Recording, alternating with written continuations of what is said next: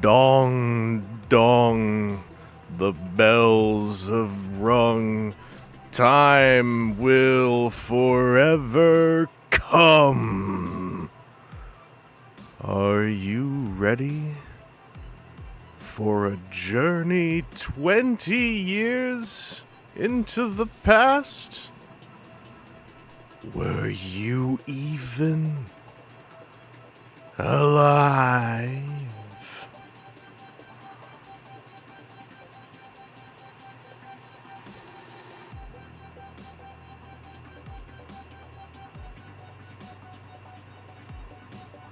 I am less than 2 years old.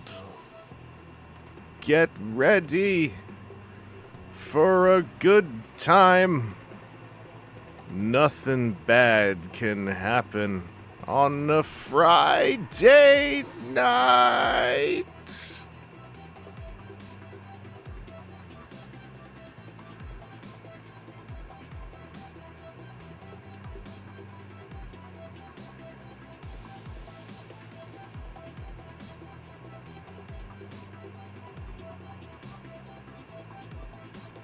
He's coming.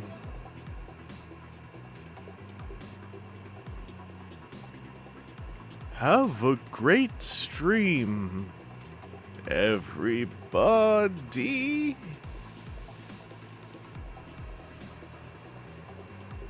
It's happening soon.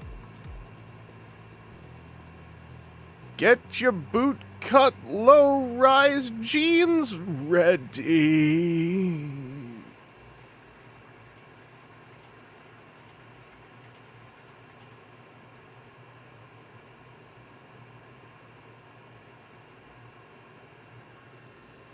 Hi, I'm here, and I'm trying to run some music underneath to see just how loud it is. Now, here's a funny thing. I'm wearing a purple t-shirt. And then when I turned on OBS, I was like, wow, this t-shirt just looks like skin for some reason. So hi, I'm Chris, I'm Vangelus, and in honor of the year 2003, I'm just wearing some skin. I don't know why it shows up like this. It's just a Dayglow purple t-shirt, but on this camera, hell does it ever just look like flesh. Like, when I first turned on the browser feature to get everything sorted out, I was like, hot dang, looks like I'm just shirtless. Like, you can see the collar here, right?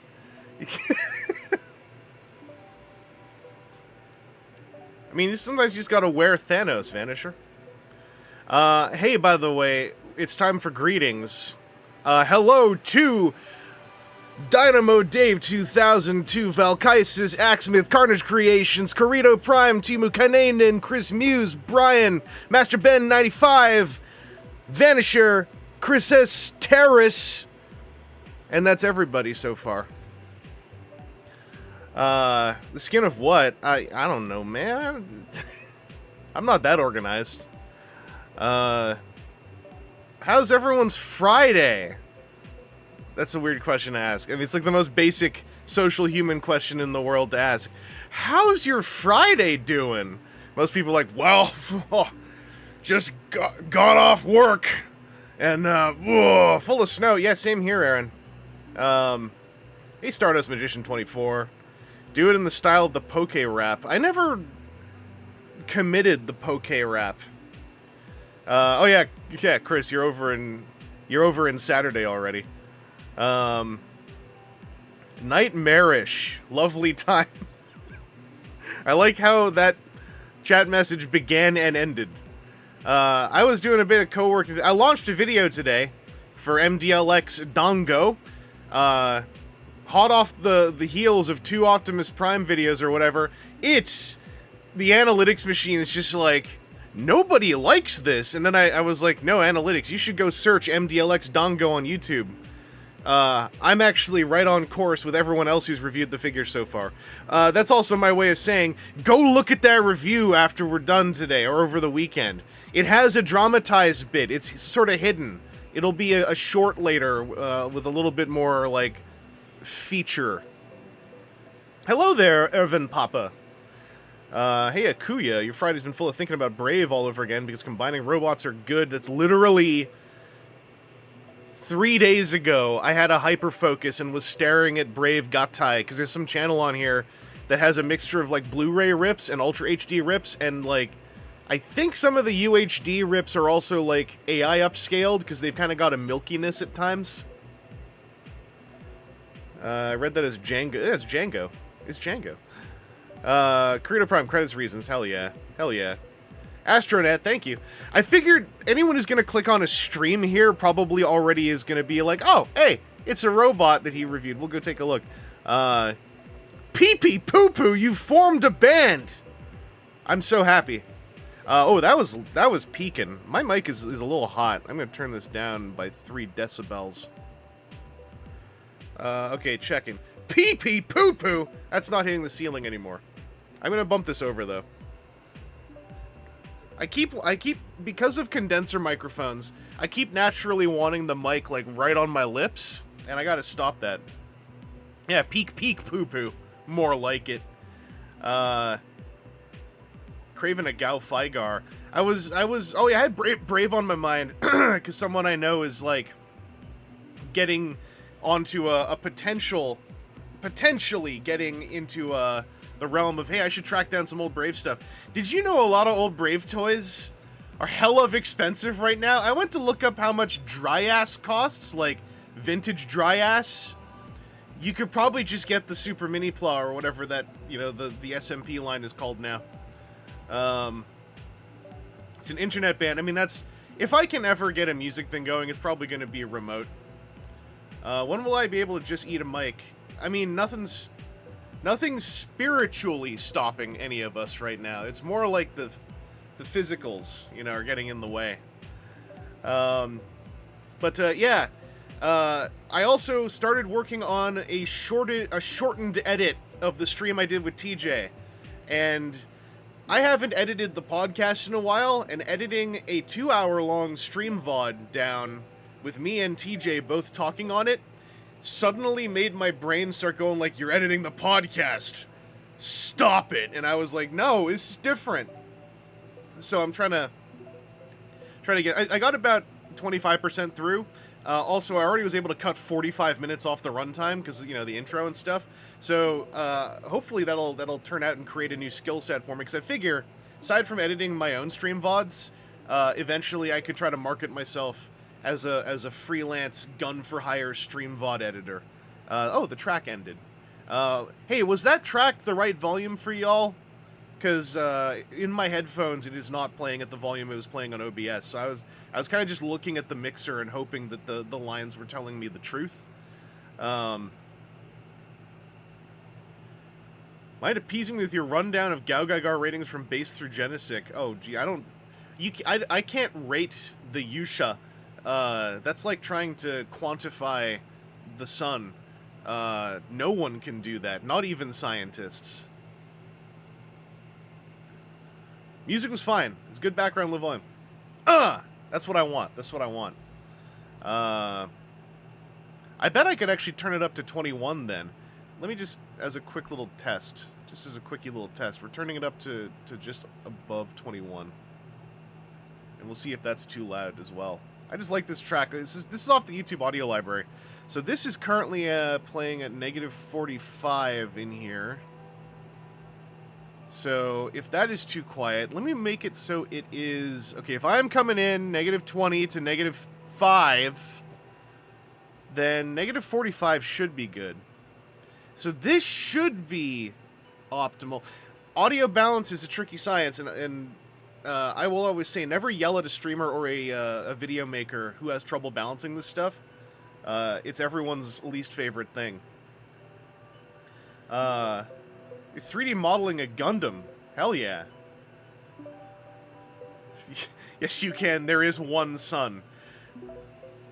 All right, Mr. Mathematician.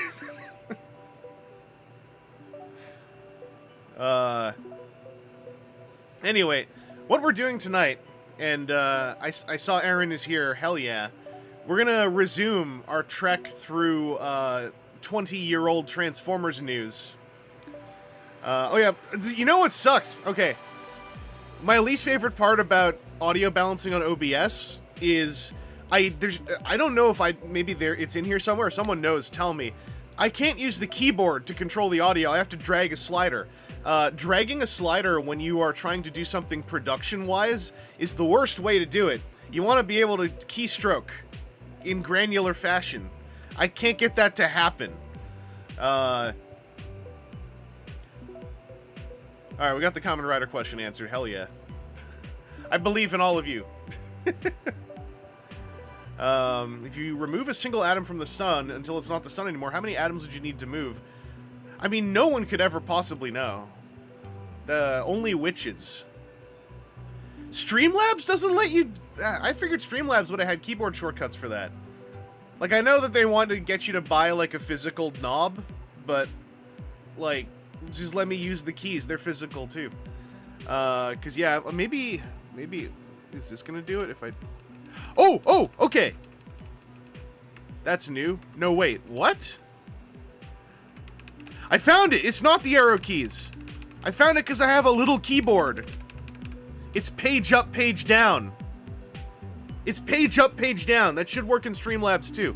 You have to click on the volume slider. Alright, I'm going to put this back down to 21. So this is 21. I'm talking and it's 21 right now. Negative 21. Now, hang on a second. Now I'm talking and it's negative 18. It's negative 18 right now. Which one of these is more pleasant? Negative 21 from before or negative 18 right now? That'll help me know things.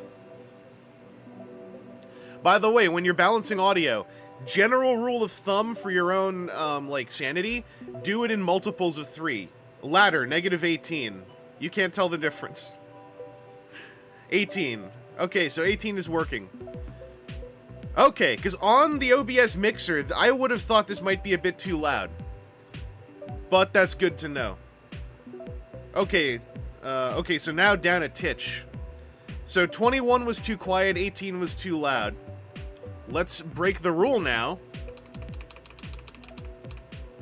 Now we're at negative 20. In a perfect world, I'd be able to mess with the EQ of this backing track to just take the treble end off, and that would also solve this problem. But it's hard, right? Yeah, background audio down. That's all I'm talking about is the background audio. I have the mic audio set in a way that is currently seems to be playing nice. The only audio I've been messing with is the background. That's all I'm talking about.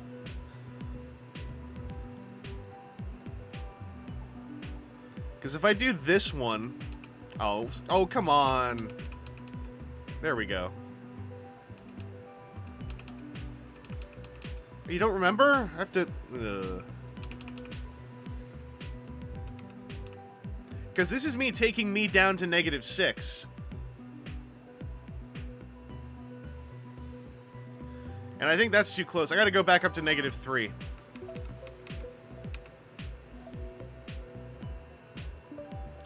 Yeah, I'm going to go to -21 on the background music just as a safety. It's always better for the background music to be too quiet rather than too loud. Because I think that this way I can try to, like, at least... I'm going to forget, right? But I'm going to try to remember -3 on the mic, -21 on the background music, and then I can actually run some BG music if we need it. I don't think we need it for this whole thing, but... These are things that are hard for me to test by myself. Anyway, now I'm going to pop us over to the browser feature, which is totally going to work. It's the wrong one. Hang on. What are you doing? This is because, okay, I know what happened, but I don't like it. Excuse me. I'm going to fix this and I'll tell you all what happened, because OBS is super fun. Yeah, now it's getting confused, I see. This one. So, what happened is I turned on browser feature, and because there was an errant new window open, it thought that the blank new window, not this one we're looking at, which is a different new window, was the popped out chat. So I got rid of that window, put this one in, everything was fine. It looked like this. I clicked back to my first scene, the one where we came in on. Somewhere between all of that, it then, I think, got its brain jumbled and went like, oh, well, since you switched that one window to the other one, clearly you want this one to be your large browser window, not the one you want to feature. Anyway, that's why streaming is fun, is you have to be able to deal with all of this stuff without panicking. Alright, I'm going to blow this up a little bit. Wait. Get that out of the way. This over here. There we go. Now, another thing I learned. The way TFW 2005's news things work is I bookmarked the page we were on like 10 days ago. That was the wrong page. Because TFW's news pages get added on in a funny way. They get added on backwards. So if we were on, say, page 3112 10 days ago, it would now be like page 3148. Because every time new news items get added, they bump the other ones down and add pages to the end. The added pages are the older pages. So TFW has lots of news posts. Basically, thank goodness I have stream VODs, or I would have completely been lost since the last time we did this. New TRUKTF entry, right here. This was the last thing we looked at last time, so we can start from here. But every time TFW adds news, it will in fact bump items out of the way. So if any news posts happen during the stream, please let me know, so I can refresh and adjust what we're looking at. This is nobody's problem except for mine. No one but us, I'm not going to say mine, only we here in this stream have any reason to be digging back into the quadruple-digit news pages of TFW 2005. So, this is not really TFW's problem, but it is going to make these streams perpetually exciting. Anyway. Aaron, I'm glad you're here. I want to just sort of barrel into here for a little bit. Let me know if you really want to jump in and start reminiscing. What I'm going to say is, I kind of want to just get barreling until mid-June. Because when I came to this page before, and it had hopped ahead, I saw the news item I thought we were going to hit last time. It is in mid-June, early mid-June. And that is going to be a major point. That is going to be I want to get there. So I kind of want to solo barrel through this a bit. Aaron, I don't know. Also, I'm not going to like presume Aaron. I'm not going to be like, Aaron, get on the call or whatever. But I know you'd mentioned you might want to jump on the call. I think if you want to jump on the call, it's going to be in mid-June. Anyway, also, it is the year 2003. Fashion involves lots of graphic print collared shirts over graphic print t-shirts, lots of low-cut, boot-cut, tight jeans, lots of women trying to make their with their fashion make the torsos look super long. Everyone's kind of sweaty. I think in the thumbnail there I had some scan of some celebrities magazine from March 2003. Anyway, let's get going. Let's get on this. Also, I think 2003 is the only year where this may be a possibility. Feel free to chime in if we're covering news from before you were alive. Because this is going to be the year if that ever happens, given the audience I have on this YouTube channel. As soon as we get to 2004, I think that'll stop being a possibility. But currently, we are in the very small chance that you, in fact, may not have yet existed while we're looking, you know, and existing in these news items. Pee Pee Poo Poo, emo metalcore was really big by then. Yeah. I think there was a German emo metalcore band I really liked for a couple months in 2002 called Herze. They only made one album. Robot Lorekeeper, I was a baby at this point, like tiny, tiny wee baby. Yet you existed. You chose to exist and be present for all the news. And yeah, Corrito Prime was, in fact, exactly 10 years old on the current news page. Pee Pee Poo Poo, are you the one? Are you the one? Because also, yeah, anyone who was under the age of, like, 10, I mean, technically, right, you didn't exist yet as far as, like, forming, like, the kind of core memories that would involve internet fandom, I assume?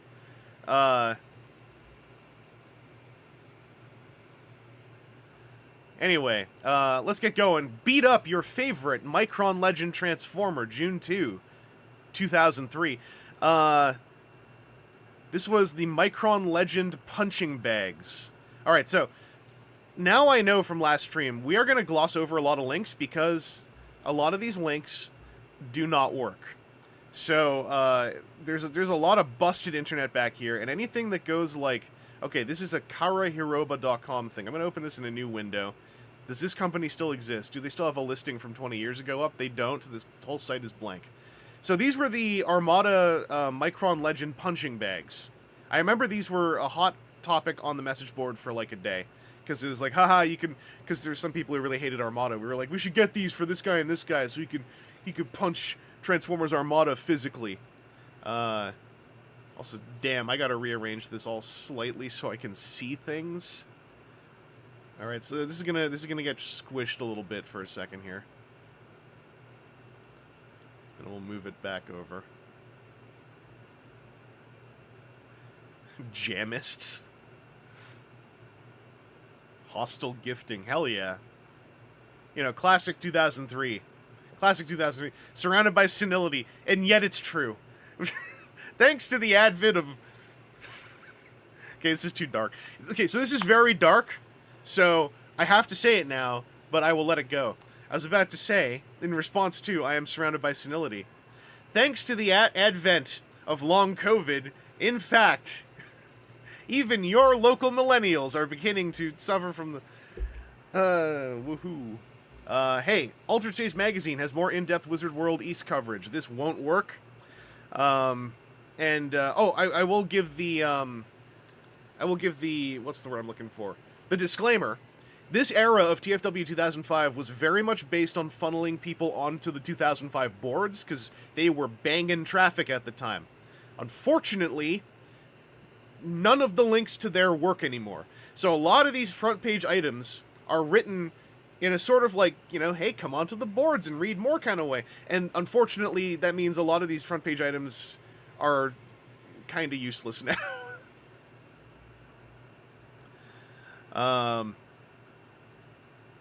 Perfect hate buy. Alright, so, speaking of that, that ASM coverage that doesn't exist anymore had new information regarding the official Transformers Collector Convention. I got it right, I think. Hard Hero and the upcoming Palisades Transforming What the hell was that? I vaguely recall this. Anyone remember the Palisades Transforming statue? Because I feel like that didn't exist in the end. Damn it, I have to check. Oh, Jesus. Okay, don't click the Altered States links. That just tried to push me to a... I got blocked by my onboard protection system. but it tried to forward me to a phishing site. So don't click the altered states links. Okay, Takara number 8. Oh yeah, well, let me see what I'm seeing here. Okay, that's that. Okay. Takara number 8, reissue Inferno was number 8 in the book style reissues. That was upcoming. Oh yeah, it appears the former factory decals have become paint applications on Inferno and apparently Starscream. I remember this was like top stuff. This was what made the book style reissues very exciting to me at the time. Was that like, you mean we don't have to do stickers? They're painting it? And like, that was really cool. Helping out BWTF.com. Okay, they're holding a raffle. Oh god. The cost of a single raffle ticket is $2. PayPal accepted. This is me now realizing PayPal is 20 years old. I just didn't think that it was around back then, but, yeah, I guess it was. I'm drifting a little here. I wonder if I can readjust this a tad. Yeah. We're looking, but I feel like some of these are going to be the equivalent of TFW posts that are like new Beast Wars Megatron bag clip in-hand images.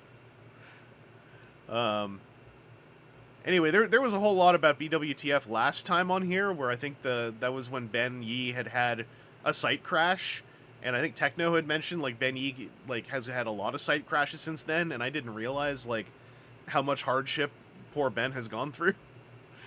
Hey, big news for New Zealanders. G1 is back on TV in New Zealand. It's on at 3:30 p.m. on TV3. It airs on a kids show called Sticky TV. The episodes seem to be in order. It's uncut. Nothing edited for violence. Chris, what are you talking about? Was there ever an instance of G1 being trimmed that is not the G2 cartoon? Anyway, if you live in New Zealand, kick back and enjoy a cold one around 3:30 p.m. and revel in the nostalgia. That is a 20-year-old internet post telling you to revel in the nostalgia. Think about it. Joe Taka Toys, I just walked in time for the PayPal realization. I hate the flow of time. Those oddities have a large place in my garage, that's right. Aaron is doing a lot of good is part of doing a lot of good archival work for all of us. Can you read one of these like an old-timey newsreel? Absolutely. The UK cuts some parts out in broadcast, and Oceania's landscape is kind of similar. I didn't know G1 ever had cuts made. Maybe I did once and I forgot. Anyway, new Micromasters, 6-train and red variant. Hang on. Yeah, there we go.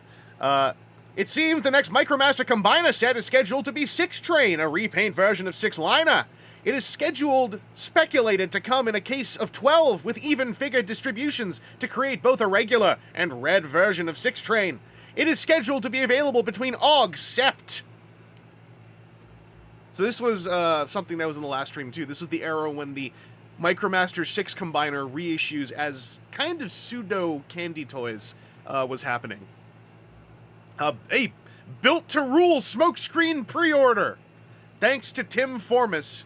Amazon.com has a pre-order up for built-to-rule Smokescreen, upcoming. None of the Amazon.com links work. However, interesting thing we learned last time, Amazon.co.jp links from 20 years ago seem to still work, which is kind of cool. I'm going to move this up a bit so I can see the bottom chat a bit better. There we go. Okay, this is some case assortments. Once again, a little nod, Entertainment Earth and Big Bad Toy Store. This surprised some people. Both of those outlets existed 21 years ago. Oh yeah, don't worry, Robot Lore Keeper. Like I make an assumption that much like, you know, Teenage Mutant Hero Turtles, there might have been some trims on G1. It's just like when I actually put some thought to it, though, I'm like, I don't think there. Oh, Hasbro press release regarding Built to Rule. Hang on. Hasbro.com updated today with a press release concerning their Built to Rule line, which will feature characters from Transformers Armada. Here is an excerpt from the press release. The BTR Transformers line allows kids to build vehicles that convert to robots. Kids start with a trans skeleton of a Transformers character. By adding more building pieces, the child builds a vehicle that can be changed into a robot and back, just like a real Transformers action figure. Both the finished vehicle and robot will be equipped with projectiles, and will be consistent with the Transformers Armada theme that has taken the toy world by storm. It will also feature G.I. Joe and Tonka Search and Rescue. So, I vaguely recall this period where we didn't know what Built to Rule looks like necessarily, but we knew what the intent was. And there was, again, a neat little period of like, wow, they're doing like Legos that transform, that's amazing. And then they come out and you're like, oh wow, that's not amazing at all. Oh well. Also, yes, I agree. Trans Skeleton is a good Tumblr URL. Someone probably has that already. Anyway, on to the next page. And I'm going to do a quick check. So if I click previous page, don't look, and I go next page, we have the same topper. We do. Okay. New universe images. Entertainment Earth has new images for the first shots we'd ever seen of Redeco Tankor and Obsidian and Beast Machine's Black Arachnia. Unfortunately, we can't look at that. Kabaya Micron Legend Lenticular Card and Candy Pack.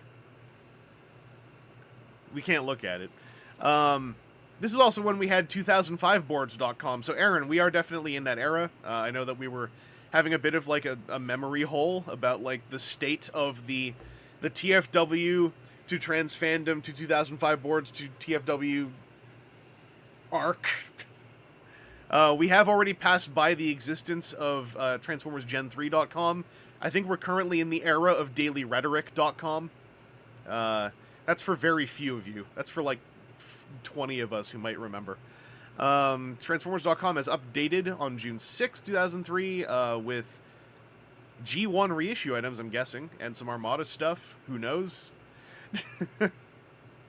Pee-pee poo-poo, I just claimed Trans Skeleton.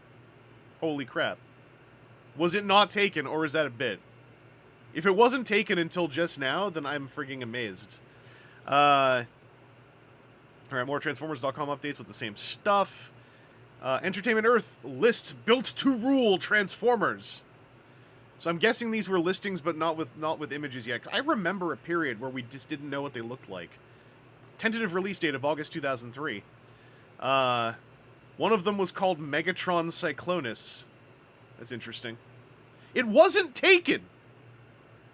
That's wild. Whoa! Hey, June 7th. I didn't remember this. Welcome to the all-new Transformers World 2005 in June 7, 2003. Which it no longer looks like anymore.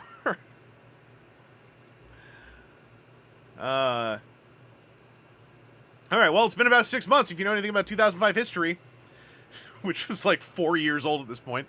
That means it's time for a change, and we didn't break tradition this time either. TFW has gotten a complete revamp from graphics to content. We hope you can better enjoy and find what we have to offer. Here's a little breakdown. The media, it's where all that stuff is and the remixes. The data track Z, text-based information. The info center with the FAQ and the feedback form. Does the feedback form still exist? I can't remember anymore. The pop-up music player and pop-up instant messenger service are not listed. I remember that. We briefly had an IM service on TFW. Did TFW 2005 do anything for 2005? Yes. I believe they did. You really had to spell it tracks. It was, you know. Yeah, this is, Robot Lorekeeper. This is when 2005 was still the future. This is kind of like, I don't know if any of you all remember, like, the year 2013, when everyone was like, don't worry, everyone, Back to the Future still is going to the future. That's a more recent version of that. But yeah, there used to be an instant messenger service built into the website, which I vaguely recall.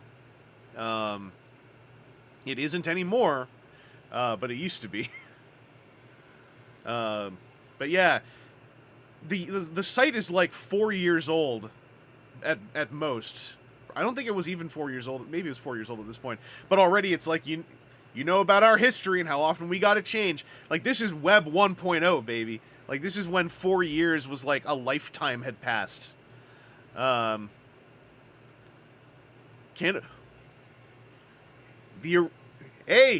it's TFCon! Canada's TransformersCon update. It's just over 2 weeks away. I think this would have been the second TransformersCon. This would have been the first one that was like a full-on event that wasn't like just in a hockey arena. This was at the Burlington Holiday Inn, June 22nd, 2003. So they had message board meetup, trivia contest, customs clinic, parts trading, and art contest. Mission $10. Yeah, I think this was the second ever TFCon, when it was still called TransformersCon. I don't know if Super Megatron, like, had that name yet or not. Dynamo Dave, you were there? Were you... Because my first TFCon was 2008. So this is 5 years removed from me ever going to TFCon. Because basically every summer, I went to BotCon. And I usually wasn't in Toronto. I would come to Toronto often to visit my brother and stuff, but, like, not in convention season. Damn, Dynamo Dave, you were there. So, was it fun? Weird question to ask nearly 21 years later. Did you have a good... Do you think that convention's got legs? Was Proto Man part of TFCon yet? I don't know. Because when I got there in 2008, a lot of the faces were already kind of around. Like, I don't know how people really came aboard that whole ship. Because this is Colin. Colin started it. And Colin was spearheading it hard, especially back in the day. At least as far as I'm aware. Oh, hey, another piece of common news from last stream. Yeah, this is the big thing. IGN has listed the upcoming Transformers games, Tatakai and Armada, separately. So there was this period where we were like, yeah, the PS2 Transformers game. And then we found out, wait, we're getting a stupid Armada game? We're not getting the G1 game that's clearly going to be better? And it's fully voice acted and everything? Because, you know, no one had touched it at this point. So there was this... I remember the pre-release period of, like... It's like the big bummer of, like, how are we going to import the good Transformers game when we're not getting the not good Transformers game? And then, like, it turns out we got the good game. We had one of these before, Super 7 magazine, showing Transformers some love. I'm seeing IGN existed in 2003. It did, along with Video Game Spot, if I recall correctly. Dynamo Dave, it was my only venture into nerd events. I was very self-conscious, and it was really only an amateur dealer room. I don't think they had any guests. Yeah, that listing was just like they had meetups and stuff. Yeah,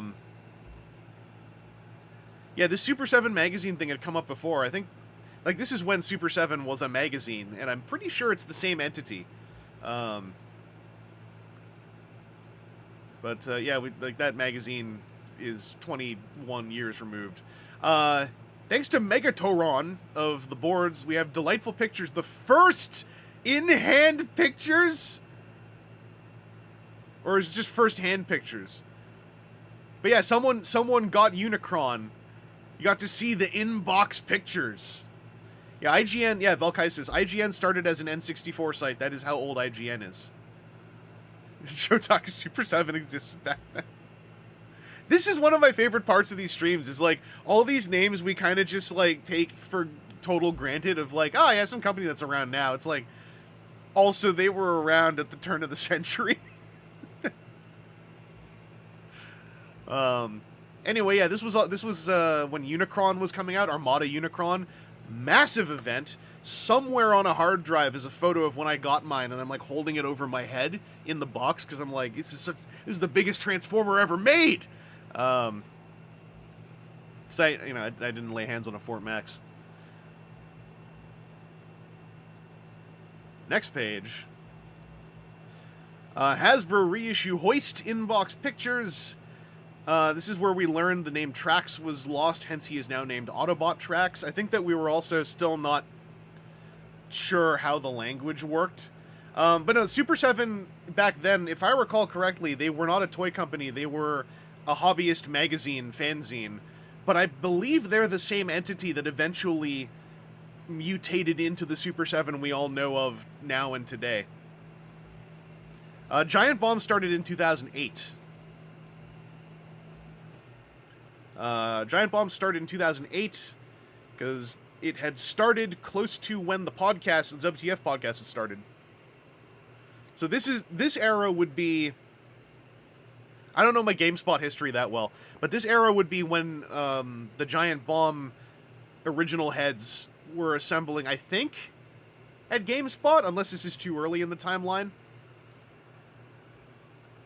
Temu, yeah, they were a magazine about, like, kaiju and tokusatsu and vinyl toys, and in this case, they seem to be having, like, monthly Transformers articles. I'm not sure who was writing them, though. Valkaisis, in early episodes, you cited Giant Bomb as an influence. Yeah, I hadn't seen Giant Bomb until after we started the podcast, but shortly after we started the podcast, Seth had shown me Giant Bomb, and I'd watched, like, a quick look of a Wolverine game, and I was like, this is really funny. And then it ended up, like, yeah, completely brain-rotting me, and, like, I got completely Giant Bomb coded. Yeah, the huge novelty of Unicron having articulated fingers. Every single adult male on the website, barring, like, a handful, the very first photo anyone took was Unicron, like, double birding, double flipping off stuff. And I was like, oh boy. Even back then, I think I was getting kind of, like, grumpy about, like, the sweatiness of the Unicron going like, bleh! Transformers.com is updated again. You can see Dinobot Striker, Optimus Primal, Razorclaw, Reptilian, Snarl Tanker, and Obsidian. So this is when the universe was becoming more known of. It's your fault I'm Giant Bomb coded. Knowable. This is pre-Dreamwave Prime Directive. So, no, we had last stream in early 2003 was when Dreamwave did their site relaunch, and they were hyping up the second miniseries. So the first Dreamwave series happened before this. That happened in 2002. I distinctly recall for specific mathematical reasons. So this was the prime era of Dreamwave. This is when Dreamwave, it felt like, they were the ones who were going to be shepherding the franchise in the comics world for decades to come. Ha ha ha ha. This is before we knew anything about how stinky the Pat Lee business was. Anyways, a TV Boy Japan Micron Legend Prime exclusive. Oh, it's the green version of Sparkplug. This is back when we had Fan-to-Fan to rely on. T-Formers was around back then, by the way. USA edition of Armada, Rhinox, and Terrorsaur. Oh, here we go. Alright, here's one. This is not the big news. This is still not the big one that I really want to sink my teeth into. But Transformers Energon announced for 2004. David from QK Theater, a G.I. Joe site of all places, gives us the heads up. If it doesn't say Transformers, then it's not robots in disguise.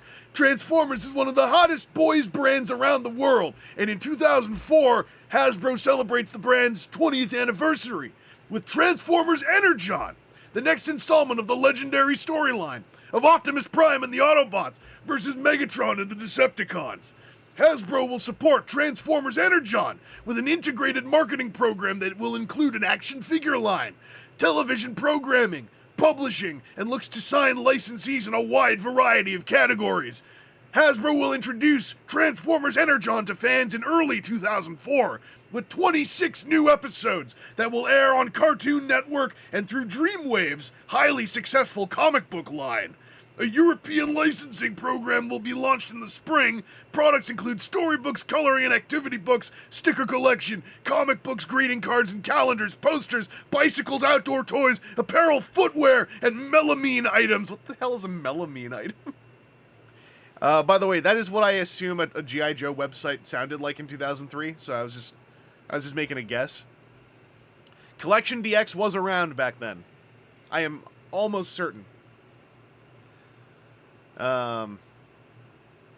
But yeah, I think this was like the official debut of the fact that Transformers Energon would be the next thing. Yeah, Volkai's Collection DX was 2001, so they were legit turn of the century. But yeah, this is when we knew nothing about Energon. There was, again, all the speculation. Oh, is Energon going to be, like, as brickish as Armada? Is it going to even resemble Armada? Melamine means porcelain cups. Alright. I don't think I've ever really seen the phrase melamine items in marketing speak before. Oh, the Transformers Go bots were listed on an HLJ, so go check those out. I wonder if those still work. HLJ links are safe. Never mind. Orson's World. Oh, Orson's World with quotes! Here we go. Our resident Hasbro insider, Orson, has once again posted site news. But we actually have quotes here on the front. When asked about the faction of Armada Air Razor, he answered, Autobot, I do not know what you saw on her back. The stuff on the chest is power effect from the Minicon. Bogus! There is no logo. This is what I wanted to see. This is some classic Orson posting. Bogus! There is no logo in that area. When asked about old comic characters in the Universe line, some but not many. BotCon. And then info about Transformers Energon. Have the toys been a joint venture by Hasbro and Takara? Yes! Who did more or what? Will there be more ball joints, ratcheting joints, and screw joints? Yes! Will the designs be modern or futuristic? Both! Will there be a universal gimmick? Yes for each faction! This is what I miss the most about Orson posting. And also, like, coming off of Armada, questions like, will there be more ball joints, ratcheting joints, and screw joints? Yes! Yes, there will! Hang on, I have to move this microphone back if I'm going to be reading Orson posts. Seth, this is only possible because I went on big, dangerous solo expeditions, like lowering myself deeper and deeper into the caverns of TFW's front page, where literally some of the links now go to malware websites because they are 21 years old. Yeah, Sideswipe Prime, like, when we actually heard Aaron Archer speak, I was like, how is this the same guy? Because he's just blunt, and I think, I don't know, I'm guessing now.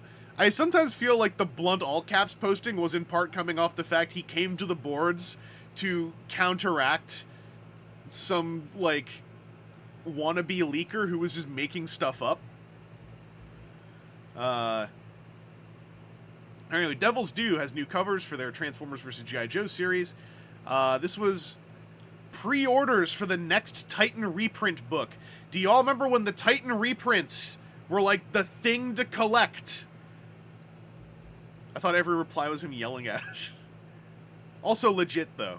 But yeah, I remember there was a period where the Titan reprint graphic novels with like the interconnected covers were like just the biggest thing. Can you imagine? Can you imagine logging onto a Pulse stream and being like, BMAC, where are my ball joints? Promise me they will return from the wars.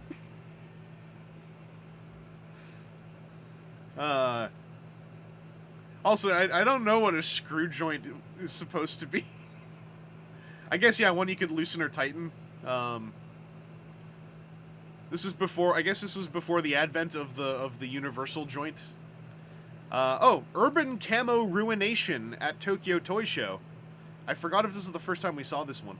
Figures.com. There's still a website, right? Oh, no, I don't want to click that. You can't see this. Where it says see the complete article here, that link is going to an IP address. I'm going to leave that alone. That IP address, by the way, appears to be 207.44.182.109/photo/1. I do not want to touch that.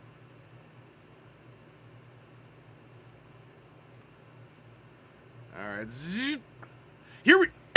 This is not yet the one. There is a better one, but here we go. This is the whole reason... Not the whole reason. This is 50% of the reason why that first stream even happened. June 11, 2003.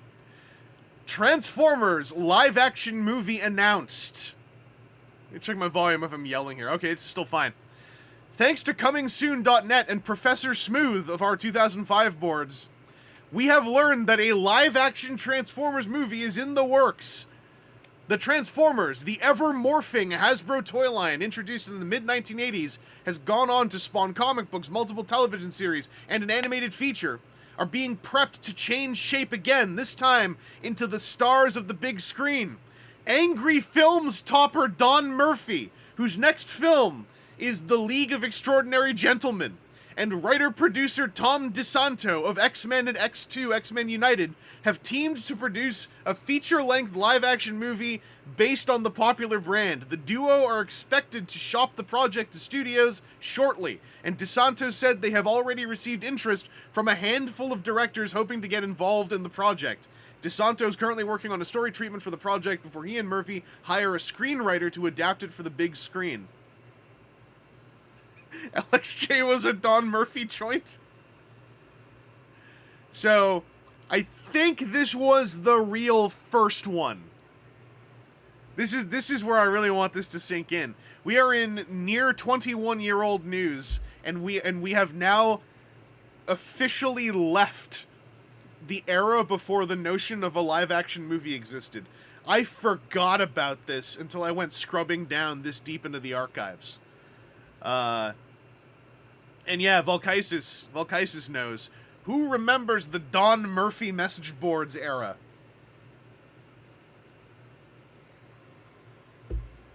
Like, that is, blood was spilled back then. Lives changed irrevocably due to that message board. Also, Armada, Skywarp, and Overload have been spotted in Hong Kong. And there's a built-to-rule update with a printable checklist on Transformers.com. Oh, Mimicry, we're not hearing about Optimus the Long-Nosed Truck for, like, another few years.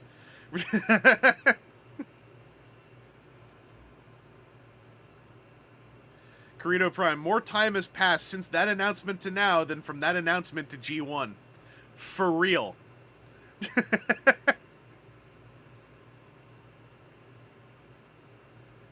Yeah, Jotaku, same here. I forgot that we had heard inklings of a Transformers movie before Energon dropped.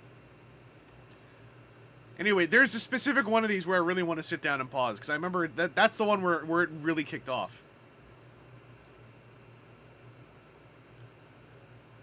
Oh, this isn't the one, but I forgot there's another one. Hasbro confirms the live-action movie. Just imagine nowadays, like, this language back then, right? So unknowing. Transformers enjoys an amazing fan base worldwide, and we believe we can create an incredibly fast-paced, exciting movie that will be appealing to anyone who loves action movies. It's one of those rare properties that have been embraced by a generation around the world. It's been successful in every arena it's played throughout the world, toys, comic books, television. It's time to take it to the next level into a live-action event movie. Brian Goldner, president of Hasbro's U.S. Toy Group, says we're thrilled to have entered an agreement with Don Murphy and Tom DeSanto.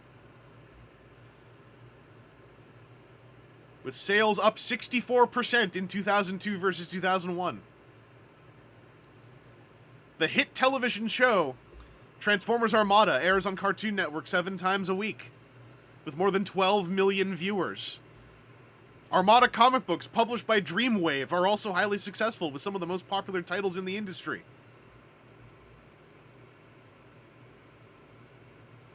This is back when they would mention things like Candyland as one of their core brands.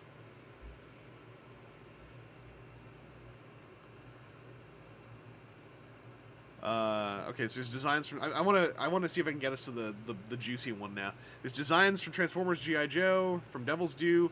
In June 11, Snackus and T-Formers confirmed to us that there will be a second wave of smallest Transformers.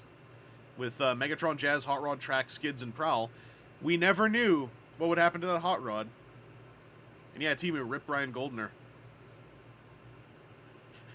Transformers enjoys an amazing fan base worldwide. Someone should tell Hasbro that. In the early aughts, that kind of line was like comical to any non-North American fan, let alone even like parts of North America. Yeah, that's right. Hot Rod was Wave 2.5. I remember smallest Hot Rod just being like the money one for a while. This is, by the way, every time we hit one of these, I'll say it once since we covered it more last time, but back in the day, things like screen cap galleries and toy galleries were the big thing, because that would get clicks. Getting people to just click through your website because you had lots of info was huge. This might predate the TF Wiki, I can't remember. That might have already been around in 03. I don't recall. But TFW for a while was making a lot of traffic by having like 1 million screen caps of every new Armada episode up the next day, or, you know, having lots of toy galleries and stuff for reference. Tracks and Skids are the ones that never came out for smallest. Okay. There's a new 2004 calendar from Dreamwave coming. The best of selection of their G1 artwork. Thanks to Amenbo, we got Micron Legend images, new G1 figures, Hoist Inferno, Red Alert Skywarp. Those reissues were new in June 11. Yeah, G1er behavior existed in 1996, right? Like, G1er behavior was around when G1 was barely over 10 years old.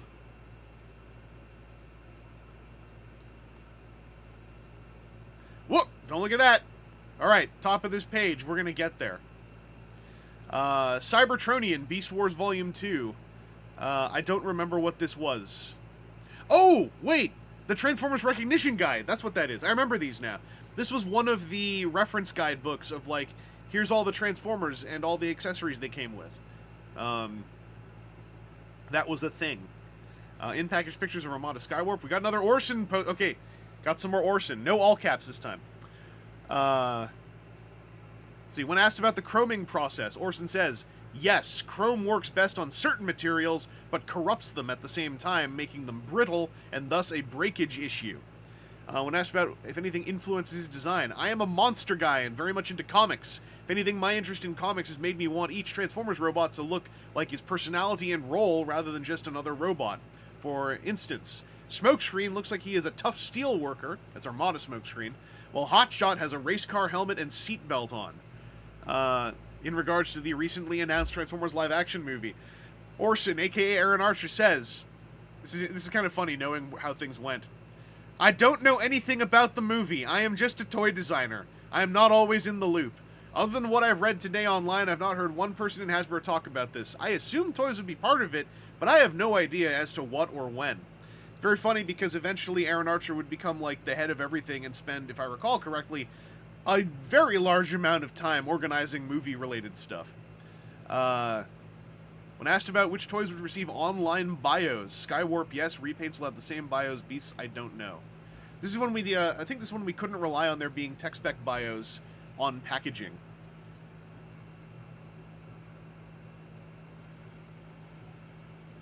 Seth, everything coming out now is remakes of G1 making G1 into G1.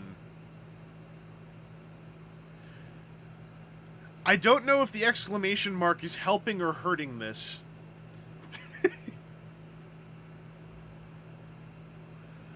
Alright, more commemorative series stuff.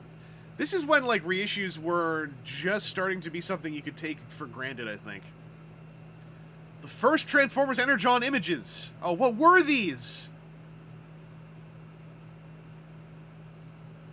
That's not gonna work.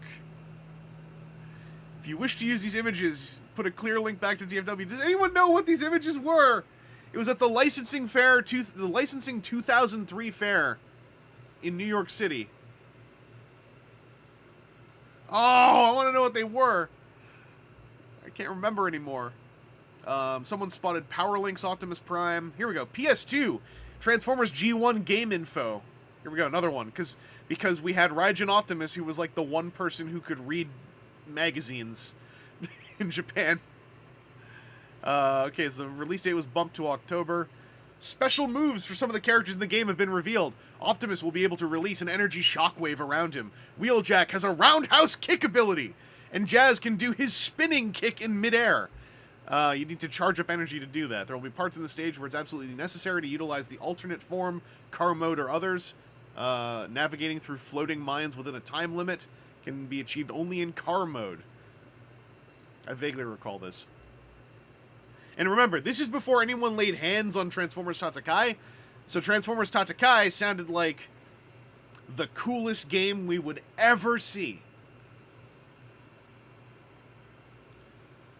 No worries, Corito. Have a good dinner. I'm going to be doing dinner after the stream like last time. Don't yell at me. I had a peanut butter sandwich before I came on to subsist my biology. Oh, this is the other hot thing that I forgot about until we did the stream last week. Or, 10 days ago. 88 miles per hour studio. Once upon a time, the biggest scandal in the entire fandom. Had added a new wallpaper and said they'll be in attendance at SDCC International. And Wizard World Chicago. And this is when they were still in that whole, wait a second. Are you putting out the book? This, predates Kickstarter. Kickstarter scams being a thing we all know about.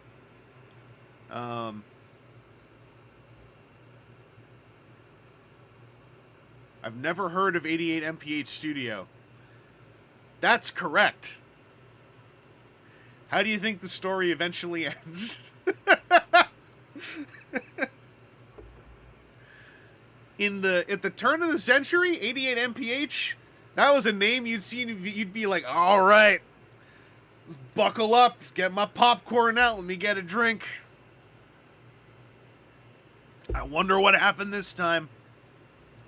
This was the first time for a lot of people that they pre-ordered something, and then it didn't come out on time, and then the person who they pre-ordered it from was like, oh no, it'll come out, and kept dragging it out and dragging it out. This was the first one for a lot of the fandom back then. Anyway, here's the one. In June 13, 2003, Transformers movie confirmed to be G1. We learned CNN.com put up a story about the Transformers movie. Oh, I wonder if this still works. In the interview with Don Murphy, it is confirmed that the movie will indeed be based on the original characters and designs of Generation 1. The shape-shifting Transformer robots from the 1980s may soon be using 20-something nostalgia to fuel a Hollywood movie. The Hasbro toy company has teamed with the production company Angry Films to create a live-action version of the popular cartoon series that ran from 1984 to 1987 about a group of alien robots who disguise themselves on Earth as common vehicles. The basic thing is that if you've been going to the comic book festivals and seeing all that stuff, the 80s kind of came back last year in a huge way, Angry Films producer Don Murphy said Wednesday. Imagine that the 80s came back ever. We now say in 2024 when some people go remember the 80s still. We figured the technology had finally caught up to the point where we could actually show an 18-wheel truck turning into a giant robot, added Murphy, who also helped make the upcoming comic book movie, The League of Extraordinary Gentlemen. The story of the Transformers centers on a war between two mechanized armies, the heroic Autobots, led by the red tractor-trailer Optimus Prime, and the evil Decepticons, ruled by the gigantic silver gun Megatron. Seeking new sources of energy, both factions crash-land on Earth. Although the Transformer toys have changed over the years, from animal shapes to the current series of futuristic machines, Murphy said the movie would be based on the original lineup, the 1980s Hasbro toys, which the cartoon helped turn into a money machine for the company, have recently been reissued by the original Japanese manufacturer Takara. A recent comic book based on the Transformers and a DVD of the original cartoon series have also become bestsellers. Murphy and his producing partner, Dom DeSanto, whose credits include X-Men and X-Men 2 United, are still in the early stages of development of the Transformers movie. The project is not yet settled at the studio, and no potential release date has been set. Yeah, we're not even at the fake leak animation with helicopter soundwave and sideswipe yet. So, yeah. Before Energon came out, the tail end of Armada, we were all told they're making a live-action G1 Transformers movie. Can you imagine, like, this isn't where the shift happened yet, but this was, like, the end of innocence of the fandom in many ways. This is where, like, arguments began that never stopped at this point. Like you know, one could say the, you know, Beast Wars and Beast Machines arguments began and never stopped, but, like, not this way. Not this way. And yeah, V Rider CH, this news item is from June 13, 2003. Seth, that movie looks good. Who's going to be the director? Well, Seth, they haven't settled on a director yet, so, you know, they're shopping it around. But I mean, you know, it's Murphy and DeSanto. Like, they're going to know who the right minds in Hollywood are to tap for this kind of thing. I also remember now. I remember this article naming Megatron as a gigantic silver gun, just sort of taking for granted the idea that he didn't shrink in gun mode. He just stayed a giant gun. I've been messing around with this again recently. It's a very good toy. I think this is cemented as my favorite Masterpiece toy on a lot of fronts. And I put all the gun parts on him again, and I was just sitting there envisioning, like, imagine how cool the show would have been if he did just turn into a giant floating gun. Like, how much more trippy and weird that show would have been if he didn't shrink. Somehow it's trippier, the idea he'd just be floating around, you know? They should try to get Brian... Seth says, they should try to get Bryan Singer. That guy will never not be cool. Yeah, and they should get Kevin Spacey to play Optimus Prime, I think. It's like really, really solid actor. Seems like a very moral person. Oh, this is Akan Lord. This is MP36. This is the actual MP36, not the two knockoffs I have somewhere else. This one has the real one has a very specific, like ratcheted Figma hand feel that I really like still. Like, it's not better than the other two, but it's, like, unique. Yeah, Lusum, a giant gun that never actually shoots, just floats around and crushes people. Like, we were robbed.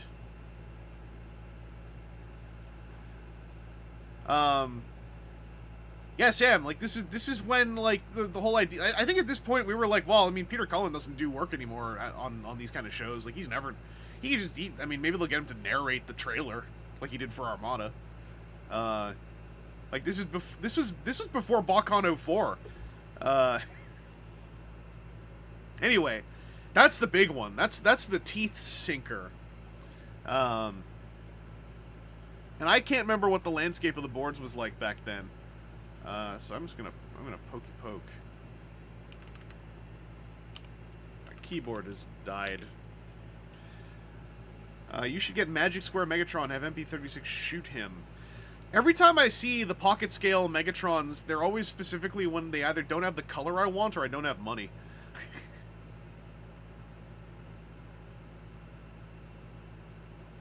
I wish the luxury knockoffs made MP36 smaller. I like the ones that came out that I have, but a downsized, like a slightly downsized one would have been kind of fun. Although, I think parts of the hip transformation wouldn't survive being smaller, now that I think about it. Yeah, Valkysis, like, it's in the hips and pelvis especially. There are some very interfoldy parts that I think really rely on being certain materials.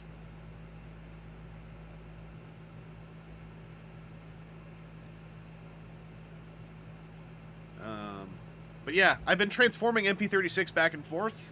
No instructions, just going off of, like, memory. First time took me a bit, but, like, my argument has always been, and now I'm really concrete on it, MP36 has a good and fluid transformation. It doesn't make a lot of sense if you don't know how it works, but, like, once you do, it's so good. It's so fun and satisfying. Hang on.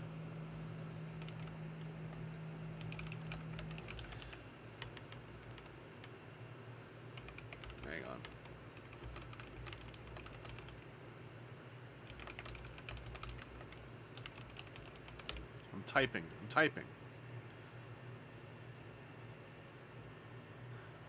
I'm calling. Aaron, can you hear me? Because I'm not hearing you. This gives me time, though, to add a text element. Hey, how about now? I can hear you now. Discord did the thing where it said, "Hey, you've not listened. I've not used your microphone in a while, so I'm going to ignore it."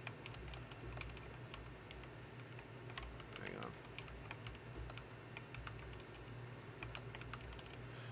on. Oh, that's a bit big. Yeah. That's just how OBS puts the text in. Oh wow, the font is a completely separate window. Its default size is 256. Why? There we go. I'm trying to make this look really CPAC. Hey, that works. On the line. So I've got Aaron Aksmth of Aksmth Industries and Entertainment Incorporated. Aaron, you were a front page news writer in 2003. Allegedly. What do you remember about this period where we first discovered that a fully G1 live action movie would be happening? It was. It kicked off another realm of insanity of the G1, not necessarily the G1ers, but of the G1 excitables. A lot of thoughts that it had to be like more than meets the eye as a movie, or the movie as the movie, and all of that. Yeah, like the idea that they're just going to remake Mitty, the 5-parter. Yeah. They're just going to remake it. Why wouldn't you? Yeah. There's no other story to tell. I think back then, though, like, I don't think that there was much thought of them getting, like, all the old voice actors. Because I feel like because of Armada, we were like, oh, are they going to get Gary Chalk to play Optimus Prime in this one as well? Mm-hmm. Seth says, is that Aaron from the podcast? Yes. You sure? Yeah, probably. All right. But yeah, voice talent, I don't think that we were taking as granted that, like, oh, they're just going to get all the G1 guys.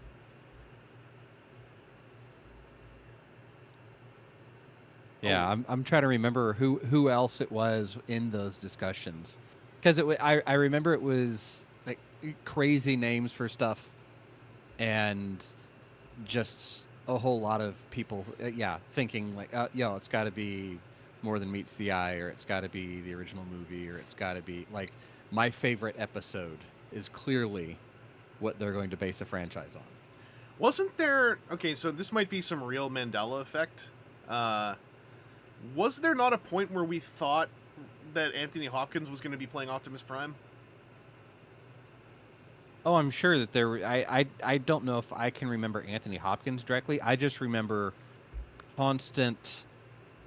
like, oh, I'm sure that whoever is going to be Optimus Prime or Megatron, because their movie just released or whatever. Yeah, hurl your brain 21 years back to who the big man names of Hollywood action would be, and the assumption that they're gonna... Because I think this was close to the Hellboy movie era.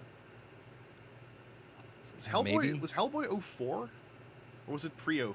I can't remember, but I think we're close enough to Hellboy having come out that, like, they were just like, oh, they're gonna get a Hollywood leading man to play Optimus Prime. Yeah, Hellboy was 04. 04, okay. Yeah. That might have come later on in the conversation then. But this also predates, I think, the true nightmare of how traffic and moderation picked up on the website. Not just ours, but everywhere. Because this is when a lot of people were funneling into the Don Murphy boards, if I recall correctly. Mm-hmm. I never went there, really. I heard it was hot. Did you ever go there much? No, I think I'd do a peek in once or twice, and very much be like, hey, this isn't my home. Like, at that point in time, man, there were a lot of boards to try and keep up with, and there were a lot of cliques on which board you were at and how that affected your social strata. But your boards were more like your home back then, because this predated the next era of social media that kicked off in the mid-aughts. So, the Don Murphy boards were like this weird other country, basically.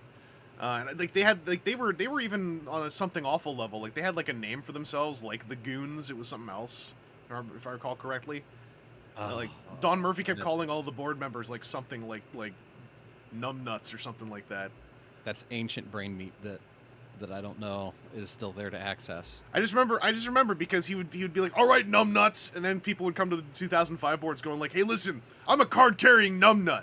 All right, like I don't usually post here, but I just want to let you all know, you don't come to the Murphy boards." It wasn't numbnuts; it was something else. But I just remember that they were self-naming like that.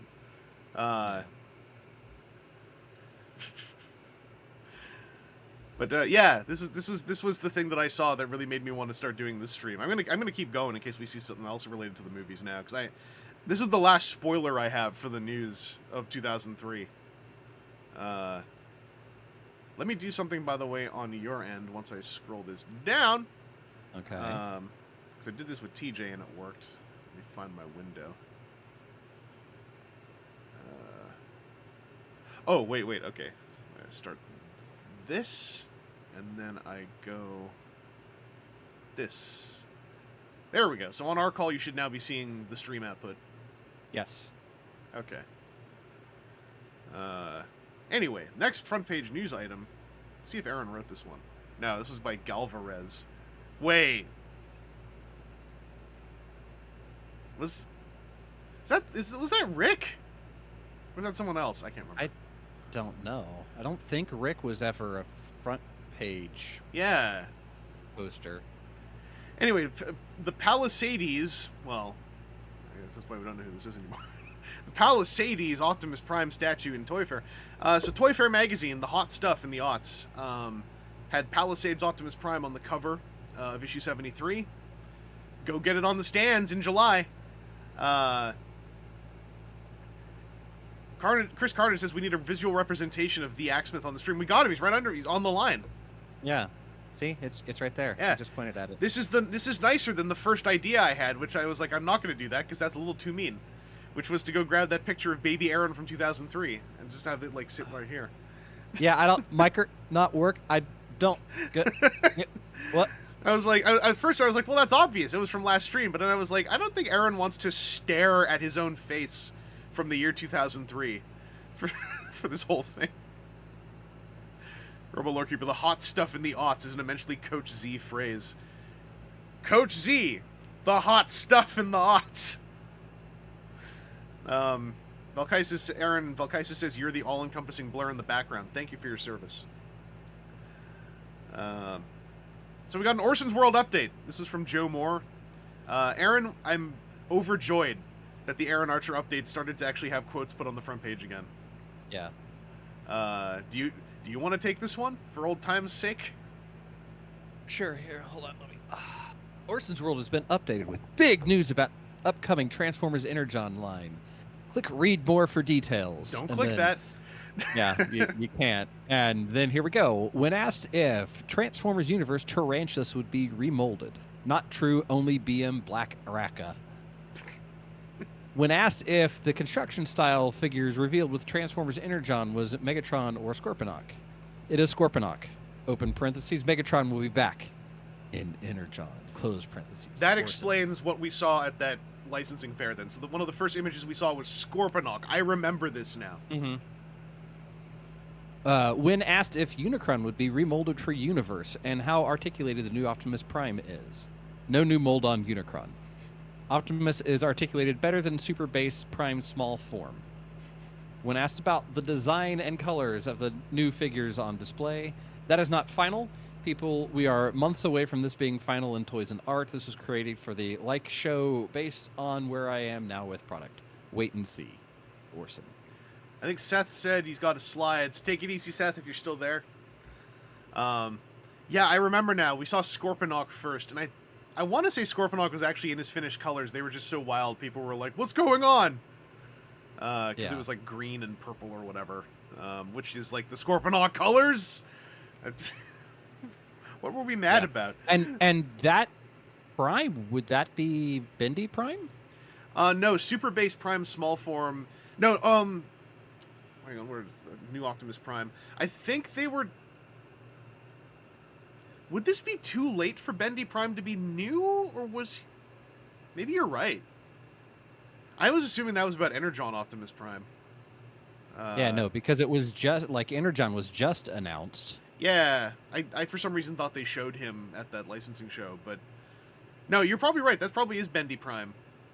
What a useless question. Is the Optimus who's demonstrably in every photo more articulated going to be more articulated? It's like, yeah.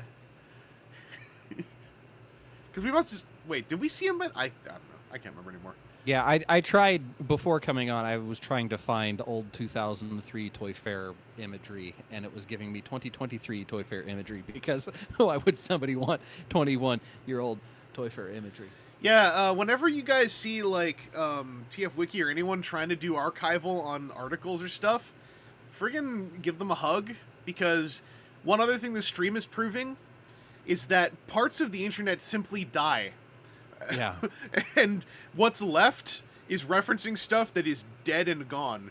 So, like... Oh, that was all up on an old photo bucket. Oh, God. That might still be there. Photo bucket, like, never delete anything. Well, they just throw sequentially more and more watermarks on top of things. And they keep sending me emails saying, we're really going to delete your stuff. It's been 14 months of us telling you we're going to do that. This time we mean it. We've got here a tentative release date for the Beast Wars Season 1 box set. So I think, yeah, this is when Beast Wars on DVD was some of the news. That was how I watched Season 2 in proper quality for the first time. Commemorative Series news. I'm going to gloss over the Commemorative Series stuff for a little bit now.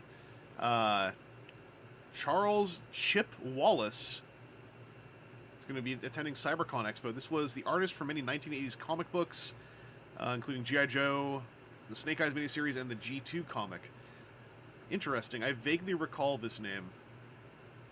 Because at first I thought, like, oh, Chip Chase's voice actor, he's going to be at TFCon LA. There's a Chris Latta documentary. Did that ever happen? Does anyone know?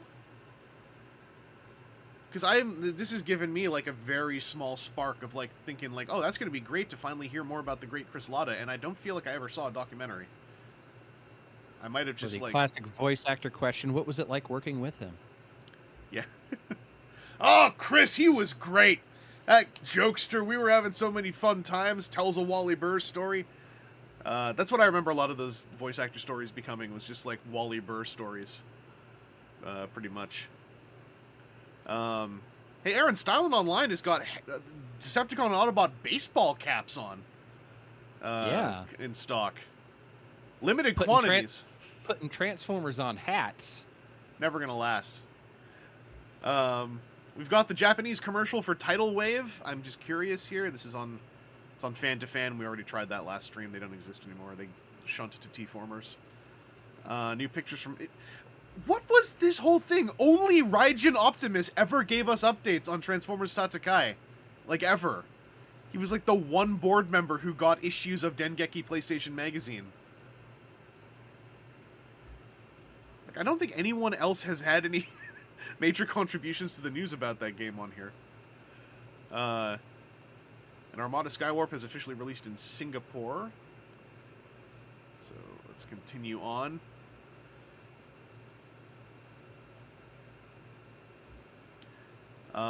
Reissue number 10 of the book style reissues for Soundwave and Laserbeak. That was a big one. Because I remember that was that the first Soundwave reissue?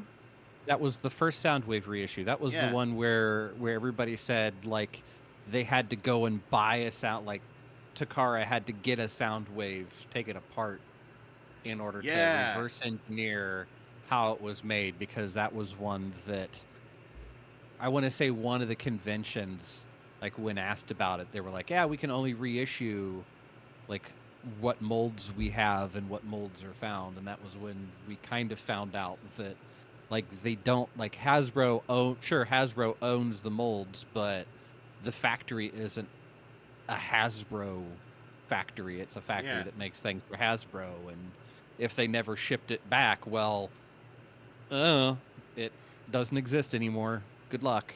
Yeah, Sideswipe Prime, Soundwave never got a gold box because the Soundwave molds, steel molds, or steel toolings were just gone. Either stolen or broken, I can't remember.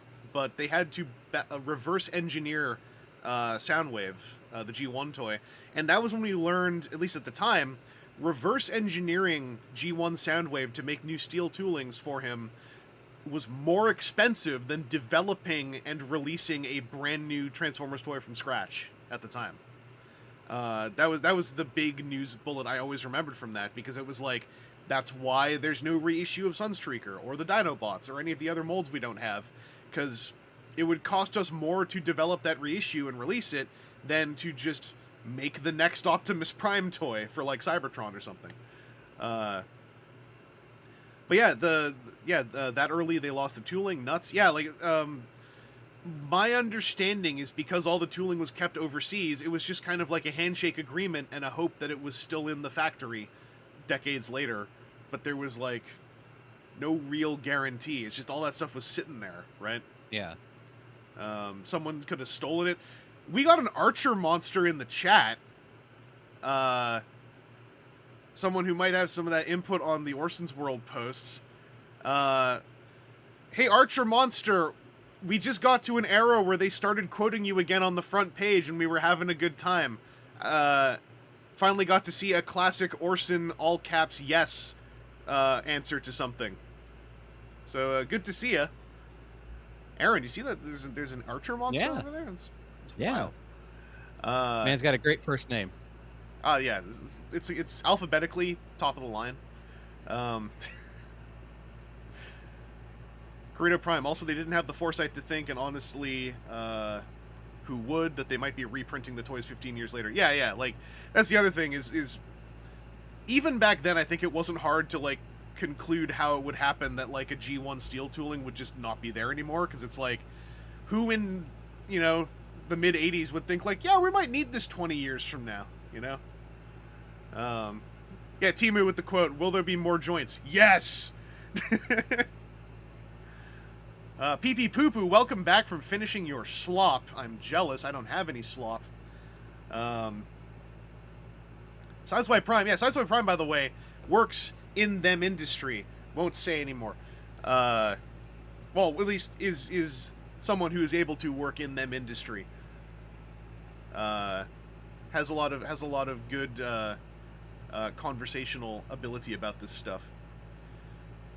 Yeah, Archermonster saying it's impossible to store every mold of every toy from every line. Yeah, like back then when I was like Aaron, I don't know if you had more production knowledge than me back then, but like back then I still was buying into the idea of like, how big could a steel tooling possibly even be? Surely they just keep them all in shelves with labels on them, nice and organized. Yeah, I think this is before I started like learning more about the mechanical side of things. Like I would have had some knowledge of it. But this is 2003. Aaron is still at university. He's not been convinced to go otherwise at that point, when I kind of went from a very focused engineering to a very broad one. Yeah. What even happens to old molds recycled? Yeah, probably. I mean, they're big old chunks of tool steel. Yeah, like recycled, melted down, put in a cupboard, stolen. Anything. Yeah. Like back then, if I saw like one of these, right? If I recall correctly, my assumption about the nature of steel toolings was like, well, if the toy is this big, here, this is easier. It's already in robot mode. If the toy's this big, surely it's just like this opened like a book. That's got to be what the steel tooling's like, because I didn't understand anything. I think the biggest revelation was... Actually, Aaron Archer might have been the one who dropped this info, if I recall correctly. Like, how big the 2013 Metroplex toolings were, and expensive. Archermonster said, the old molds used to become boat ballasts in Hong Kong. That makes sense. We have a mission now. Go find a bunch of old Hong Kong boats. New piracy! From the 90s to early thousands. We don't care about your cargo. We just want your ballasts. Are your ballasts old? Give me your ballasts. We're looking for the sound wave ballast. Oh, Tygon, I'd like to see Games Workshop's tooling storage now. It must be quite a sight. I think Games Workshop's growing catalog is also why, like, I have a feeling they've been moving to stuff like Finecast and whatnot, partly just for, like, wanting to say, like, have archival without the space taken up, like, moving into the Finecast, and then from that moving into, like, 3D scans of that stuff. Because all their current product, right, is modeled in computer, so they don't have to keep the toolings to keep the masters necessarily, because they have digital masters now. At least for Games Workshop stuff, that's what my understanding is. Like that's why the modern Games Workshop sprue layouts are so bonkers, is because they can sit there and tweak them in CAD as opposed to like physically in front of them. What if that Ravage became a ballast? But yeah, continuing through the news, a Wheeljack bust is shipping soon. This is, for those who weren't here last stream, this is the era of Hard Hero, also being in a lot of news listings. Oh, here he is, Aaron. Thanks to our own J.E. Alvarez, we learn Amazon.com has new Transformers book listings for The Quest, City of Fear, The Awakening, and Project Brain Drain. I remember Find Your Fate. That was classic. Mm-hmm. More reissue news, Beast Wars DVD news. Mention another Beast Wars box set in the works, as well as a 52-episode Beast Masters box set. This is most probably Beast Machines. If Archermonster is still here, we have a small Orson's World update. When asked about new rescue-style vehicles and upcoming lines, look for Universe Wave 3. We will always find places for these kind of vehicles, but you should have a few in the coming months to pick from. When asked about early career goals, I just wanted to draw and tell stories. Also, Orson has stated no more questions on Transformers Energon will be answered until OTFCC. I will not be answering any Transformers Energon questions. We are a month or so from BotCon. That is where we'll be making our plans known for our story, time, characters, animation, features, designs, and some models. Please wait for official news after that. Sorry, but I hope that it will be worth the wait. That was a sorry, not sorry. I said this last stream. Anyone who wasn't there last stream, the saddest part of last stream was that basically all of the Orson's World updates were not quoted. They were click through to read more, which meant they don't work anymore. So the fact that we get to experience some of the classic Orson's World caps lock makes me so happy. Archermonster, I have no memory of so many Orson contributions. The classic Orson's World caps lock is like one of my favorite things in the entire world. Because you weren't Archermonster, I don't know if you were here earlier. But someone mentioned that like one of the updates was all caps answers, very short all caps answers, and someone was like, he has such a gentle voice in real life. It doesn't match this at all. And I was like, that's how I felt when we finally met him at BotCons. See, the Aaron Archer of real life absolutely did not match the Orson persona on the message boards. Anyway, Tim Formas says Micron Legend DVD 5 is coming out. This could have been 2002 news, but it was a misprint. Oh, Seth just left! Yeah. Anyway, Them Funny Robots number 34. Buy it now. Buzzbeak has updated his Them Funny Robots comic strip with a new one, this time entitled Buy It Now. Check this link for the new strip here. It doesn't work. If you want to see the index listing for all Them Funny Robot strips, click here. It doesn't work. So I think some of those Them Funny Robots is still on the boards. Just not as individual threads. Yeah. Someone last stream, might have been you, Aaron? Yes. Found them, basically. Because there was like an archive post or something. Okay. Yeah, something like that.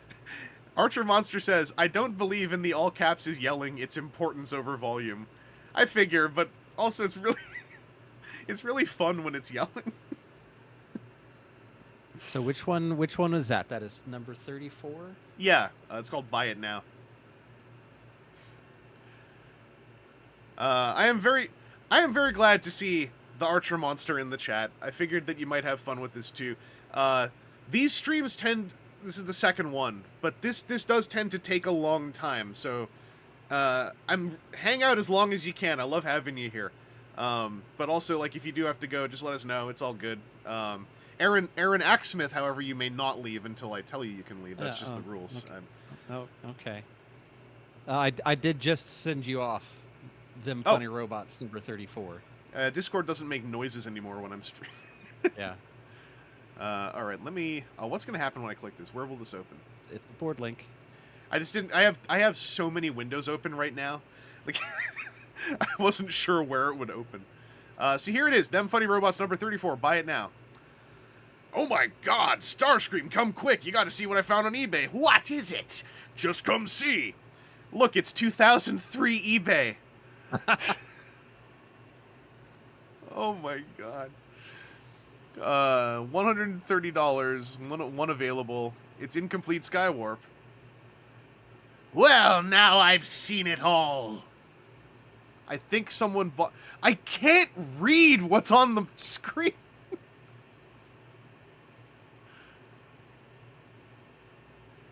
It's so small. Oh, no. What does it say? Yeah, I'm trying to do the zoom in. Oh, that's not helping. On a CRT monitor. Old eBay.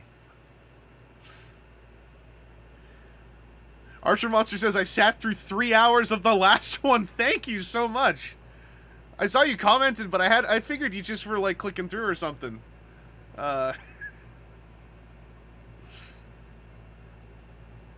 Anyway, I gotta close this. This is gonna lag the stream out somehow, looking at something this big.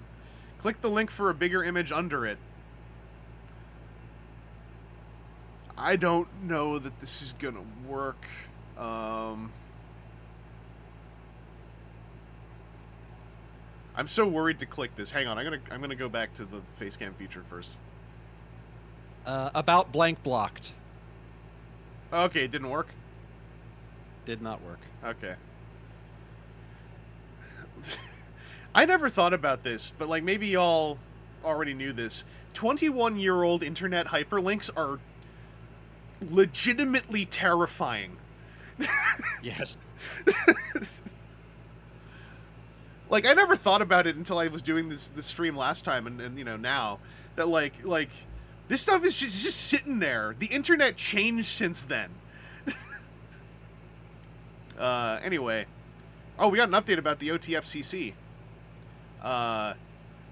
From June 16, 2003. 1 week left before the close of pre-registration. Your friends have signed up. Have you? Oh, right, they had their own discussion forums back then. I forgot about that. Liquidation sales over for the moment. Art submissions and displays. Minor art additions to DevCon and Cryotech. I don't remember what the DevCon was. If we don't answer emails, we're sorry. We'll try to get to everyone. Okay. Carino Prime, you either open a 20-year-old picture or you summon a demon. Not mutually exclusive, though. Wave Sign says, most people don't think much about Link rot until they encounter it. Yeah, me. Like I said, one of those links I clicked gave me an immediate Bitdefender pop-up of like, this is a phishing site now. I was like, oh, okay, cool.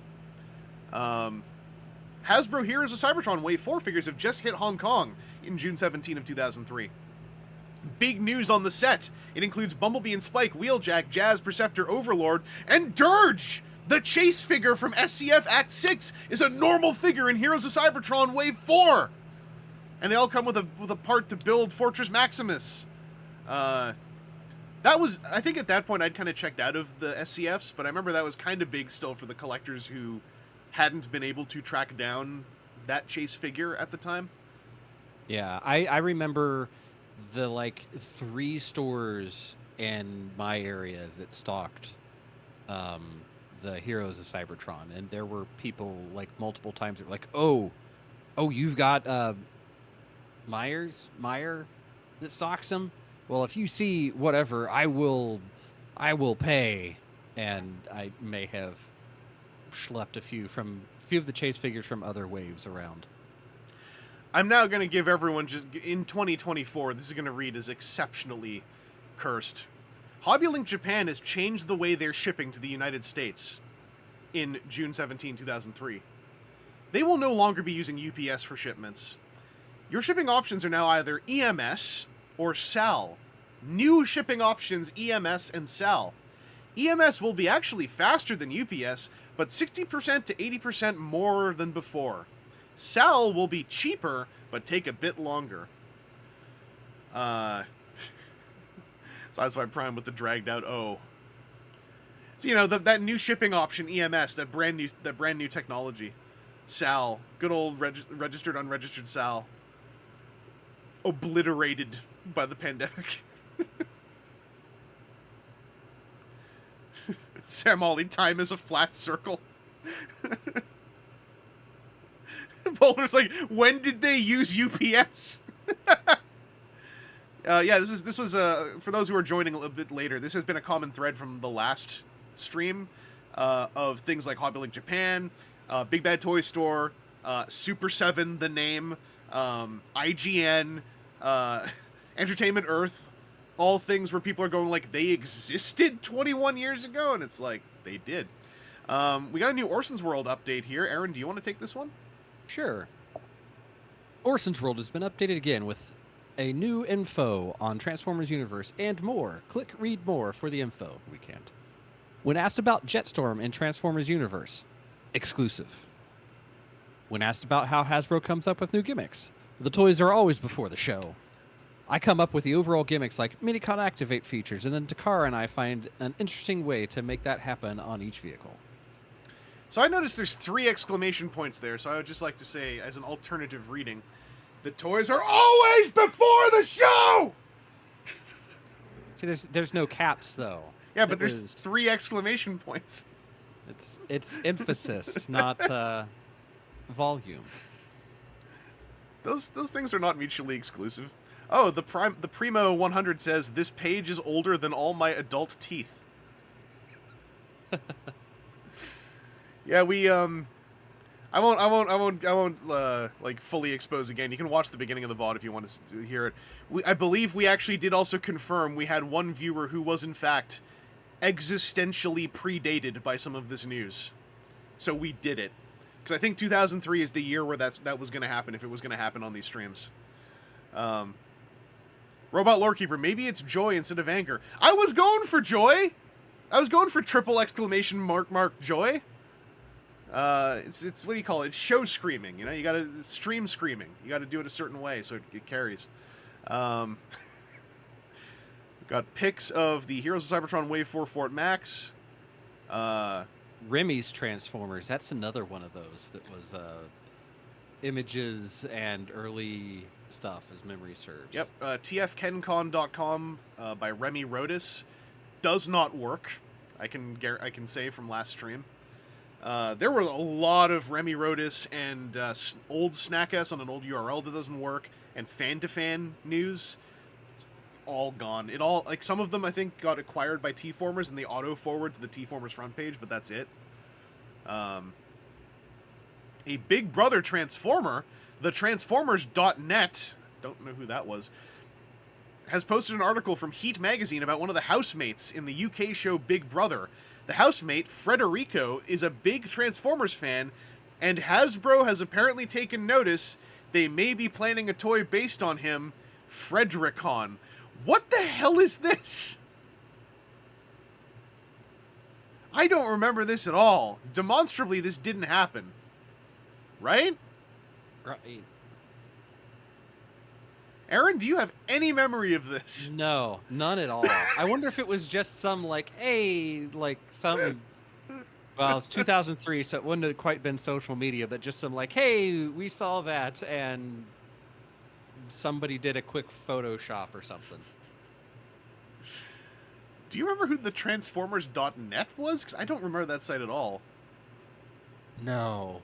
I think it was one that I don't remember what it looks like. I remember that it existed, and it was one of the ones that when I was, like, able to try to be a newsie and see, like, if anybody else had something that we should report on, was one of the ones that was in my, like, 8 links to check out.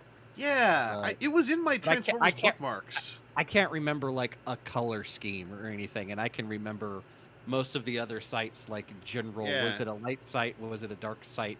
Oh, that's the one that was red text on a bunch of stuff for reasons. Somebody figured out HTML code and thought it was fun.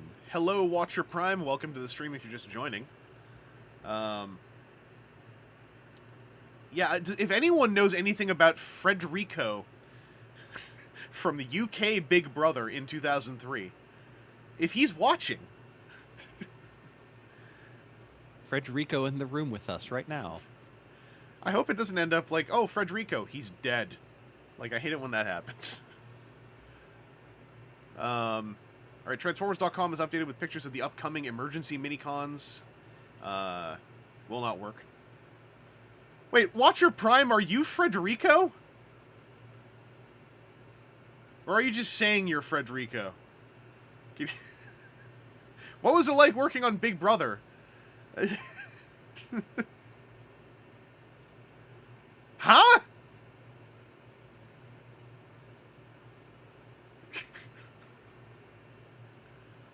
Alright, well, welcome. I'm sorry they didn't make Fredericon for you. Oh, I remember this news item. This big name changes for Heroes of Cybertron Wave 4. This is when we were getting Overlord for the first time as a, like, purchasable item in North America, and that's when they changed his name to Gigatron. And I always thought that worked. I always kind of thought that worked. I was the little brother. Alright, respect. And the Bumblebee Spike 2-pack was named the Autobot Espionage Team. I remember that, Aaron, I remember that was a thing. The Overlord to Gigatron conversation. Yeah. Another one of those, geez, they lost all the names thing that now we know is a whole lot deeper than just, like, the name fell behind a filing cabinet. Yeah, also Overlord just kind of being a word. Yeah. Gigatron is a thing that you can say is unique art. Also, I kept forgetting this from last stream. The Armada roleplay Starsaber swords have now just come out. So I thought that they had come out early in the series. I forgot they were this late in Armada's timeline. Because they feel like they were just around all the time. Oh, remember, we can only have one Frederico in the world. Oh, geez, you're right. Yeah.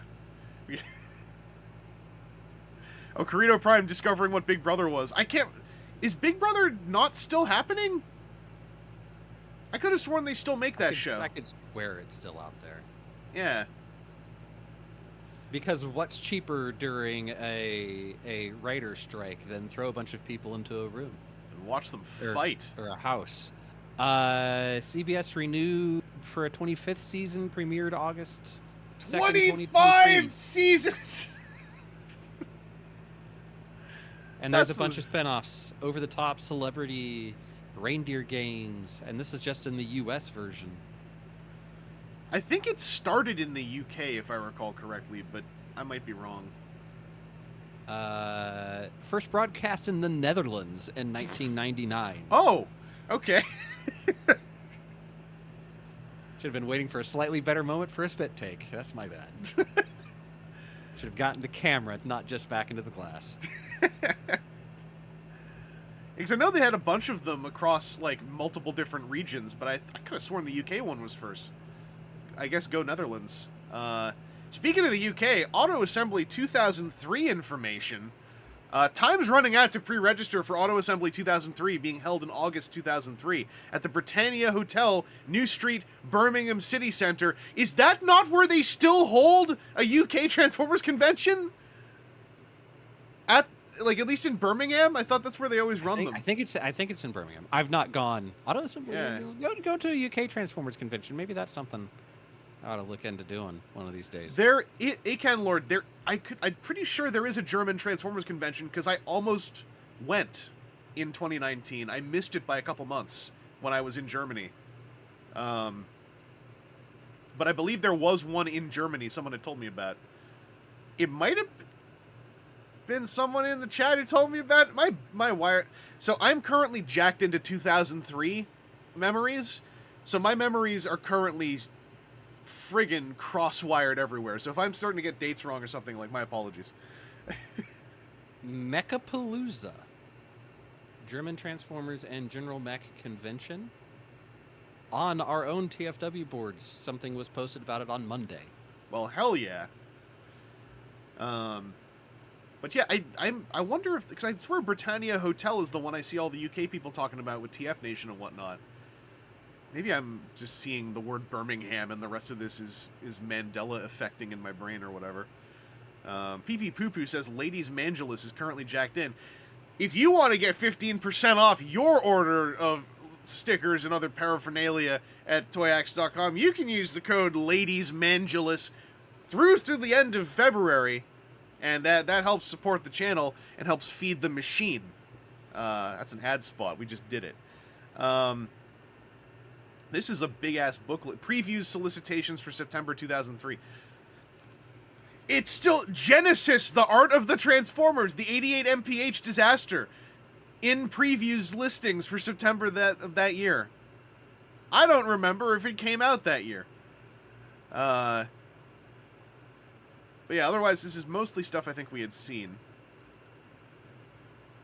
Sideswipe Prime says TF Nation is still in Birmingham, but at a Hilton now. Okay.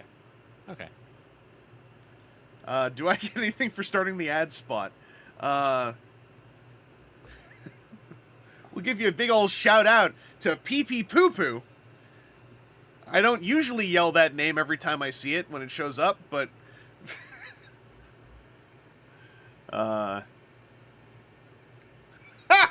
Aaron, look. Yep. Hey. GoPetition.com. We'll knock that out. Just the same time we'll solve world hunger by having everybody sign an internet petition. Hey, listen, it's your chance to tell him, okay? I wonder if this petition is still... Aaron, can you or I can check. I don't want to make you click all the dangerous links. But also you can... I don't have old TFW up. I just have new TFW up. Hang on. I'm going to go open a new window. 404 not found. Okay, so we can't see the... goodness. Do you know how relieved I am by a 404? It's when it... The ones that frighten me, you can see it in the VOD of the last stream, is when I click it, and it doesn't stop loading, but it doesn't do anything. That's when I'm like, oh no. Some frigging ancient some 1999 virus that camped out in here is just like slowly awakening, going like, food! And like, I'm closing the window so fast. Stuxnet's finally jumping onto the modern internet. Thanks. Tokyo Toy Show pictures, we can't see them. Also, this came up earlier. So, in June 18, we got the preview of Dreamwave Productions' War and Peace issue number 3. That was their second series they did. We got an Orson's World update here. Orson seems to be working overtime on the board lately, and we thank him for it. When asked what happens to his concept art, most of my stuff gets thrown out or filed away. I cannot sell my art. It belongs to HASBRO. The Takara art is kept by them. They have everything from 78 on, 1978. When asked about employment qualifications, I am not able to speak on employment issues of any kind. Please go to the HASBRO website to find out about job postings and qualifications needed. When asked about factions in the defunct TransTech line, I have no idea. I hate that stuff and didn't pay attention. I remember that sparked at least 24 hours of heated discussion on one of the threads. I have a vague memory. Mm-hmm. They're like, Orson didn't like trans... Is Orson why they canceled TransTech? Like, it escalated, like, rapidly. TransTech is frequently one of those things that I remember from that time frame. You were either TransTech would have been the better thing in every facet than what Car Robots was. And people that were just like, yeah, it was a neat look at something that didn't happen. And that was like a harsh, like you were one or the other. I think this also predates when we knew like where TransTech even ended up development-wise, where it was like, it was easy at the time to very naively think like they had a whole toy line ready to go, and they just didn't push the button, you know. So the 4 boards and like 1 or 2 potential like models, that was a toy line ready to go in your book mold thing, where you just close it and then open it back up, and there's your toy. You just have to do this a few hundred times to make your production run. Valkysis, wonder what happened to the guy with the TransTech Cheetor prototype that broke whenever they touched it, and then they tried to transform it. I vaguely recall that. I just remember the really sad news was when the TransTech Starscream prototype just disappeared mid-transit, if I recall correctly. Like, it was... I want to say that there was one of them that was the story on it, where it one location to the other, and it just never arrived. It just blipped. That was the bummer, just the idea that, like, yeah, we knew where it was, we shipped it, and someone who wasn't us lost it. History gone. I mean, I say that also, check out every hyperlink we encounter. History gone. Alright, commemorative series update. New minicon spotted stateside by J.E. Alvarez. Special thanks to Tim Formas for the update on CD Japan. This is another one. CD Japan existed at the turn of the century. CD Japan has a listing up for the Micron Legend New Theme Songs album. Toys R Us Online Japan. Those links don't work, but they had a Micron Legend thing in stock. Armada Micron Legend series spoilers ahead. This is the track listing from the OST 2. So I think because this track listing mentions the word Unicron the Invincible, it was considered a spoiler at the time. But yeah, this was the second OST. Oh, also Final Combat: The Death of Convoy, I guess also maybe was a bit of a... Yeah. But then Convoy versus Megatron after that track. So either these tracks aren't sequential, or Convoy comes back to life. What? Yeah. Valkyce is saying there are collectors that have secret stuff they refuse to show or tell anyone about. It's probably one of them. Yeah, I don't know a lot of this, and nor am I ever going to tell someone you have to share everything you know, but like my understanding is there are a number of prototypes that are not very clearly photographed that are in the hands of people who are currently alive with modern telephones, but for one reason or another, they remain not very photographed. It's like with arcade ROM boards, right? Like there's every now and then there's like no one has a good copy of this arcade ROM. We know a guy has the chipset, but he refuses to dupe it onto some of that is very, very insular.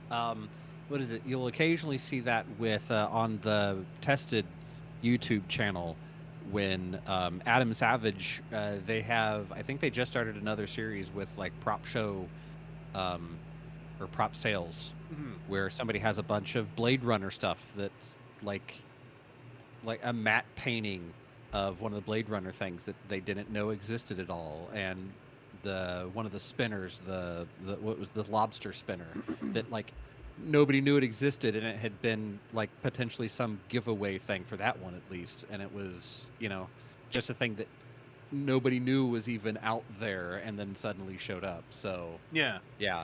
I want to try to also, because I mean I see it in the chat, and it is always the first place my brain goes of like I don't want to devalue my thing, and one of the arcade ROM guys straight up said that's why he wasn't uploading the ROM or sharing it or letting anyone even archival near it, is because it would make it less valuable.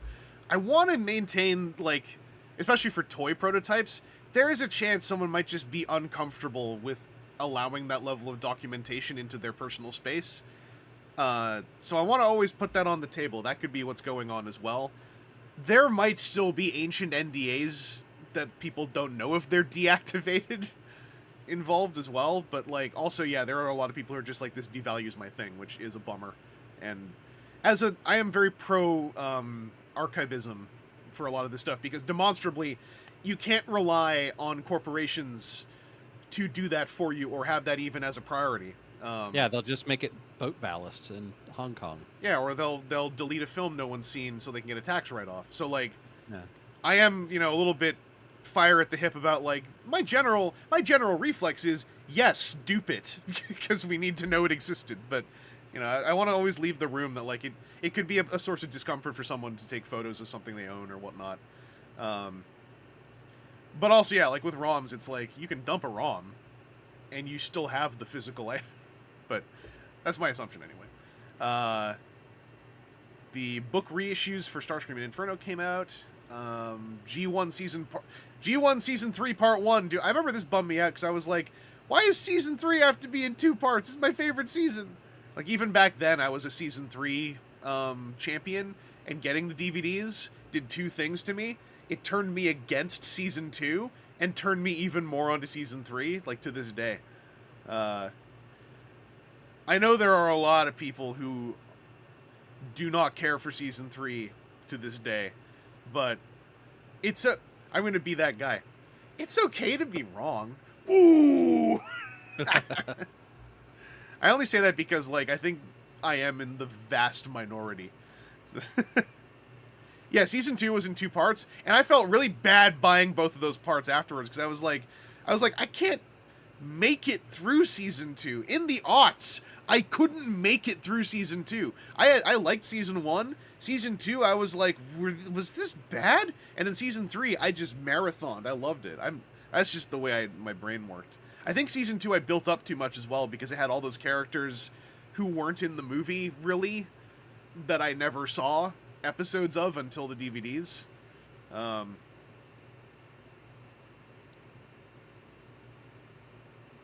Season 2 had there's bits of Season 2 that are alright.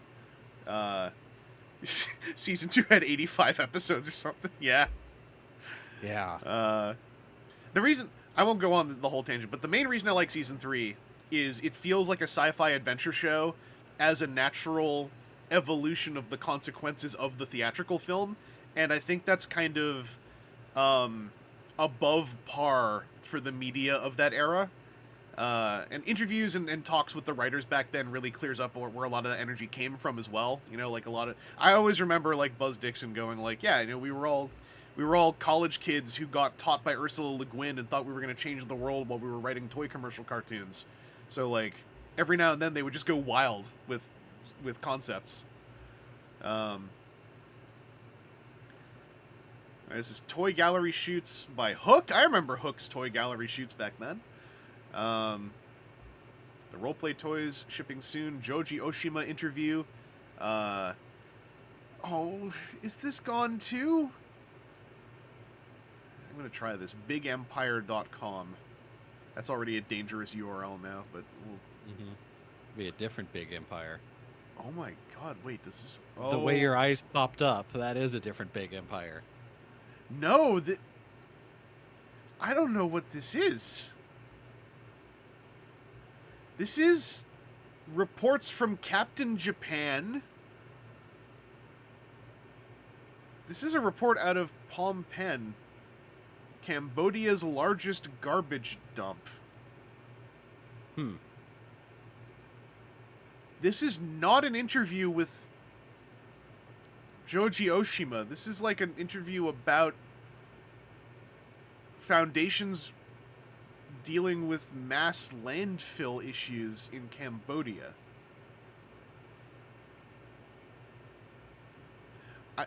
Okay, well, you know what? That's better than a 404 and better than viruses. So, hey. Yeah, the original site is called the Sake Drenched Postcards. That one is now the Big Empire, the world's only website, with the Filthy Critic. So I think it's probably changed hands and is now subject to bit rot. Yeah. This article also features artwork set to appear in Transformers Genesis art book. Well, that's how it got nuked. It was the curse of Transformers Genesis hit that thing. World's Smallest Transformers delayed. Also, June 21, 2003, we were already calling them World's Smallest Transformers. For those who are wondering how deep that runs. Because the knowledge we eventually gained is that that's actually not what the line was called. But it was too late already in 2003. Hey, Mr. Hills won second prize at a Cartoon Network Armada giveaway. Congratulations. He won Thrust and a Minicon set. Toy gallery stuff, reissue stuff, Armada board game delayed. Did the Armada board game ever come out? I feel like we figured this out last stream, but I don't remember now. I don't know. Slicer Prime, it's a lot snappier than Smallest Transforming Transformers. It kind of is, but I feel like Smallest Transforming Transformers has, like, developed more of, like, a... I don't know. It's got a good mouthfeel in 2024. Board Game Geek has a link for the board game, for the Armada board game, Battle for Cybertron 2003. Okay, someone did link me that last stream then, because I couldn't remember if it was the Armada game. Okay, so it did come out. Eventually. There's even 11 eBay listings for it, so Hot you know damn. you can pay $80 for a copy. $80? Seems a little hopeful, is what I would call it. It sounds very hopeful. You can get replacement figures for 10. Figures? Got like painted figures. Huh. Okay, here's another one for 60. That's just wild. Like, it's an old board game that is not immediately memorable, so I kind of figured it would go down in value, not up. Probably the rarity of it. Yeah, I guess so. Because if it was something that was, here's one for 35 that says it's 90%, 98% complete. I wonder if those painted figures became a thing. People are doing the Headmaster's dub in the chat now. I don't understand why, but keep at it. Yeah. Hey, bad news, everyone. Armada has been removed from weekdays starting in July. None of them. Possible Energon info. Posted on the Allspark. This is posted by Anti-Spark of the Allspark message boards. I talked to a Dreamwave artist, Joe Ing. I asked some questions. Do you have any artwork? Yes, but he could not show it. Tough restrictions. Asked him about the animation with the yellow and red figures that combine. Oh, that must have been two of the Autobots. Okay, from what he understood, the main gimmick in Energon is two figures combining to get more powerful. He also said it was not Hotshot and Overload. I asked about minicons. He said he was drawing minicons for Energon, but he doesn't really sound as if they are in it. I asked about Megatron. Was a bit confusing. He said it was not Megatron, but Galvatron, and his mode was very similar to G1 Galvatron, including the cool headpiece. I got the feeling as if Hasbro didn't give enough info to the Dreamwave artist. It's a bit of an assumption to make. It's very cool of him to answer the questions, and I thank him. Best thing he was excited about, better articulation was his favorite word during the conversation. He said Skyfire's name and some other cool G1 names like Ravage. Those must have been the Omnicons and the Terrorcons and the Omnicons. Volkaisis is saying the Take This Down Megatron leak is probably coming soon. I vaguely recall this. Mm-hmm. Alright, previous page. Let's keep going. G1 ongoing comic series. So this must be the Brad Mick ongoing that they're talking about. Yeah, here, Brad Mick will be writing the new book. Current G1 Volume 2 writer Brad Mick will be writing the new book. And Brad Mick was the man made of two men, right? That was the two-person writing team. Yeah, so back then, current writer Brad Mick. Tidbits from Orson's World. We've been trading, so Aaron, it's your turn if you want to take this Orson's World. Orson dropped by on the 2005 boards today and was kind enough to answer a few questions from over the weekend. What did he say? Read more to find out. When asked about what his thoughts were on this Allspark thread, Orson replied with, I agree with those comments. The name thing is because of a rush to finalize shows for on-air. Many of the Japanese names from the original scripts did not get changed into the U.S. names before Hasbro could review. In many cases, we are going back and fixing the wrong name use. You can thank me for the introduction of Unicron to the Armada series. When asked about whether or not original voice actors would return for the new series of Transformers, open parentheses, Energon, close parentheses, Orson responded, We will probably continue as in Armada with the voice actors. Orson also clarified again for the billionth time that there will be no plans for War Within figures. Orson also mentioned that he's heard nothing of the supposed new cartoon that was planned for the Generation 2 series, which, if you remember, was nothing more than a CGI cube edited version of the original Generation 1 cartoon. I remember that tangent. Yeah. There was this And there was the robot head and giant Optimus Prime hand for Billy or Timmy or Jimmy or whoever it was. There was this tangent that lasted for a kind of long time that it was like new information. There was actually a G2 cartoon that didn't get put out, and it was really confusing, and it turned out it was nothing. But it lasted a long time. Like, that was... And don't forget to ask your own questions in Orson's World. Just be sure to follow the rules and read the ongoing FAQs. Yeah. Like, this is still... We still haven't hit OTFCC, so you can't ask them about that stuff. That's right. Also, it was clarified in the chat, but yeah, someone asked, was Brad Mick a ghostwriter? Brad Mick was two guys who, to this day, yes, they will not share what the Dreamwave ongoing continuity was going to do because they want to be paid for it. I used to think, like, are they trying to sell that as an idea for new comics? I got the feeling it might also be they didn't get paid by Pat Lee, and, like, this is their way of it being a sore point. It's like, we're not telling you because we didn't get paid enough for what we already wrote or something like that. Yeah. It has also been 20 years. I really think they could just... Hey, man, some of those grudges you hold real tight because it's the only thing that gives you joy. Yeah. I will say, there was, like, when they first revealed that they had unreleased stuff, the vibe was way more, we hope to sell this to the next license holder kind of stuff. Like, if they did not mean to give off that vibe, they gave off that vibe immensely early on. Oh, Primo 100, I'm shocked. Why would Pat Lee neglect to pay them? Yeah, I don't know. Yeah. It's kind of... Hey, listen, I'm shocked too. HASBRO Q2 conference call. I forgot him. We had one of these last stream too. I forgot that these happen kind of regularly with the whole, like, Windows Media Player blurb. Does that still exist? Do they still have Windows Media Player? I'm using VLC.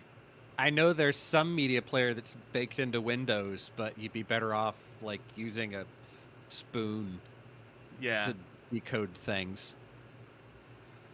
Picky Peeves, hello. You've missed a good 2 hours. But we're still in June, and we started in June, so we're... This is the OST, Tiny Tin Spy Changers images. We can't see any of them. This is the reveal of the Armada Overload packaging.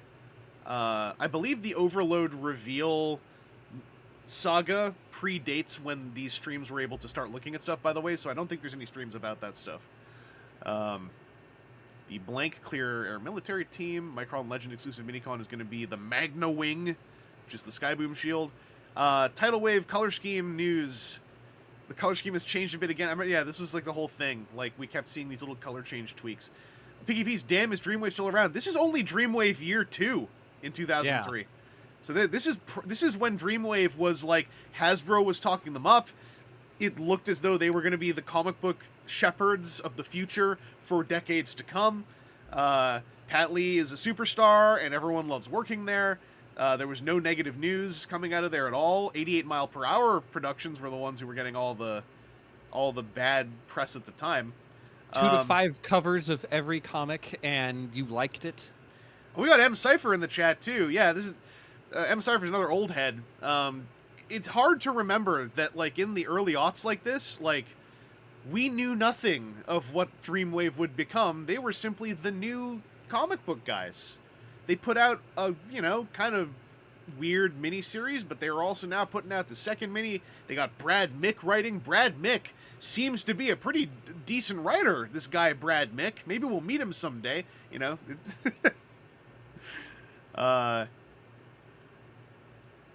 Corrito Prime says we're going at about 2 weeks per hour. I mean, when you say that, that's still pretty fast, but yeah. We got a quick Orson's World update. Orson gave a very small update. Number 1, is there any reason for the sound change to Jetfire? Needed to. Are these the sounds we should be expecting with Powerlink's Jetfire? Yes. Are any other toys getting the sound change? Galvatron is not the same as Megatron. We also had Archermonster in the chat to clarify that the classic Orson's caps lock was meant to be for emphasis and not for screaming. My world's been shattered, so I like to think that, like, you know, it's my own little thing here. Didn't we start in June? We did. We started at the top of June. Mm-hmm. Some Micron Legend news here. Built to Rule is still getting revealed, and we still... Oh, wait, this is when we got images. So this must have been when the discussions would have taken a turn on Built to Rule. M. Cypher says, I pitched to Dreamwave. I got notes back. Some of these are pretty sketchy on the sketches that he pitched. Dreamwave. Movies.com lists the upcoming Transformers live-action movie. For those who are just joining now, check out the VOD from before you joined. June is when we got the very first news about the live-action Transformers movie, and how it is confirmed by CNN.com that it will be a G1 movie. Anyway. Got in-package pictures of TF Universe Optimus Primal from Lord Takara. Wonder what happened to that guy. That's another name. TFW in June 25th completed a G1 tech spec archive. Once again, once upon a time, having all those resources on TFW was like a massive draw for the site health. There's a Transformers.com update, UK DVD site for the Metrodome DVDs. Put up a site to give trans fans info on their upcoming DVDs. So the Metrodome UK DVDs had not yet come out. Dynamo Dave CNN fake news. Technically, they were accurately reporting what Don Murphy was saying. So, there's a gradient in there. Got some universe reveals, Transformers reviews from Oh, yeah. This because of the movie news, it was like, look at what all these people not in the fandom are saying about Transformers. Casuals. Dynamo Dave, CNN, fake Don Murphy.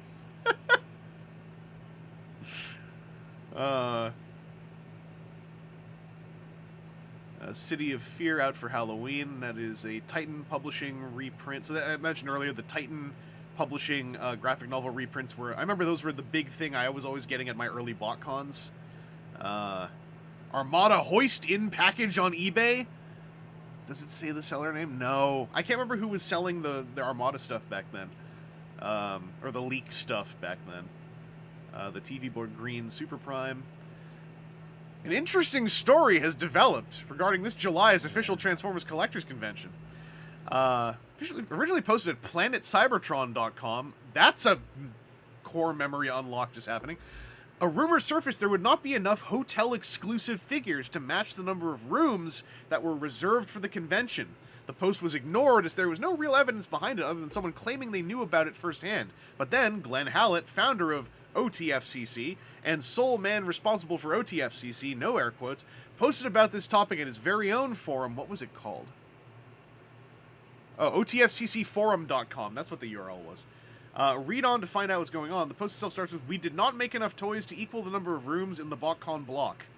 Post continues with reasons and explanations as to why there aren't enough exclusive figures, mostly financial reasons. To read Glenn Hallett's response, you can't. It seems the thread has been moved to a moderators-only section of the forum. You can't. You couldn't read it now either. Face forward. Are we still in 2003? It's taken this whole stream to get through the month of June.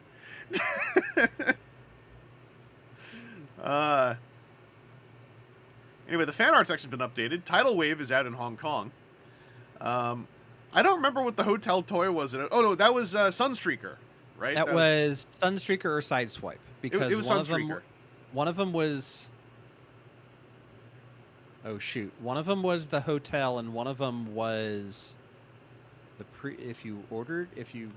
It was the hotel, and the other one was the sort of normal pre-reg single exclusive. Maybe that's what it was, because then Shadow Striker and Roulette.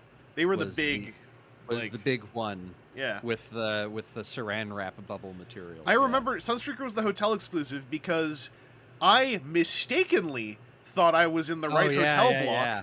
And so I just walked up and I said, "Hey, can I get the hotel exclusive?" And so this is my little story I'll tell. I was not in the right hotel block. However, I didn't know that, and when I asked, "Can I get my exclusive?" the response I got was, "Your dad picked it up already."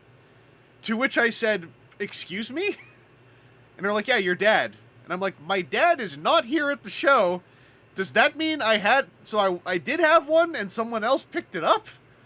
And then there was a whole kerfuffle, and they were like, "Sorry, you have a very, very uncommon last name, but here, just have a Sunstreaker." So I got a Sunstreaker mistakenly, but I only pursued it because they told me my dad picked mine up already. That was a very weird day, and I felt like I made someone's life hard, and I felt guilty about it. Anyway, Armada Wave 1 re-released with a 4th mini-comic, FYI, if you're still out there hunting for your Armada Wave 1 toys. Team of Canadian, thanks, Dad. Yep. My dad was not at OTFCC 2003. I believe at that point my dad kind of stopped traveling for the most part outside of veterans fencing tournaments.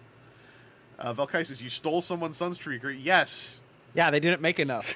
That's why we're talking about it. Somebody out there got very irate that his son stole it from him. Well, no, whoever the guy they thought was my dad was got his already, so... To this day, by the way, I have no idea who the hell they were talking about. Because it's not the guy who they thought was my dad. He got one. That's what made me start pressing them, because I was like, wait, was I supposed to get one then? Because also, at the time, you know what's really confusing?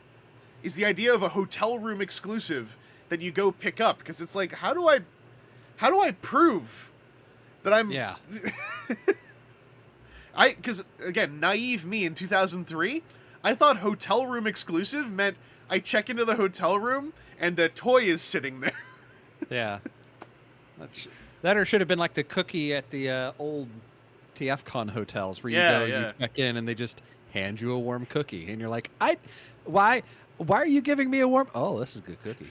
Okay, yeah. Cypher says, had the stink of Men in Black's dealer exclusive. Yeah, the fact that they were able to just hand me a Sunstreaker, and this is after I was privy to the entire online saga of We Didn't Make Enough, I was so confused. I was so confused. I was like, so you do have enough? Because also I didn't understand at the time the concept of, like, you would have made extras to also have extras in case of parts issues, etc. By the way, famously, massive parts issue on Sunstreaker and Sideswipe. And everybody that got 2 lefts, go over here. Everybody that got 2 rights, go over there. And then slowly meet in the middle and trade. Yeah. But you have to break the tape on your sealed toy to know if you got a complete sealed toy. But also, the boxes don't have windows. They have weird tarp paper. Yeah. So your toy doesn't really look mint in box anyway. So maybe it's okay to break the seal. That was a whole thing. And it also kind of stopped mattering, like, by the next year, because 04 had its own massive saga. So, you know, this is old-timey stuff. This is very old-timey stuff. Oh, yeah. By the way, new guest announced for CyberCon Expo, Wankus. Do y'all remember when we had a fairly, it seemed like fairly cool guy amidst the RID 2001 voice actors who, by the way, only went by the name Wankus? I forgot about that till just now. I remember Wankus was a cool guy. That's my main memory. I don't remember why. Okay, people in the chat popping off. Yeah, he was Wankus. He was he Prowl? Is that who he was? Yeah, he was Prowl. Yeah. R.I.D. Prowl was Wankus. Cypher, that is a saga. Unless Cypher's at the 04 thing, I can't. There's so many. We are entering the realm of sagas after sagas in our fandom, but also all of these sagas are going to feel like nothing for anyone who's very online right now. These are what sagas were in the aughts, right?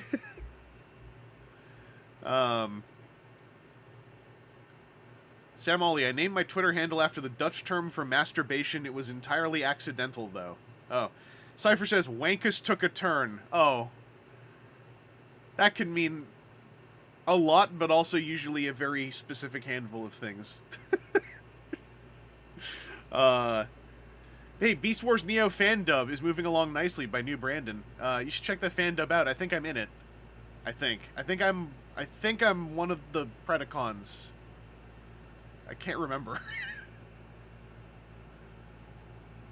No, I have not kept up with my Wankus lore. Like, I will say again, I forgot that was his name until approximately 2 minutes ago when I read that headline.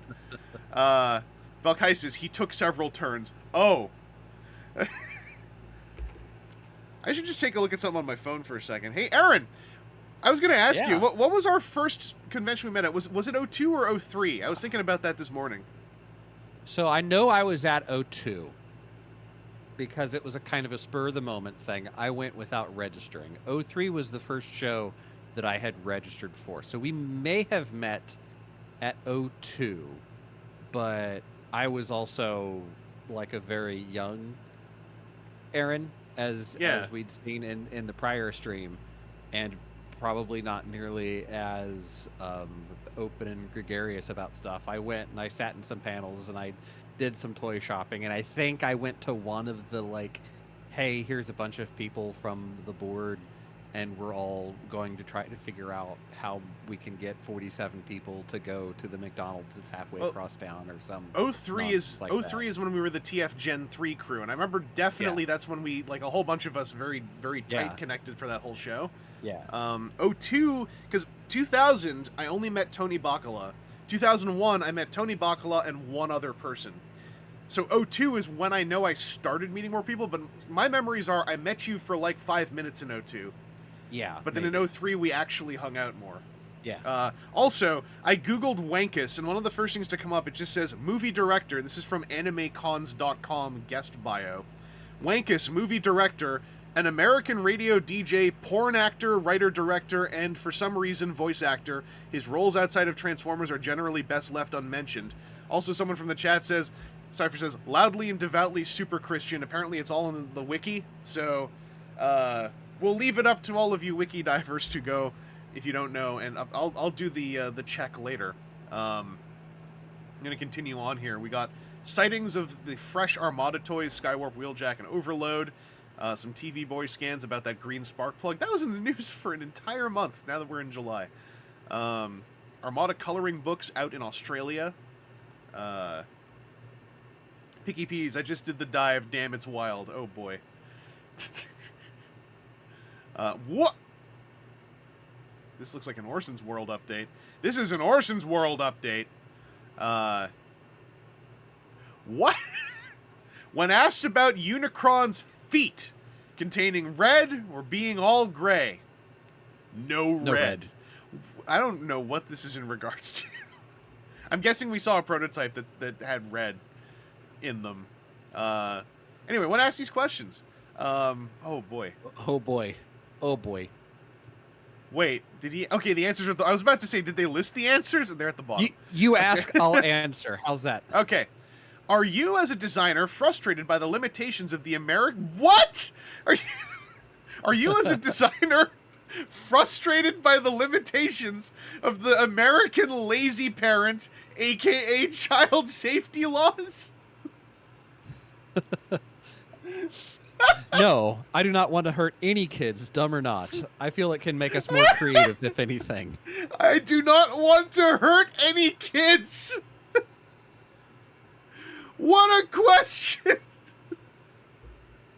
I'm sorry. Why we took the razor blades out of all of the sword toys. I, Aaron Archer, currently working at HASBRO, will say on the record, I do not want to hurt any kids, regardless of their intelligence. Oh yeah, Timu Canadian, you're right. Those parents, those lazy parents. Cypher Transformers bag of glass. Yeah. Well, I mean, that's what the movie design started out as. Yeah, you can all see that. Valkai says, yes, I want to harm the children. They won't let me. What a freaking leading question. I did not remember this type of discourse before. The American lazy parent, aka child safety laws. Anyway, question 2. I've noticed online pre-orders for Armada Unicron at the websites for Wal-Mart, Target, KB, and Toys R Us. Since these are the stores Hasbro usually does their exclusive releases through, I'm wondering if Hasbro has a hand in these pre-orders. Basically, is Hasbro trying to get an estimate of the demand for such a large toy so they can manufacture accordingly? No. Question number 3. Did Hasbro consider and reject the idea of using a mirror image mold for What? A mirror image mold for repaints such as Thundercracker? I don't follow your question. I think me now neither. I maybe understand what they're asking. Like, if you could have something left-right chiral? Okay. Yeah, like Like- you make 2 toys, but you put the left arm from one and the right arm on the other. No, not that. The 2 things I could think of is like a left bicep is a right bicep, so that you only have so that you're making one piece. I see. Maybe. Yeah. Or the other question would be if you have something that is asymmetric one way, making it asymmetric the other way. Timu says Starscream only had 1 detachable wing, so that might have been what they meant, is the other wing detaching. That could be. Okay. That could be. Because the thing you mentioned about like could the one bicep for both biceps, a lot of third-party companies actually started doing that in the 2010s.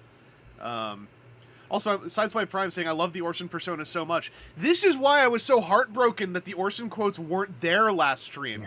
Because, like, you know, Archermonster was, maybe still is, I'm not sure, in the chat going, like, you know, for instance, clarifying, the all caps were not meant to be shouting, but also, in the text, there's just, like, a certain persona that carries through here that is, like, so unique and fun. For, like, the Transformers design lead is posting on a forum. Also, you ask a long-winded weird question, the answer is no, or I don't follow your question. Number 4, other than Dinobots, are future Transformers lines going to have teams of sub-factions like the G1, Insecticons, Constructicons, Terracons, etc.? Not really, not in a G1 way. TF Universe. Question number 5, can you reveal or give clues to which RID figures will be included in the TFU line? No, sorry. Well, question number 6, these are now about Armada. Did Hasbro consider including, with Jetfire, a little snap-on piece that would give Jet Optimus a different face from Optimus Prime's Super Mode? It was never part of our plan. Question 7, why does Powerlink's Optimus Prime have a black and red trailer, but a blue and red cab section? No reason. We thought it looked cool and different from the first version. Number 8, the Minicons are neither Autobot nor Decepticon, so why is Optimus Prime the only Transformer whose Minicon partner doesn't match his own color scheme? That seems symbolic somehow. There are several Minicon partners that do not match. There's no hidden meaning. It's all a function of mold layout and cost. Question number 9, was there a conscious decision involved with none of the artwork chosen for the 3 Optimus Prime stickers showing him in Super Mode? We see the Super Mode as rare. We see the small version as his everyday look. You know, like you're going out clothes versus you're just staying home around the house. You know, you don't want a Super Mode all the time. Well, in question 10, why are there so many gear gimmick Minicons when there's only one Transformer with the ability to trigger that feature? That is the way it worked out. I had hoped for more, but we never found another good place for the gear gimmick. All right. Robot Lorekeeper, how do you even arrive at some of these questions? Did they have a writer's room? Some of these, another fun part about these, a lot of these questions are very contextual to the tone of the board that week. Not even at that year, that week. Because I remember, at the time, all of these questions made perfect sense to me. And now that I'm reading them 20 years later, some of these seem like algorithms wrote them. Yeah, well, I mean, a lot of it was like discourse, and it would be people in one of the like, maybe in one of the news threads, and we'd get pictures and stuff, and people would like feed in that the way that it would. Like, if you go and you look at the talk before the Omega Prime um, Hasbro HasLab thing, some of those, and then people would just go out because Orson's World was just a subforum of the news forum, and then it was its own subforum for a little bit, and then it got wiped from the boards. But people would just like go up and be like, "Hey, buddy, hey Orson, hey, if Optimus Prime really liked ducks, could he have a duck friend?" And like that one wouldn't get answered. I know for a fact Orson sometimes replied to questions with simply question marks. Yeah. Which was fun too. Yeah, Griffman's also saying, to be fair, if I had the chance, I'd probably ask some weird questions too. I'm pretty sure I would have as well. Oh, hey, PT, forgot there's a stream today. Oh, no, it's alright. I didn't put up the, like, pre-link until, like, 5 a.m. Because I've been busy trying to get some other things done this week. Originally, I was like, I'm going to do this stream on Tuesday, and then suddenly it was Thursday night. Also, Aaron, thank goodness, the Armada board game found. Yeah, see? I told you. Also, Unicron video demo at Walmart.com. God, I wish I could watch this. It's a Walmart.com link. It can't hurt me. No. Hang on. Does it still work? Hang on. It's not what you want it to be. However, check out what happens when I click this link. It's out of stock. But it's not the right one. We are toys. That's kind of wild, though, that it shunted me into a third-party seller selling the Universe version of Unicron that says only at Toys R Us on Walmart.com. Yeah. But it's also out of stock, so we're okay. I was just clicking through here because I was like, is there a video? I want to see the video demo! Now we got the cross-sell. See, this is gonna be some of the news, because the Collectors Club, etc. I forgot what year this was from, but yeah, this is from the, not just Walmart wanting to be Amazon, literally just them using the same whatever aggregator that the Amazon third-party listings use, because I've seen the same seller selling the same thing for the same price. Hey, Unicron battles out earlier than expected. Thanks to Trax83. Some tidbit of info he received from a legal representative of Hasbro. It seems that through their many searches throughout eBay to remove any leaked prototypes or unscheduled released items, Hasbro's legal department is going after auctions with the Unicron Battles headings. This is coming from one of Hasbro's paralegals, that the Unicron Battles figures were not supposed to come out yet until after OTFCC, so they can be shown off to the public first at OTFCC.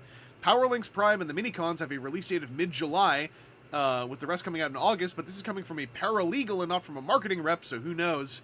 So this is I'm piecing this together. Someone had found Powerlinks Optimus in a previous news item.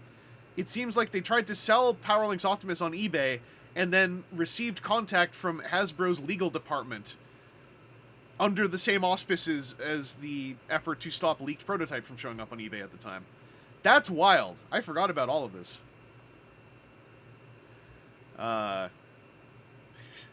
Aaron, there's a Transformers the movie reference in the new Warcraft 3 expansion, The Frozen Throne.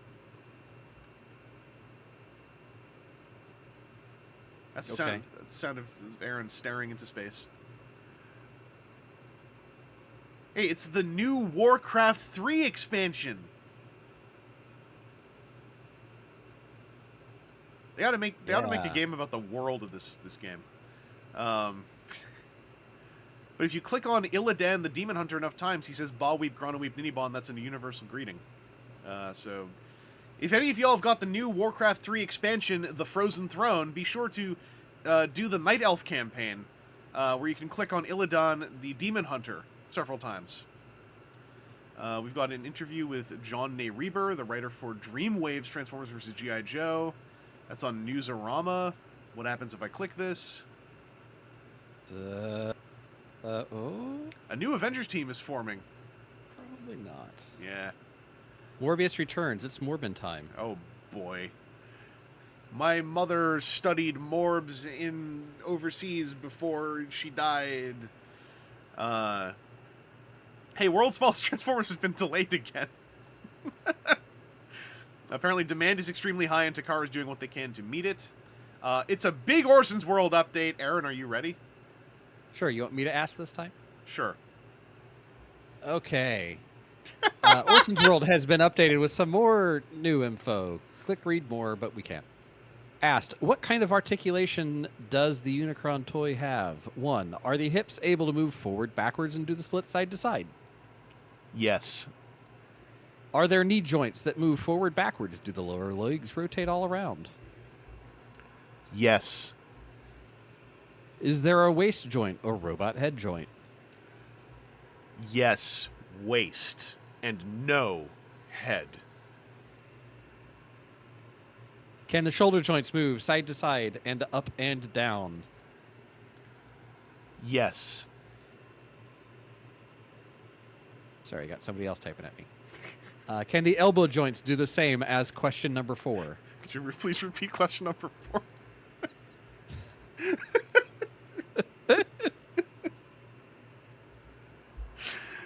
Yes. Can the robot fist rotate and move all its fingers? Yes. How about the ankle joints? Can they move up and down, etc.? Yes. I hope that is enough! Asked about the release date of the Armada PS2 game. Spring '04. He probably doesn't say "ought." He's not Canadian. Spring. Get it right. Spring '04. When asked if he reads the Dreamwave comics and which is his favorite. I really like the Volume 2 Generation 1 issues so far. War Within was cool too. When asked if Dreamwave is working on upcoming Transformers TV shows. Dreamwave is not involved in anything other than the comics and the packaging art. When asked about upcoming Minicon repaints in the Japanese Micron Legend line, and don't move it around as I'm trying to read it either. I bumped my scroll wheel and it just flew off the page and I was like, well... I do not know what Takara plans after the animation-based colors we get in the US. They sometimes use our redeco items in their line, but I doubt that is what these are. The safe bet is to buy them if you want the complete If you want the complete Minicon collection. I, for one, am finding it very hard to keep up with the Japanese release Minicons, and I have an in! So, hey, shouts out to Aaron Archer, frigging designed the line, had to chase his own Japanese versions of the toys. Yeah, it's a story that's still going on now. When asked about whether or not Universal will carry the previously announced CDs in package. They are coming, and yes, they will be added to the first wave toys. When asked about the possibility of RID trains being repainted for Universe. I'm not sure. Those items are small and expensive. Maybe an exclusive, but I doubt it. That was actually a long-running thread, whether or not the RID trains could ever get re-released in anything. Also, there are some just great reactions to that Unicron articulation breakdown. Also, yeah, the head does have a joint on Unicron, doesn't it? Doesn't it move left and right? That's what... I know it's up and down for transformation. I thought it swiveled as well, because it goes up and rotates, right? Maybe? Yeah, I don't know. But also, like, what is a head joint, right? Yeah. Like, what is a head joint? Also, Robot Lore Keeper, I agree. I also hope, quote, Neil Kaplan gets a HasLab Optimus, considering he basically did an ad for it. Like, he straight up said, if I remember right, by the way, they aren't paying me, I'm just hype. Anyway, here's literally an ad read as a gift. Anyway, we got Energon listed in the target computers with the deluxe alternators. That's not Energon. The basic, deluxe, mega, ultra, super, and supreme assortments. Check out those $9.99 deluxes. Deluxes, yeah. The $49.99 supreme. That's as big as they'll go. That's the most expensive Transformers we're ever going to see. $50 whole dollars? Well, no, Unicron was $60, I think. On one of the pre-orders. What would the Energon Supreme have been then? It was Unicron. I'm pretty sure. There's the Armada Unicron. One of the pre-order news items had him at 59. I think. Yeah. Because I'm pretty sure that was just the black and green Unicron. Oh, hey, Orson keeps the answers coming. You want to switch roles? Yeah. Hey Orson. When I asked if self-transformering Transformers was a possibility, we feel it is more fun for a person to figure out the puzzle. Doing it on its own could be boring. When asked if the Sideswipe character would ever see a wide release or if it was limited to an OTFCC repaint, we can do anything we want. We would not package the OTFCC exclusive again, but we could pull out the G1 version. Put out the G1 version. When questioned about the lack of head movement, oh, right here on Armada Unicron. Yeah. I was wrong. His head does turn left and right. The model I was checking was glued. Well, hey. All right, now so we got there he was probably again looking at like one of the here's our InDesign thing. We got Jipe in the chat saying, "Yeah, Robo-Sen" at that first question. Yeah. Listen, 20 years is a long time. Things can change. Look, the electronics we had in toys at this point were supposedly catching fire to carpets. So legit. A Glunicron. Ooh, sticky. Numbered questions. Number 1, when you're designing figures, is maintaining some sort of backward compatibility with previous figures a consideration for you in terms of scale, weapon peg sizes, and etc.? A little bit. And this predates, by the way, the 5mm era, I believe, as being like the stated thing. It's I think a lot of them would share that size because that's a size that's a good size. Yeah, it was just common at the time, but it wasn't like stated. At some point, it was like, no, 3mm and 5mm. We say these numbers. Number 2, if someone buys a Universe toy that doesn't have a CD, is there some way that he or she could call Hasbro to ship them one? No, it is a promotion disc, not part of a toy that is missing. Also, this is also 2003. He or she could call Hasbro to ship them one. Yeah. And yet, still, people complain. Nobody has ever used the singular there. Number 3, is there any chance of using the actual TV actors' voices for figures that have sound chips? It is costly and time-consuming. I am going away from voice altogether in future products. I believe that carried through, I think. Yeah, I don't think that they had voices. Well, also, we got the inflation report. $9.99 in June of 2003 is $16.77 in today money, US dollars.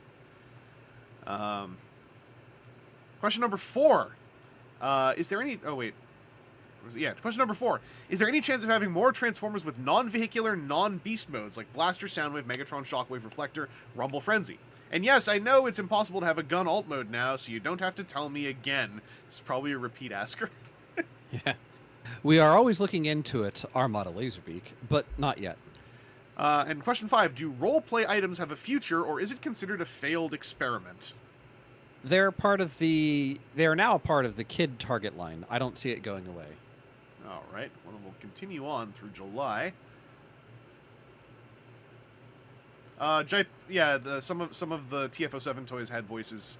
I think that was like that was a skip in design eras though. Like that was the big, like, we need to push this. This is our big chance. We're gonna make this thing. We're gonna have talking toys, real gear, Risk the board game, etc.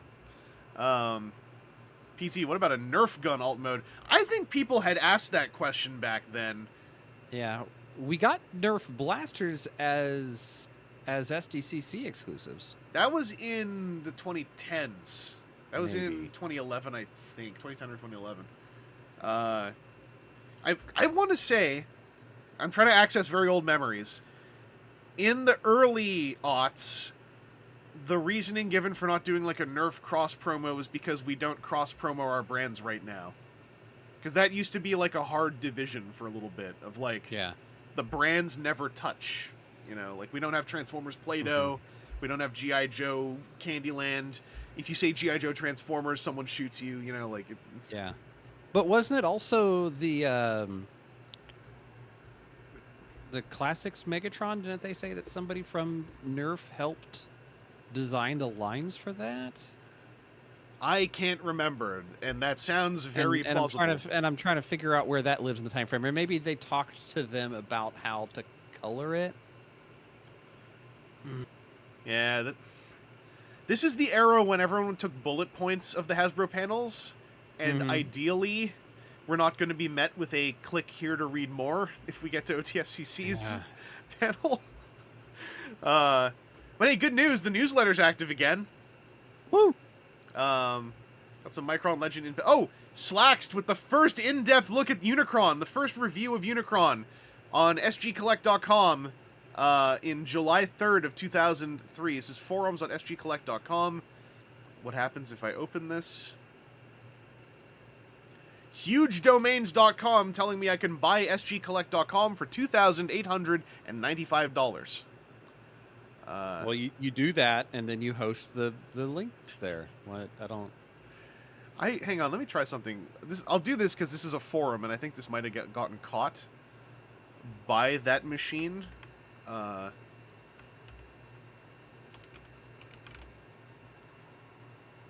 me see if I can load this into Wayback Machine.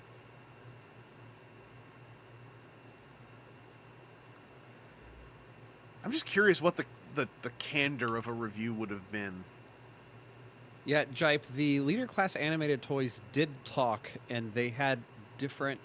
One or two of them had different voice lines if you had the Headmaster on it as well, as memory serves. Oh, hello, saved 7 times between 2003 and 2004.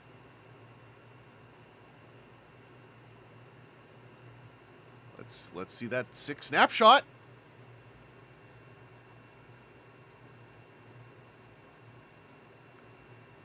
God damn it. Hang on, this is not what I wanted to see. I'm gonna pull this, let me pull these efforts into the visible window since it's safe, I think.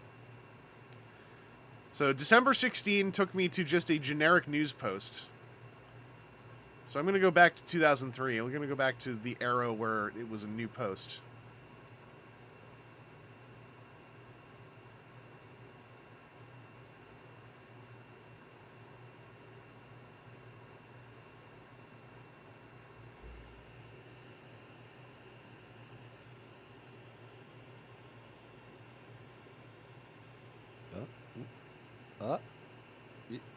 Come on. Ow!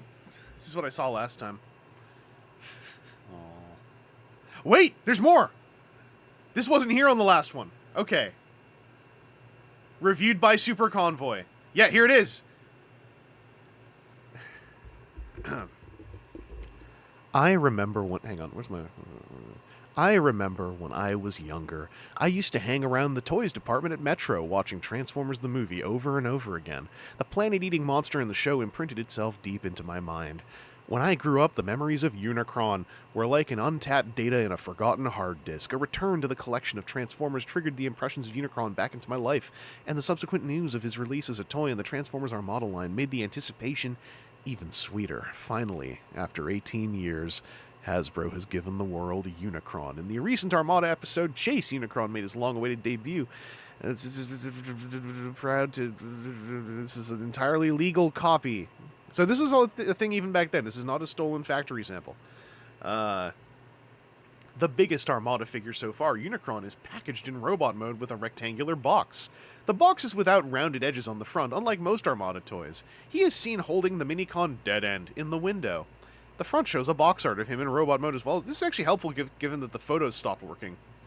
But also, that's a whole paragraph about the box. Mm-hmm. Look, it's like internet recipes. It doesn't count unless there's 8 paragraphs about the impact of the recipe on your life, followed by a short little bit of the ingredients that you need. Then more impacts about how you remember the cast iron skillet that your grandmother always used. I remember deep fried chicken. Seasoning that skillet with bacon grease was... Valkais is saying, oh man, no 2.5 megapixel photos. Hey, look! They're charming, though. They're kind of charming. I just want to see if there's anything distinctly 2003 discourse about this. Unicron has excellent sculpting. I'd say the rendition is flawless. The toy itself looks proportioned, and he doesn't appear too bulky despite his size. Even with the articulation on him, the sculpting is not sacrificed. The overall details were extremely well done. For example, the sculpting on his wings are top-notch, and the details on the horns are a joy to behold. Overall, a superb mold sculpted to perfection. I'd love to see a more ferocious facial expression, though. With colors that tend to blend into each other, the paint application is surprisingly top-notch on this figure. Amazingly, the colors blended well enough without overlapping. The paint is vibrant and eye-catching, yet they don't appear messy. I particularly like the red paint over the translucent stomach area.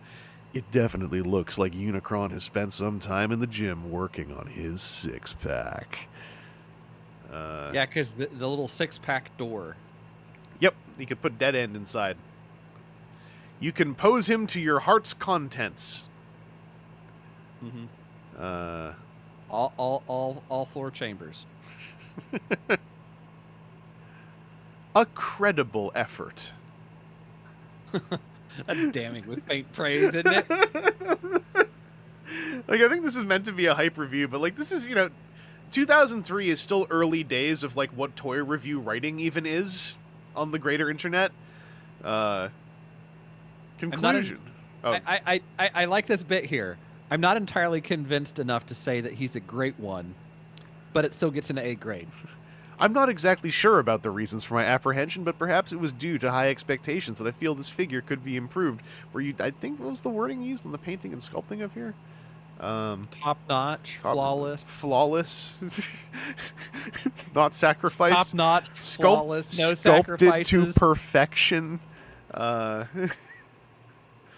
Anyway, that top-notch, flawless, sculpted to perfection sculpting. It's excellent. Could be improved.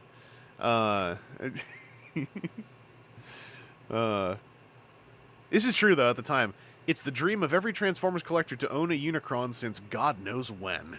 Now the chance has come. Seize it before it's gone forever. And then we would find out years later this thing got reissued like 4 times. Well, guys, the thing was on pallets in the middle of Toys R Us aisles for 3 years. That was fun. I was hoping we could see some of that old board writing. Is there anything else down here? Any reactions to the review? No. Okay. Well, I'm going to move on. War Within sequel announced. Simon Furman's doing a War Within sequel.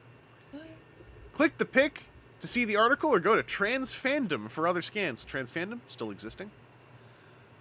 I'm sorry I bought 2 of the Unicrons at $13 a whack and then did nothing with them. You could have made so many Devastators with those crotches. Yeah, man, those crotches, that was legal tender at some conventions. Not the rest of the toy. Just bring in the crotch. Wave sign having the kind of reaction I'm looking for. Forum signatures. Yeah. They still got those, too. Technically. Got Micron booster sets. Happy 4th of July. Armada PS2 game pictures showing that Hotshot can be a vehicle. Beast Wars Season 1 DVD contents. Dolby Digital 5.1 full frame and interviews with the writers. Huh? Wait. This is a weird blurb for the whole series. Like, the story of Beast Wars Season 1. The Predacons have unbeatable new weaponry at disposal, including a viral mine that robs Optimus Primal of his personality and renders him helpless. But now Megatron faces a new enemy, Terrorsaur. When a fight breaks out between them, the Predacon base is destroyed. Victory appears to be in hand of the Maximals, or is it? Could Megatron and Terrorsaur be setting a trap? Contains all 26 original uncut episodes. That I want to say that's like the summary of 1.5 episodes. It's weird though, like for the DVD set, they're just like, yeah, Terrorsaur, the new foe of Megatron. An interview with Pat Lee on Mecha X. I'm gonna open this in a new window. Okay, it's just nothing. It's a 404. No server exists for that website. PT saying, please do not have signature taller than 200 pixels. Oh! Yeah, I used to friggin' tweak my signature for that stuff. We used to have to hunt those down because it was such a thing that would, nobody had HD monitors. Everybody, go back to the earlier Them Funny Robots skit from before. Square CRT screens, 200 pixels tall. That's a lot of real estate, man. Valkysis unlocks another core memory. No more animated GIFs in signatures was some insane drama for a little bit. Staff would remove it if you were 1 kilobyte over. I remember this! Because people were going a little hog wild with their animated GIF sigs. Cypher also saying I wouldn't know anything about signatures is a hee hee hoo hoo. Jipe with the word siggies, I remember that. People making signature 201 pixels on purpose. New Armada Supercon Prime with Autobot insignia found. I vaguely recall what this is about. Didn't the first version that came out not have... First version didn't have it on there. Yeah. As like a factory goof. Please host your signature on a third-party site such as PhotoBucket. Sam Ollie, BRB, gonna make a GIF sequence of the entire Thunderbird 2 launch sequence for a photo. Alright, Armada Wheeljack has been found in Livermore, California. The Transformers invade Times Square! Apparently there's a huge Armada Unicron battles display in Times Square, New York. I wonder. While you're looking at that, I'm also playing my Star Trek Fleet Command game, and they're wanting a shout-out. There are a couple people that have apparently popped over to watch randomly. The worlds collide, man. It is what it is. So... I am your father! No, that's Star Wars, not Star Trek. You got it wrong kind of. Timey-wimey. Wibbly-woovy. Frackin'. How can I ban you from your own channel? Frackin'. Hey, TakaraToys.com has updated their website with ultra small Transformers. I think that's the third name I've seen for those now. Alright, this is Kabaya chocolate wafers. We got a new Orson's World update. Whose turn is what? Who was Orson last? I think I'm no. Oh no, I did the questions last asking. time. Yeah, you're asking. Okay, you go. Orson's World has been updated with more questions answered. Click read more for details, and we can. When asked about the allegiance of Transformers Universe Dinobot Striker. He is a good guy on our package. I do not know how the comic story will address this confussion. When asked who benefits from buying domestic and import Transformers. We are partners. Takara and Hasbro both benefit from your purchase in some small way. Editorial, I remember there was a line of conversation at some point in this era about whether Takara and Hasbro were in fact in competition despite both selling Transformers. Yeah. Yeah. The wonderful people always looking for beef somewhere. Yeah, this was a legit line of conversation I remember from back then. Yeah. Because it was also like the Takara ones are better because they'd frequently have better paint apps and better packaging.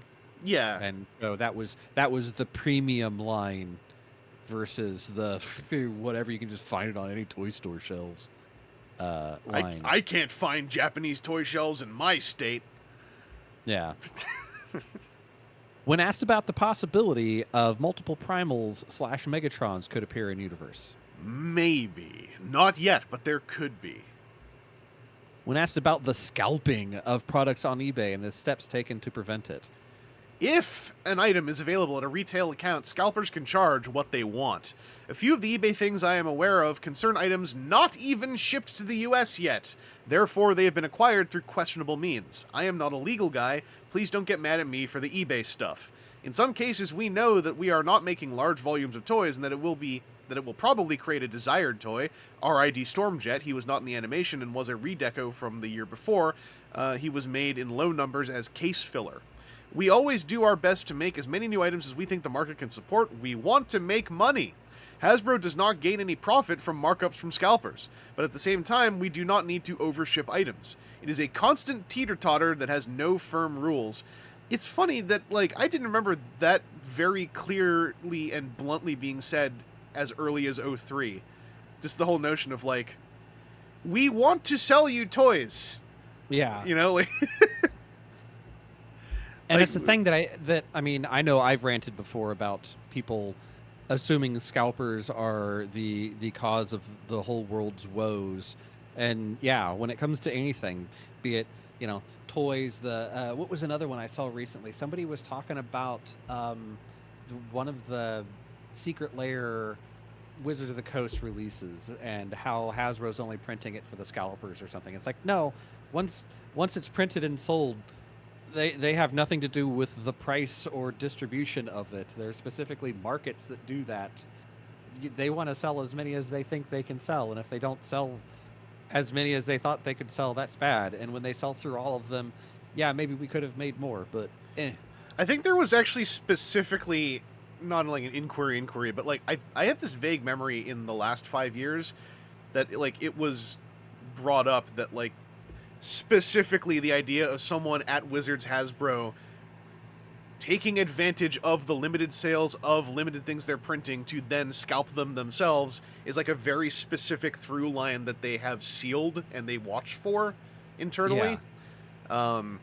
I have a vague recollection of that being an actual thing, like a very, very specific, but a very specific actual thing that is like part of internal policy on a hard level. Anyway, we're from the future. Update. Back to the past. Update. When asked about the lack of stickers in recent lines. Cost. Extra instructions. Kids not following the directions and their parents returning the toy. Time to create artwork. All in all, for me, they are a big pain in the ass. He didn't really drag it out. I know, but I never know what to do with... You're editorializing here, man. Come on. I mean, I'm also maintaining my headcanon that the all caps is shouting. So, there's a little bit of artism here. Artism? Artism. Yeah, that's how good you are at the artiz. When asked about the 4 main lines of 2004, TRU commemorative series reissues, Transformers Energon, kid target line with accompanying TV show, Transformers Universe, ? Okay. Remember earlier we had an Energon product listing that said alternators, and I kind of glazed over that. I think that's the first time we saw the word alternators. Yeah, because right here is number 4 is Transformers Alternators to be introduced at BotCon. Keeps calling it BotCon. Yeah. So yeah, we only know that Alternators is some line that has a price point of like $30, I think it was. 20 or $30, but that's all we know. Hey, yeah. Fan line equals Transformers Alternators? Has he confirmed the name of the fan-oriented tween line? Right, that was from one of the ones that wasn't on the front page. The idea that there might be this fan-oriented line maybe at some point. Yeah. Remember, this is 2003. It is the 19th anniversary of Transformers, not the 20th. We haven't seen the big reveal of 2004 that changed everything. However, what else changed is Transformers space to triple at Toys R Us. Whoa. Transformers will go from a 4-foot section to a 12-foot section. With counting in cap space. Whoa! With a side cap presentation for Spy Changers Tiny Tins. Oh wow, even in 03. Transformers will be moving to where G.I. Joe currently is. By G.I. Joe. More room for all the Unicrons. That's funny given that we were talking about the pallets of Unicrons for 3 years in the chat earlier. Anyway, Toys R Us. I wonder how big the Transformers sections are at Toys R Us nowadays. My Toys R Us is now a self-storage place. I mean, you could technically turn it back into Toys R Us if you buy enough storage units. Yeah. Ben Yee's got a review of Heroes of Cybertron Wave 4 up on bwtf.com. I mentioned at the top of the stream, I'll throw one in here for everyone who showed up later. General Techno last stream, like one of the news items was BWTF relaunching after site crash. I didn't realize how many times Ben Yee has had to rebuild his website. And I was like, dang, like, because I thought these links would just work. I'll just show you. They do not. Because this is like multiple generations removed from the BWTF of 2003. Anyway, the Palisades Prime statue is on the cover. We talked about that before. Exclusive Starscream at Anime Expo 2003. the hell is this? The book says we only made 5 pieces. If you win, you'll know. I don't know what this is about. This sounds like a clear version of the reissue. But I don't know the context on this. Lucky drawish thing. Yeah.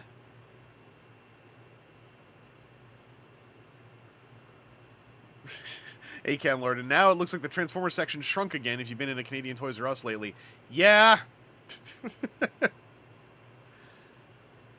Cypher saying this is fan-made. I don't know. Maybe? Weird. If anyone like knows for sure, like, pop it up for us. But yeah, I'm gonna scroll past this. I have no idea what that is. Universe and Armada listings and other. Man, Aaron, we're hitting it. All right, your turn. Hey, Aaron, Orson. Hey. I bought Armada hoist the other day, and I noticed there's a blue lever kind of thing on the shoulder of his shovel arm. It's on a spring, but doesn't seem to do anything. Can you tell me the reason it's there? I have no idea why it's there. Q1, is there a Transformers Bible you and the others reference to when developing new toys?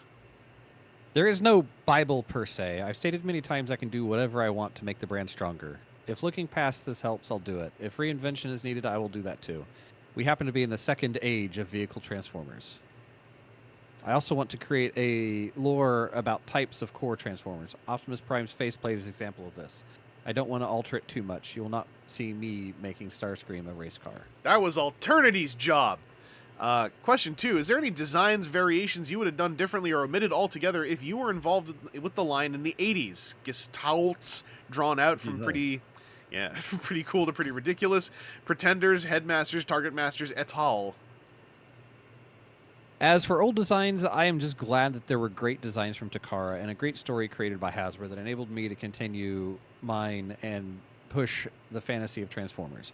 It is hard to judge anything that is 20 years old against today's model. Atari stinks next to the PS2, and so do many of the TFs from that era. Cup, Skylinks. But I can't knock them. People worked hard on them and made this line a success all these years later. Yeah, Skylinks, it wasn't even a Hasbro thing. That was a whatever toy box toy. Yeah, that's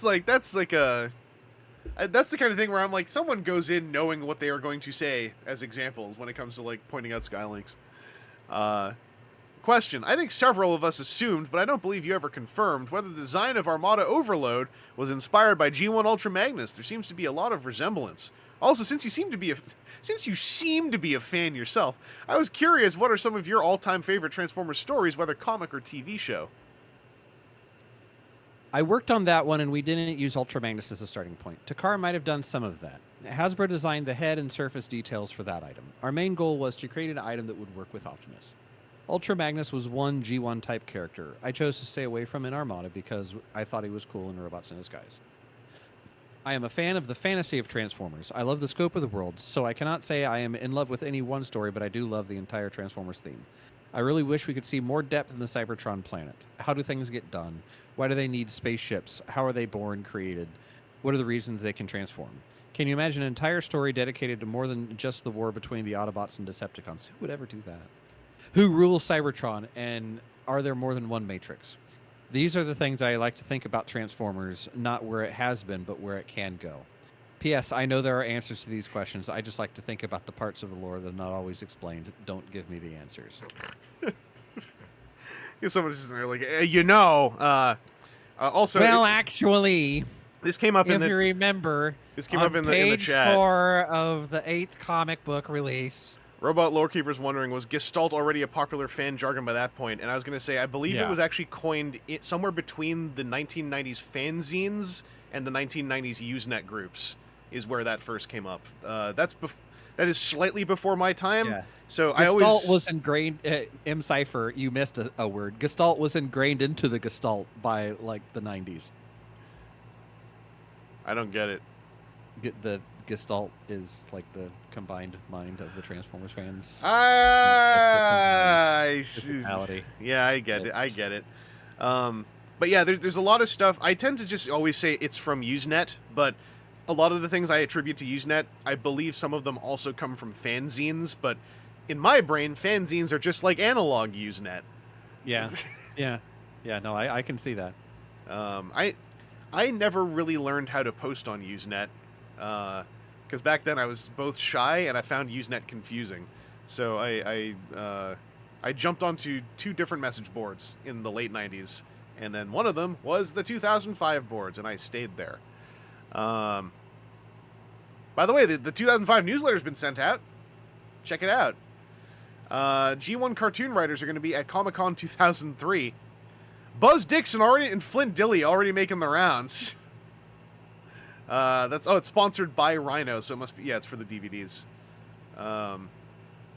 Auto Assembly early on that convention series. That's right. Auto Assembly 2003 info. Just leave it on the screen for a little bit for those who want to read. I do like, it's like, hey, guess what? The UK convention's getting Simon Furman and Andrew Wildman in. It's like, yes, you are. They live there.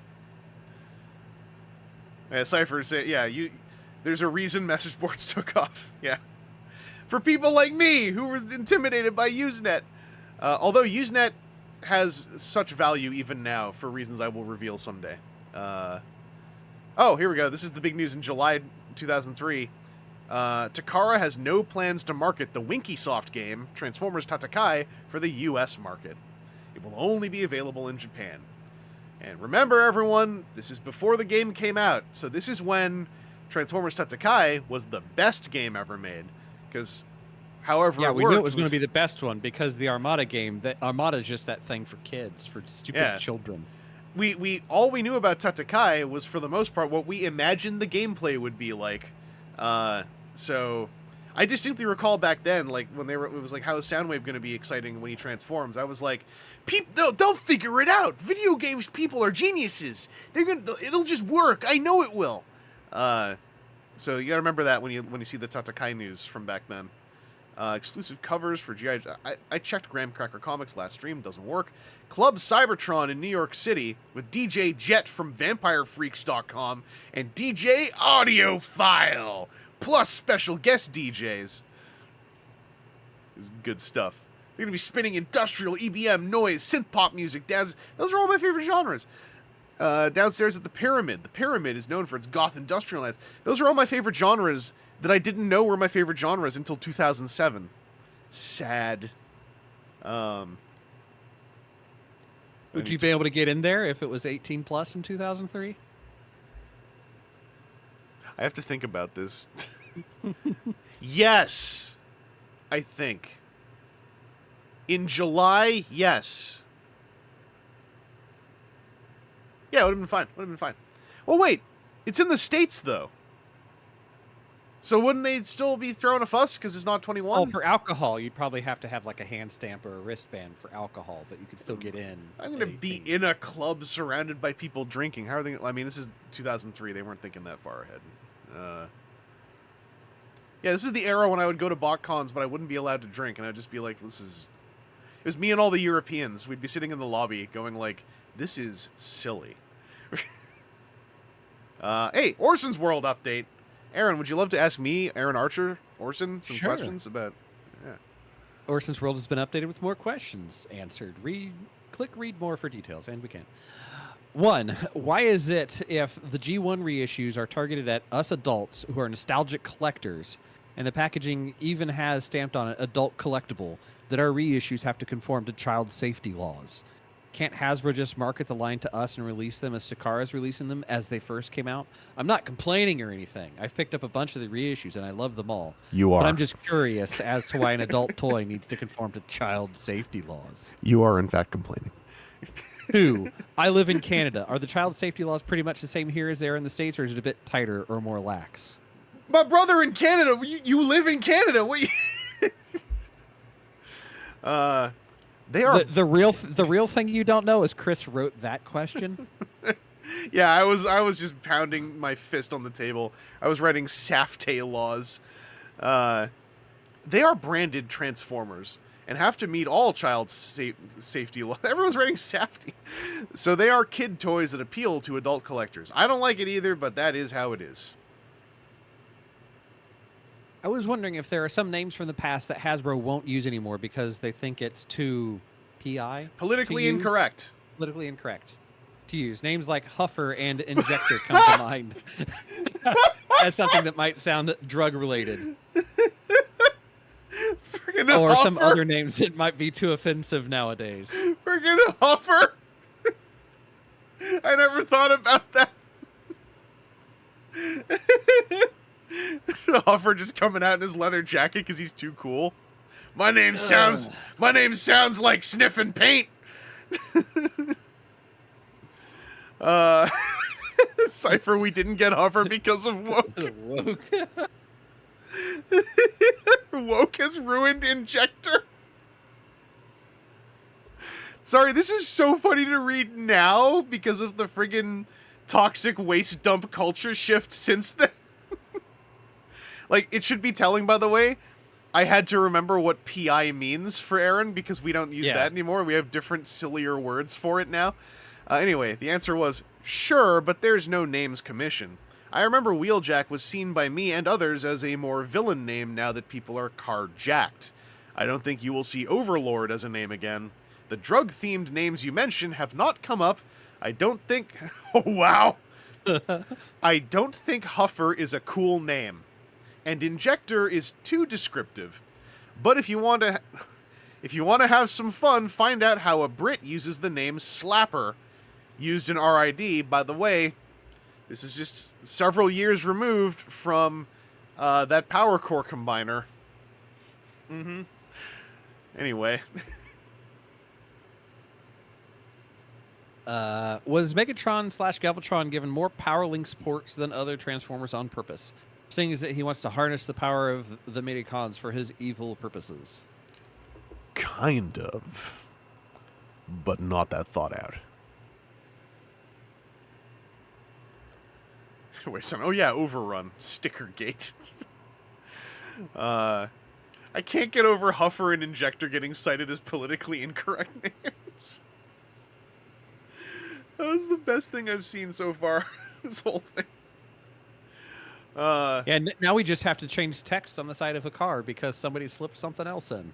Hey, if I ever say Huffer or Injector on a stream, if anyone remembers this, can you all just post, like, walls of gasping emojis? Because I'm going to forget this, and I'm going to be so confused, but me right now thinks that's really funny. Friggin' Huffer. Anyway, we got to continue. Amazon has added GoBots Hauler to their website for pre-order. I'm guessing that's one of the Go-bots. I can't remember. It's an Amazon.com, so this will not work. Aww. Bailey looked sad in that picture. Jotaku Toys, was Overlord considered politically incorrect? I think in that case, that because this was right after they'd released the little figurine as Gigatron. Overlord is I think just too much of a word. It's a word that is said, and I think that's more of the reason why it doesn't really fit. Yeah, the go-bots. The prowl, swerve, like it's a word. That's why they're all Autobot hyphen. Mm-hmm. Oh, hey, Dreamwave sent a little promotional teaser for the sequel to the fan-favorite Transformers The War Within series released at the end of last year, that last year being the year 2002. What's so special about this? An old friend of Simon Furman returns to help out. The name Wildman is listed next to the name Furman. One can only assume this means the famed Andrew Wildman from G1 comic series is returning to work with fan favorite Simon Furman. Look for War Within the Dark Ages to hit in October 2003. Chris Carnage getting fish and chips for lunch. I'm jealous. Yeah, me too. Got more Palisades statue stuff. So the Palisades statues were different from the Hard Hero statues. Hard Heroes were the busts. Palisades were the whole Transformer? I thought Hard Hero also had full statue versions. It's all a mush in my memory. There was like a delineation in there because one of them had the license for busts. Oh, yeah. Like the waist up. Didn't Hard Hero do the Unicron, though? Or was that Palisades? This is I will say more clearly.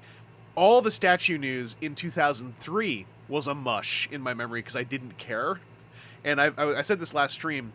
A very specific brain glaze is reactivating as I see all these statue news items.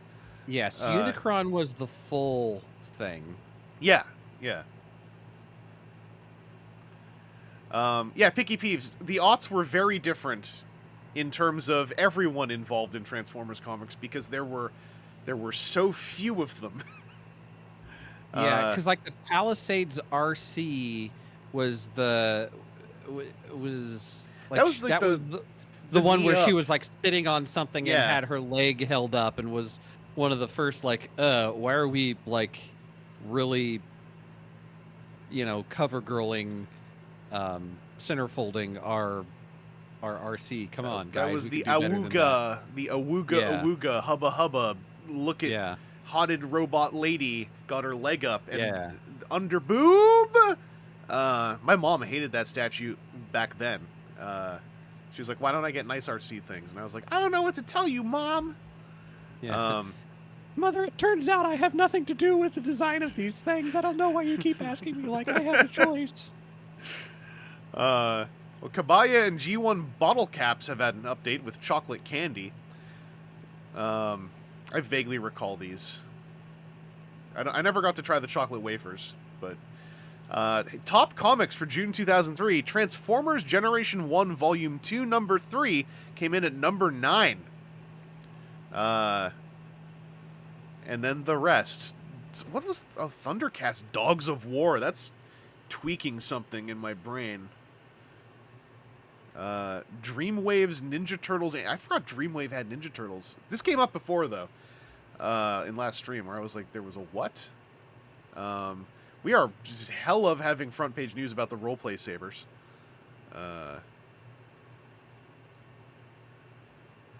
It feels like this stream, the goal is maybe less going to be can we get through the year and more can we get through the summer. Yeah. By the way.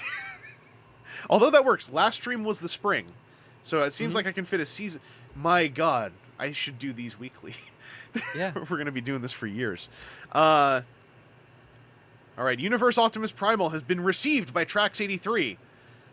Kind of funny, Trax83 was the one who got the early Powerlinks Primal, or Powerlinks Prime, and had that talk with the Hasbro Legal, and now got their Amazon one first as well. I remember sometimes this happened to people. Like, it was someone who lived by the right distro center would just get the toys first all the time, and for a while it'd be like, your name's on the front page all the time. What are you doing? Anyway, Universe Ultra is now hitting stores. Tidal Wave has been found. I remember I found Tidal Wave that summer, right after I had, like, one of my young drivers classes. Cheetor in Spider-Man? Quote, this is a bit of a stretch. Today was the series premiere of the 3D animated Spider-Man cartoon on MTV. The show's being animated by Mainframe, company responsible for Beast Wars and Beast Machines. And the second episode features a man who collects animals and shows a room full of them in cages. He wants to capture Spider-Man, yada yada. For a quick second in the back, we see a cheetah, which bears a striking resemblance to version 1 of Beast Wars Cheetor in Beast Mode. If anyone out there can get a screen cap to verify... Cheetor Spider-Man? I only barely remember the 3D animated MTV Spider-Man cartoon. I'm sure this was solved this year we're looking at. That Cheetor's a menace. Transformers Victory box set pre-order. This was for the Region 2 official release. The details are up on CD Japan.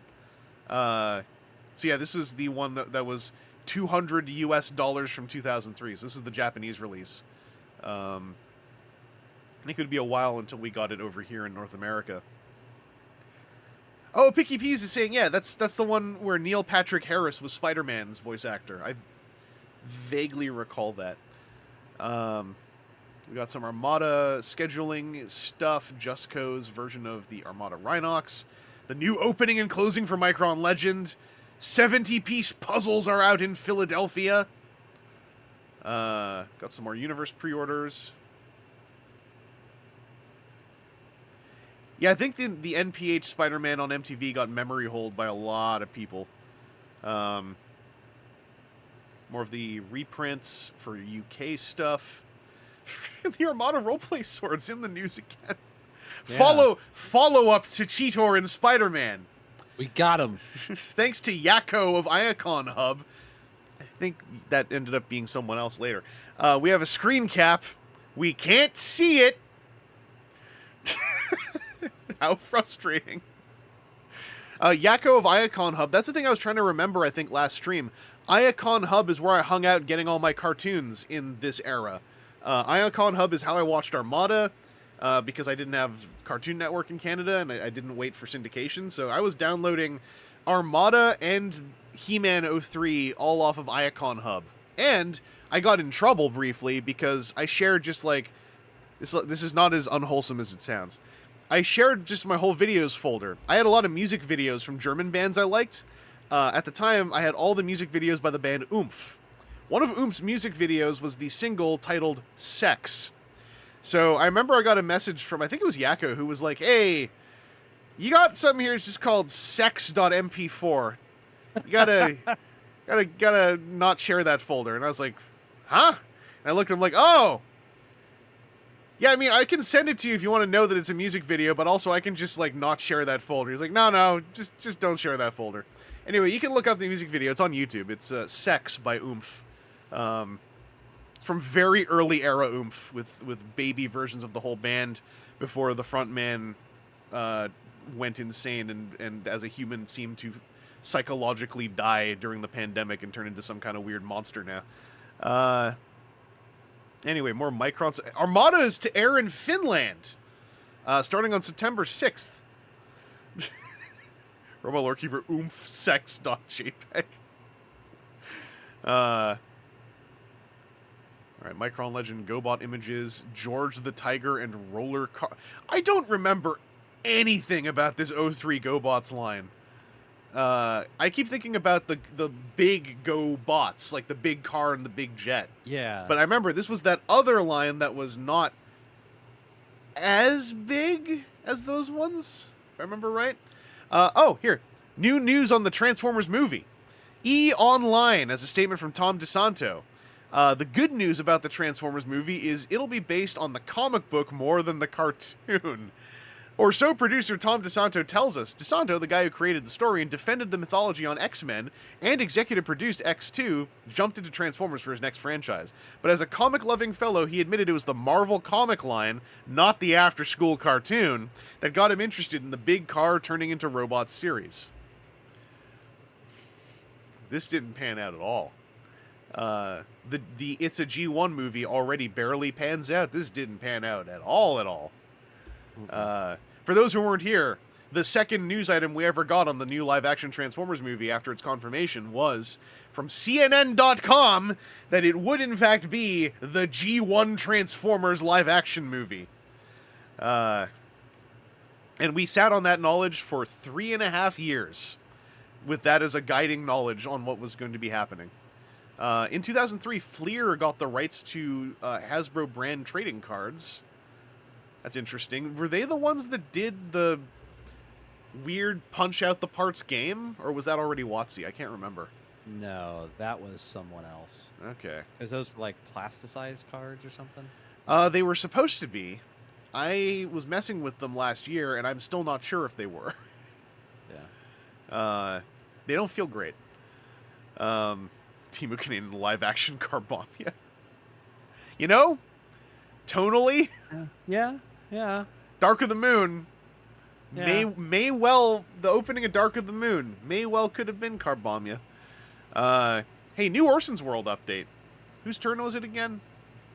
I think I get to be Aaron. Okay. Mr. Orson. Waspinator isn't in Armada, so far isn't in Universe, wasn't really in Beast Machines the way Waspy fans remembered him, had a transmetal form that was painted unlike Waspy, red and yellow in their respective versions. Is GoBots Waspy the only version Waspy fans should expect, or will Universe make us happy? First off, Mr. Orson is my father. I'm just Orson. But there are no current plans, but he should make a comeback down the road. I'll see what I can do. That did happen. Hey Orson, I really love the 2 newest SuperCons. It was worth the wait for the new molds, especially Wheeljack, but this post concerns the other. Hoist. Just out of curiosity, what does the SD74 on Hoist vehicle mode stand for, or is it an in-joke? Yes, it is an in-joke. SD stands for San Diego. 74 is a truck/crane number. That's all I can say without opening myself up to prosecution from the SDPD. Is he allowed now? Is 20 years long enough to avoid prosecution? Yeah, that's probably past the statute of limitations for shenanigans. Just drop it in the comments if you get. Number 2. Is Refute supposed to be an homage to the G1 Insecticon Shrapnel? He doesn't seem to correspond to any normal vehicle, so I wasn't sure if the resemblance to Shrapnel was intentional. Thanks as always. Oh, and while I'm here, the last 2 Minicon teams rocked. Thunderwing's spinning Powerlink socket was especially brilliant. Thanks for them, too. Kind of. He was designed with an underground mining vehicle in mind. I understand this probably isn't your department, but this year's release schedule has me seriously confused, and I was hoping you could shed some light on it. It seemed to me in 2002 we had new Armada product hitting the shelves every 3 months, and once the new wave hit, it would dribble out over a few weeks, so there was generally only 2 months between new products. It seems to me we've gone nearly twice as long now between the early 2003 wave, Galvatron C-Team, Thundercracker, etc., and the current wave, Emergency Team, Hoist, Tidal Wave, etc.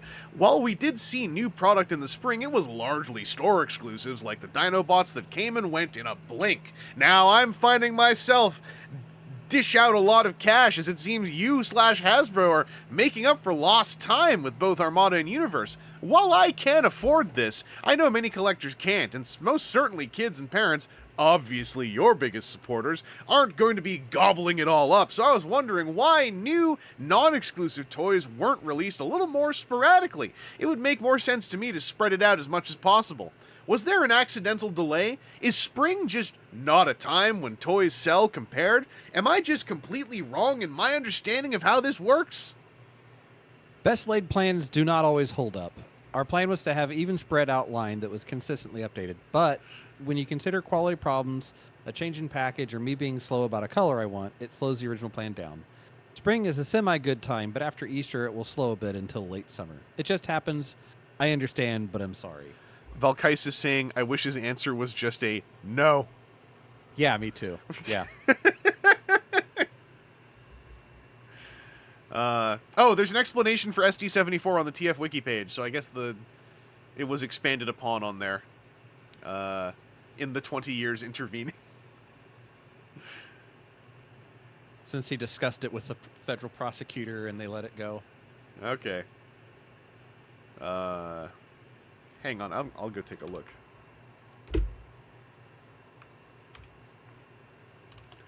That was Hoist, right?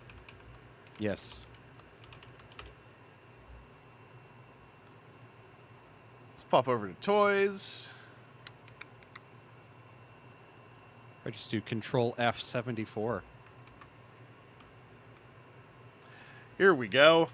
The SD74, printed on the HASBRO version of the Hoist mold, is an in-joke, according to Aaron Archer. He had pointedly and repeatedly refused to explain the joke for the longest time, so its meaning remained a mystery for several years. An initial explanation of sorts was first offered at BotCon 2008. 5 years later, the marking originates from an incident at the San Diego Comic-Con involving an unfortunate mix of Hasbro employees, alcohol, and a construction crane. Whatever happened, apparently the Petco Park Stadium was nearly not built because of it. Yowza. A second elaboration was finally given 8 years later at BotCon 2016, at which Aaron hinted that it was merely the crane's model number and that the SD74 on the toy was Archer's homage to that night. He also revealed that he kept the crane's key as a keepsake, which they later used as a reference, matching the toy's SD74 font to the key's font. So you can sort of piece together why perhaps he would have the key to a crane. I'm glad that circle got closed after 20 years. 2016, so let's see. 13 years it took for that. 13 years from here, yeah. Yeah. Fuck, that means they turned the crane on. Yeah, you know, it's a simple, innocent thing you can do. Hey, heads up, Wal-Mart has a Transformers Armada SuperCon sale. So you might want to hit 8... They're marked down to $8.76 for a limited time only. Get on it. Transformers.com updated, Universe listing, Micron Legend. Rhino lands the Armada DVD rights. I remember this was actually a minor conversation at the time of, like, how are we going to watch Armada on disc? Jetfire Supermode Convoy box set. What is this? This is the Transformers theme song collection track listings. This is an album that came out. New Orson's World. Now that I did that reading off the wiki, I've already forgotten who's playing. Oh, no, I did the questions last time. Yeah. So it's your go. Orson's World has been updated with some new info. Click read more for the details, but we can't. I would like to know if there is a chance Cycle Drone could be a repaint in the Universe line. No plans. I saw that Rhino has received the rights to release Armada on DVD. See the front page. Can you please help us get Minicon repaints to be included with the DVDs? You can include a single Minicon with a single disc, or a 3-pack with a box set. I know you don't work for Rhino, but I am assuming Rhino and Hasbro talk a little. If it's not your department, maybe you could put a little bug in the right person's ear. Rhino has its own plan. If they want to do the Minicons, they come to us with a plan. But I wouldn't count on it. Has there been any talk over there about the line of toys for the movie? Will you be involved with the design of the toys? It sounds like the movie will feature classic characters. If this is the case, how do you feel about this?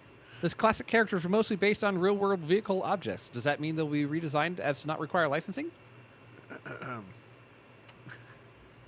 There is no script, no director, no studio, no nothing! I don't even know if we're doing toys based on the movie.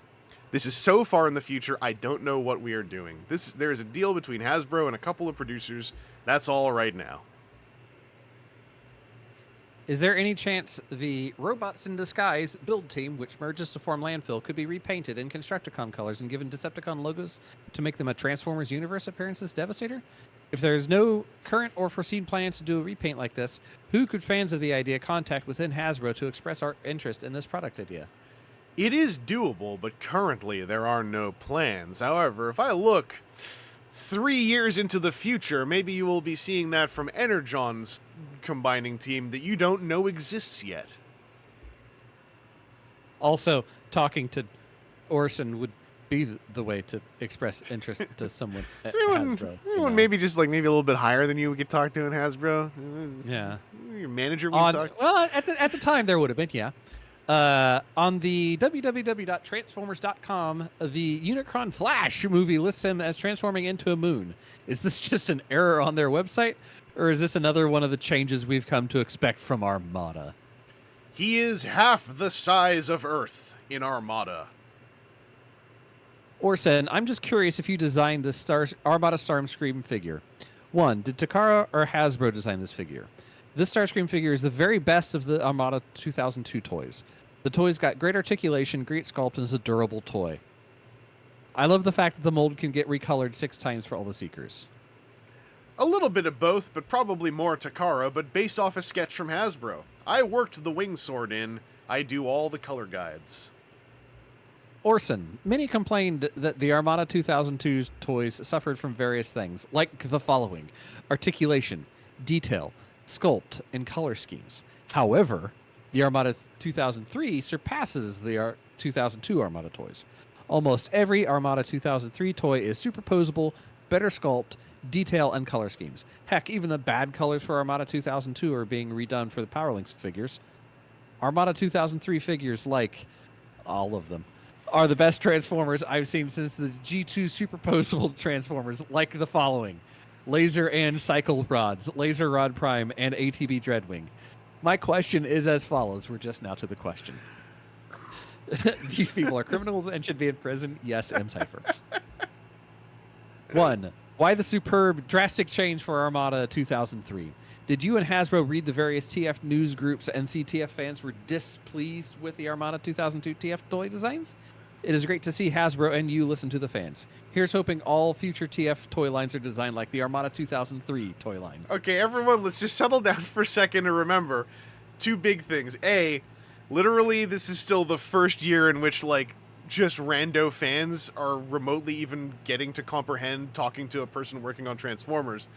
And B, I don't think we actually yet had the information properly disseminated that there was the 2+ year turnaround time from start to finish on a Transformers toy. So, you know, I think it's very funny, but also like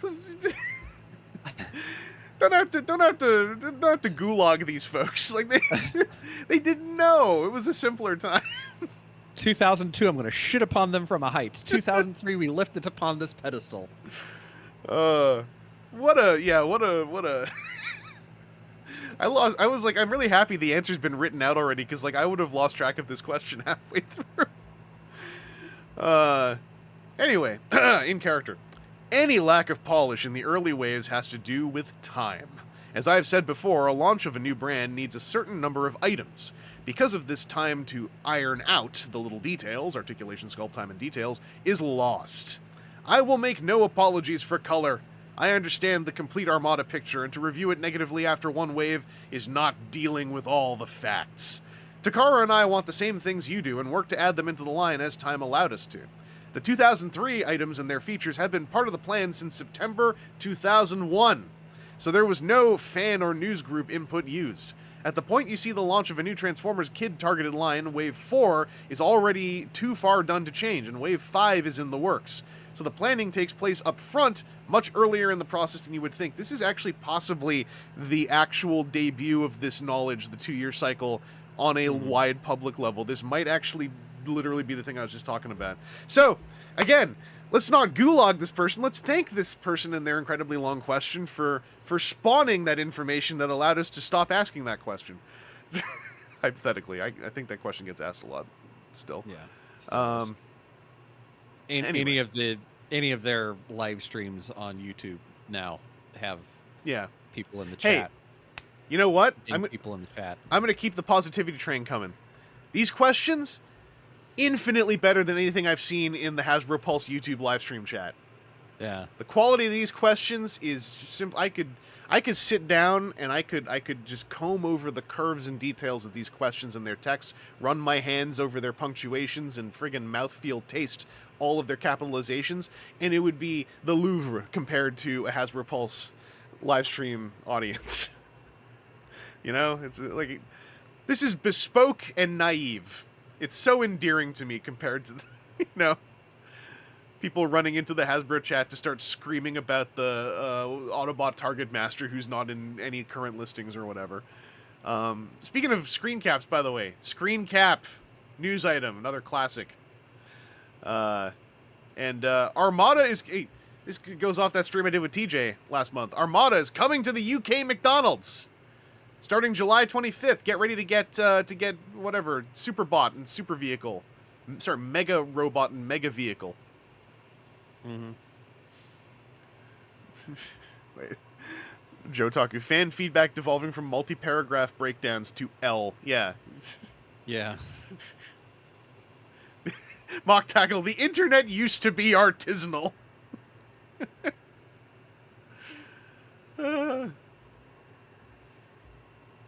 Art is anal. Oh no.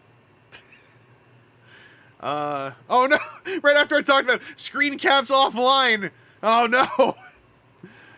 Transformers toy sales rankings in 2003. Apparently, in 2003, Transformers was the 3rd best-selling brand behind Yu-Gi-Oh! And perennial power seller Power Rangers. This is up 9 spots from their ranking in 2002. And the SuperCon Armadas assortment are the 6th best-selling assortment behind 3 Yu-Gi-Oh! Sets, a Beyblade assortment, and a Care Bears assortment. That's kind of cool. We kicking butt. I forgot Yu-Gi-Oh! Was already around back then. Doing Yu-Gi numbers? That's pretty good. Yeah. PT, damn how far Power Rangers fell. Yeah. You look at this. Power Rangers is now the brand run by the guy who used to run Transformers as the sub-brand that they don't know what to do with at Hasbro. Team of Canadian, imagine losing to Care Bears. Legit though, imagine losing to Care Bears in the 2000s. I think that's almost a little bit more powerful. Yeah. Early Beyblade. TFQ. What is... Oh! Okay. Core memory unlocked. TFQ. That was the huge Transformers mod for Quake 2. I played that for a while. That like it worked like if you crouched, then your model would transform into alt mode, and that was like a whole thing. And also they would still explode into gibs and jibs or whatever. And it was, I played the hell out of TFQ for a while. The BFG is Megatron, complete with G1 sound effects. I wonder if TFQ... Does anyone... Okay, I don't know how Quake works anymore. Is it remotely possible that people could play the TFQ mod in 2024? Does it exist anywhere? Should I be... Let me just quote this. Should I dust off my old Quake 2 CDs? Because the boys at TFQ are saying a big update is due soon? That's wild. I forgot about TFQ. I mean, Quake is like Doom, where it runs on everything now, right? Like, you could run it on your mouse if you really wanted to. Picky Peeve says the website is still up. What? This is on Telefragged, this link. Okay, Telefragged is gone, but let me... TFQ Quake. This is putting me into Team Fortress... Oh! Wait. Oh, this is a hard, unsafe website, but we're here. TransformersWorld.com. A Quake 2 conversion. Next release. They've got a date for their next release. What? 22nd anniversary patch?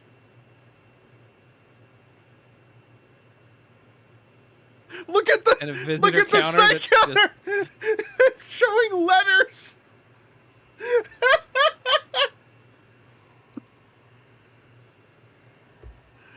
What the hell? This got an award for the This Is Cool award from Quake2000.net. It's got a 24 years. Are you joking? Control D, Control D, Control D. We're bookmarking this.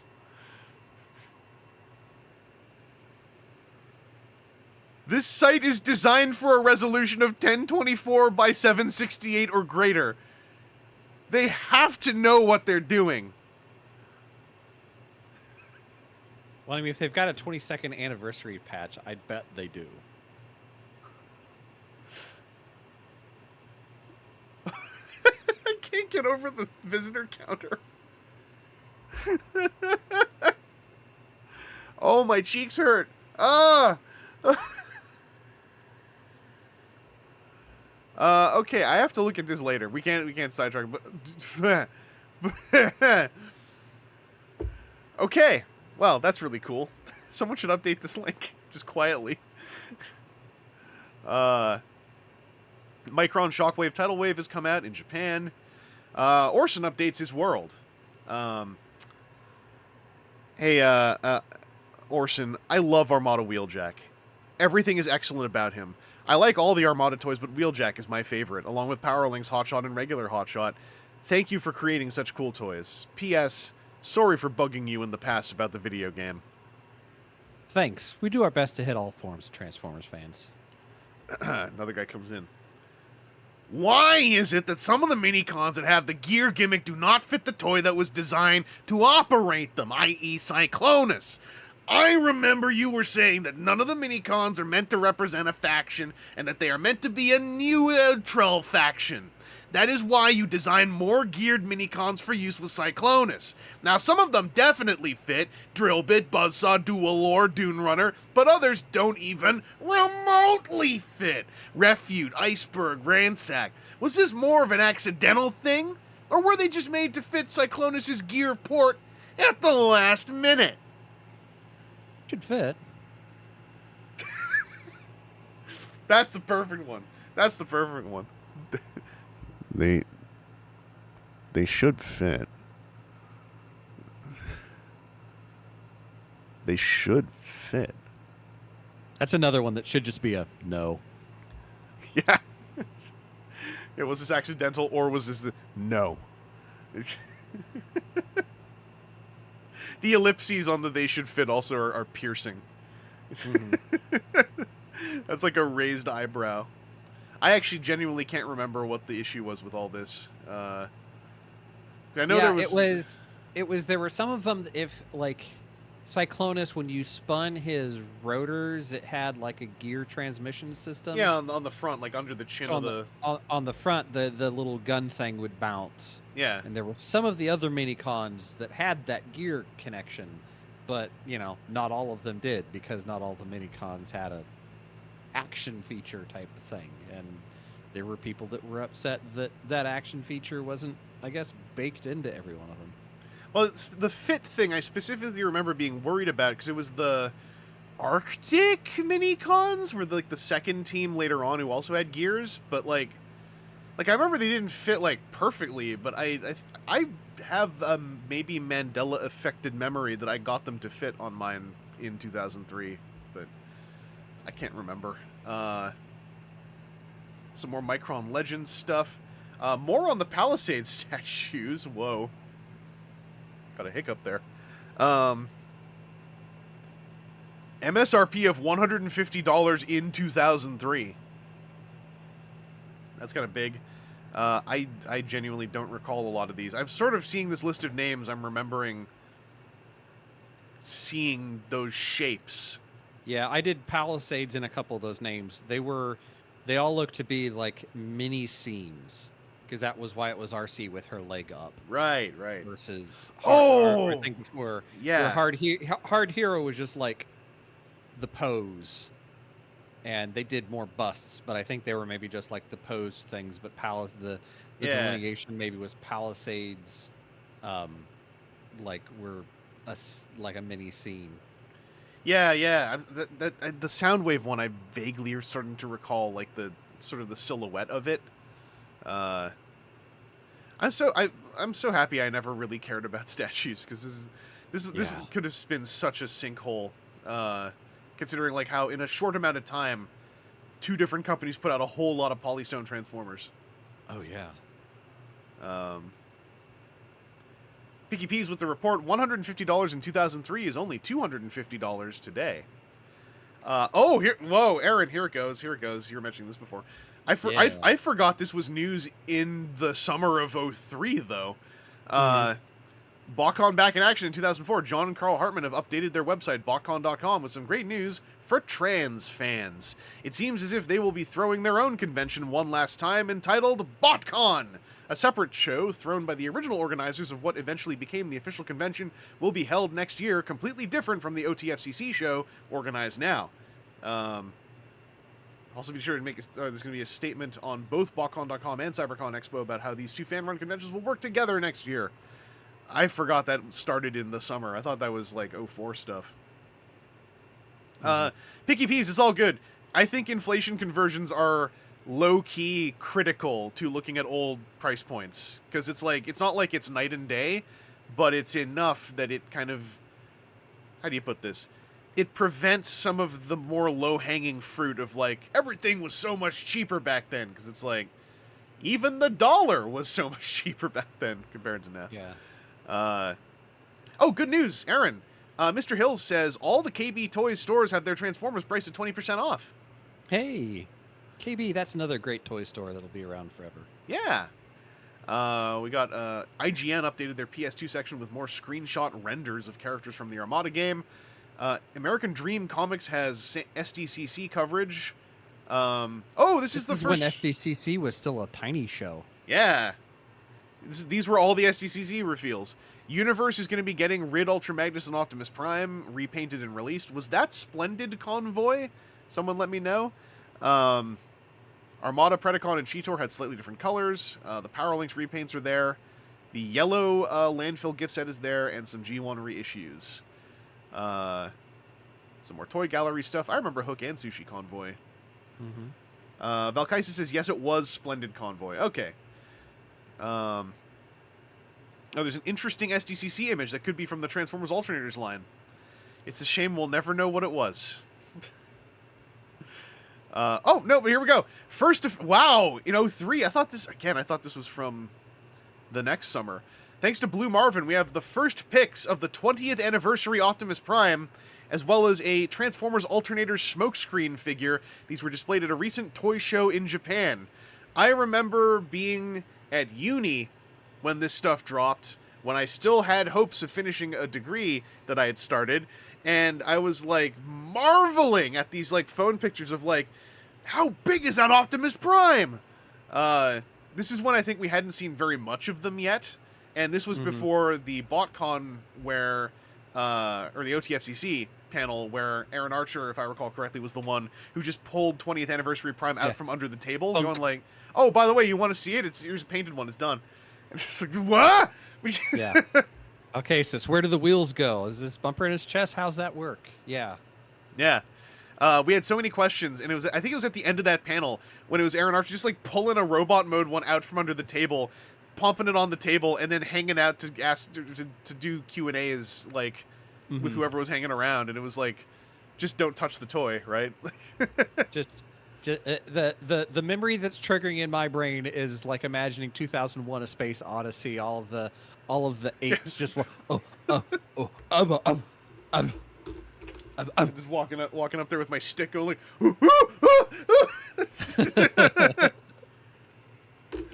like, speaking of Aaron Archer, it's time for another Orson's World update. So I believe I am Orson for this one. All right. Orson's World has been updated. Click read more for details, but you can't. When the Minicon Space Team repaint comes out, do you have any idea what the colors they are going to be? Are you leaning towards? No color ideas yet, but it will be a while before they would be repainted. Hi, Orson. Just wondering if you could shed a little light on the Nemesis Prime Armada figure that popped up a while back in some store computers. Thanks in advance. Wait and see, smile. That was a news item I remember. We saw that listing and had no idea what it was for a very long time. Hi, Orson. I really like the Perceptor Minicon Combiner. I was wondering why the name Perceptor was chosen for this figure. Does it have something to do with his personality or his role in the Armada story? Just a cool name. My good friend at Takara designed the original one, so it was a nod to him. This is, I think, before we were name-dropping anyone's names, by the way. Mm-hmm. Yeah, the designers are these people that live in this box. We throw food and paper and pencils in, and then sometimes toy designs come out. This is my first question here, so I hope I don't screw it up. And he did it. The great Bludgeon and Scourge figures that were done for KB Toys have got me thinking. I don't know if you do store exclusives, but I figured you would know the answer. My question is, when considering figures for repainting as store exclusives and TF Universe, is there a list of specific Transformers molds that are identified, capital I, as ready to use? We have seen figures from everything back to G2 recently. Is that where the line is drawn as far as usable molds, or could you say release the old Headmasters with new paint schemes as Armada Overlord's Assault Team or something? Or is everything G1 considered to be Takara territory and not used until done as a reissue? We have not really looked for Headmaster stuff yet. From my toy position, anything made of plastic can be part of TF Universe. Anything with diecast is going to be a G1 reissue. That's an interesting delineation, actually, that I'd forgotten about. I don't think it really ever became critical in any way I can recall, but maybe as far as, like, what was it? King Atlas was probably the closest as far as, like, wow, that's in Transformers Universe, but, like, yeah, that's about it. I remember some of that discourse being the idea that, like, Takara had to be the one to break the seal. Yeah. Like, they led with all the book reissue stuff. You know, they'd have the book reissue, and then, like, later we'd get the Toys R Us reissues. Stuff like that. So I wonder if that was, like, a thing that just got baked into the psyche of, well, Takara's not released it yet. Yeah. Back then, there was definitely a lot more, like, an enigmatic mystery around Takara as an entity. The Orson posts, I think, were the first time we really kind of got it broken down that, like, you know, like we mentioned before, that Takara actually is a partner of Hasbro, not like a weird overseas competitor of Hasbro, right? Like, and that was, you say it now and it's like, yeah, that's silly, but like at the time, so little was grokked of how the toy industry worked by a lot of the fandom wide that, like, it wasn't uncommon for people to think, like, Takara is clearly making their stuff better in order to get sales away from Hasbro. You know, like, I know I'd seen that line of thinking back in, like, 2000, 2001. Well, that was even kind of one of the questions that we went back and forth on. Yeah. Also, in the chat, I just want to call out, because the MPO-1 as a toy has come up. If you can get one for a pretty cheap price, it's a super neat toy. It is definitely weird and rickety, but there's so many versions of it out that, like, you kind of have a gamut of options, and ideally a gamut of affordable secondhand options. It is a giant, heavy die-cast toy with ball socket ankles. So, kind of, you got to go in ready to do a little bit of, tender love and care in 20 years since. A lot of strong upright A poses you can do, or like kneeling poses. Yeah. The main thing about MPO-1 I remember that's really cool, it's two things. A, it is a time where the toy being that heavy is still kind of neat, because it's just so dank-ass heavy. And B, the button to operate the mouth plate is beautiful, and I'm kind of astonished that it only happened that one time in Masterpiece. Like, that the first time someone did that, when MPO-1 first came out, and I went to get mine at Ultra Action Toys, which eventually went on to become the place. The guy who ran it at the time went on to found Fans Project. He got MPO-1 in, and he was like, "Chris, you got to see this." And I was like, "Whoa!" Like, because the way it did the mouth movement was so lifelike to me at the time. It looked more lifelike in that first week than it did like a week later, but it was somehow different than the Armada Prime's version of doing it. Like, there was something just like really clean and smooth about that gimmick. And it's a super cool gimmick that I wish existed more often. I'm sure engineering and parts wise it's like complicated enough to balloon a price point at this point in the state of the toy industry, but it's so neat. Anyway, Hasbro press release. Transformers are kicking ass. Oh, this is from manga. Okay. What is this about? Manga is one of the hottest trends in publishing, and we've reached an agreement with Tokyo Pop, the leading US manga publisher, to release a cinemanga series based on Oh! I remember this. This was just screen caps from the show with word bubbles. Oh, yeah. Wow. This was like, this sounded really cool until it came out. I think I bought an issue of... Also, I knew when I said the word Tokyo Pop, something was going to happen. And Valkai says, "Why is it so hard for TFW staff to type manga?" We type Magnus a lot, okay? Lucem has a cinemanga for Energon somewhere. Yeah, I was going to say the Magnus thing. Like, when it's your birthday in the year and you have to write down the date, you automatically fire off the year and go, "Oh crap, hold on. No, it's actually 2024, not 1982. Atari Incorporated, by the way, is developing a game exclusively for the PlayStation Registered Trademark 2 computer entertainment system. Armada, Prelude to Energon. Oh, I forgot it was called that. Prelude to Energon is certainly not anything about that game. But yeah, how do you guys all feel about Tokyo Pop Incorporated, the leading U.S. manga publisher? I don't know the whole Tokyo Pop story. I just know that is a word you say, and then people in a live stream audience will say things like, "Oh man, Tokyo Pop," and "Ew, not Tokyo Pop." It's kind of like 88 MPH. If you were there, you physically recoil when you see that name. Oh yeah. The game ended up not even having the Armada name in the game. It was just Transformers for the PlayStation 2. Mm-hmm. Alternators Smokescreen pre-order at HLJ. This is for what eventually was Binaltech, I'm assuming. Yeah, retail price listed around 5k yen at the time. Commemorative Series 5.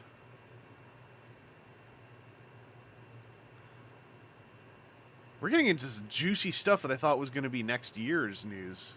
Soundwave reissue picture. There was buzz about that. UK DVD stuff. So were the Metrodome DVDs the ones that were the good masters compared to Rhino's incomplete masters, or am I attributing too much quality to I Metrodome? think all of them had different issues because Rhino what was it? Because Rhino did a re-release, remaster, and when they did, they missed out on like some of the colored light effect stuff. They had old incomplete cell setups or something like that. So anything that was like the Energon wave stuff was just like pink. Yeah. Not like the fluid inside of it. And then the Metrodome ones were PAL. Like it was a slightly different like frame rate thing that made it really weird if you didn't have a whole PAL system, because Europe or UK. Yeah. I remember each of them had a thing that like Metrodome was better, but it would have been like if you had a rip of Metrodome that was done just like as raws, not as what it wanted to output or something. I remember it being something like that, where each one of them had like, oh, this is the one that you want because it has the best audio to it. This is the one that has the cleanest cells. This is the one. And me sitting in Icon Hub going like, so has anyone made this yet for me to download for free? Hello? Yeah. Knock, knock, knock. Where's my free stuff? Big news. 2003 ass posting here. Holy frickin' cow! To say today was a big news day is an understatement. I poked fun. Chris was always trying to do his best, but it was very of the era, so I love it. Okay, the world was so July 17, 2003. What a day! The world was greeted today by the 20th anniversary Optimus Prime figure, voted on by fans last year. I forgot about that. This figure is everything you could ever want in an Optimus Prime figure. It is detailed exactly like the Generation 1 version and matches the cartoon down to the letter. Then we send an MP44 back in time and everyone's eyes explode in the fourth dimension opens up in front of them. Also shown is what is believed to be a Transformers Alternators figure called Smokescreen. Also modeled after his G1 counterpart, this figure is seemingly everything you could ever want in a Smokescreen figure. Dude, you can't keep saying everything you could ever want. Hobbylink Japan's taking pre-orders. There's evidence that the Smokescreen figure is coming to the States because, right, the artwork is at SDCC. It was that and Scorponok. That's what the two artworks were. I kind of remember now. Yeah. Also, the RID stuff will be the Sam's Club exclusive, which this year is very prescient because that is Splendid Convoy. Wal-Mart is getting yellow Landfill. There's commemoratives, etc. Minor updates in Orson's World today, but nothing regarding the earth-shattering news of this morning. We are a week away on from OTFCC as well. New product. This is just people do. Oh, right, because the first shots of 20th Anniversary Prime were gray prototype. That's why Aaron Archer did the power move, taking the full color one out. New detailed shots of the built-to-rule figures. OTFCC oh no. A question mark. Wave sign. Y'all, people in 2003 would break MP44 and scrape all the paint off. Yeah, the knees would just snap in half. They'd be like, what's an interlock? Alright, OTFCC location, 2004. Thanks to a miscommunication with a booking representative, a couple of anonymous tipsters, and a quick phone call by 2005 board's own Petus, we have information on the way, or information that may be a hint as to OTFCC's date and location in 2004.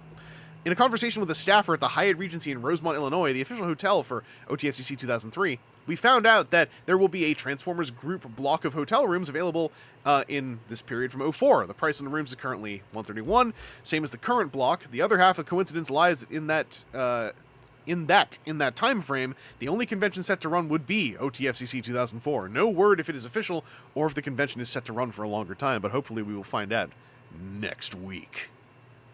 Cypher, you're right. We didn't have that exclusive in Canada, I don't think, but I remember the whatever noise on the street. The yellow Landfill was like ridiculously cheap. Like people who missed out on Landfill were like, I missed the colors, but this is the cost of like one of them or something like that. More updates from SDCC. This is just reissues in the case. Oh, right, it was the Takara reissues in the case, so we didn't know if we were getting them over here.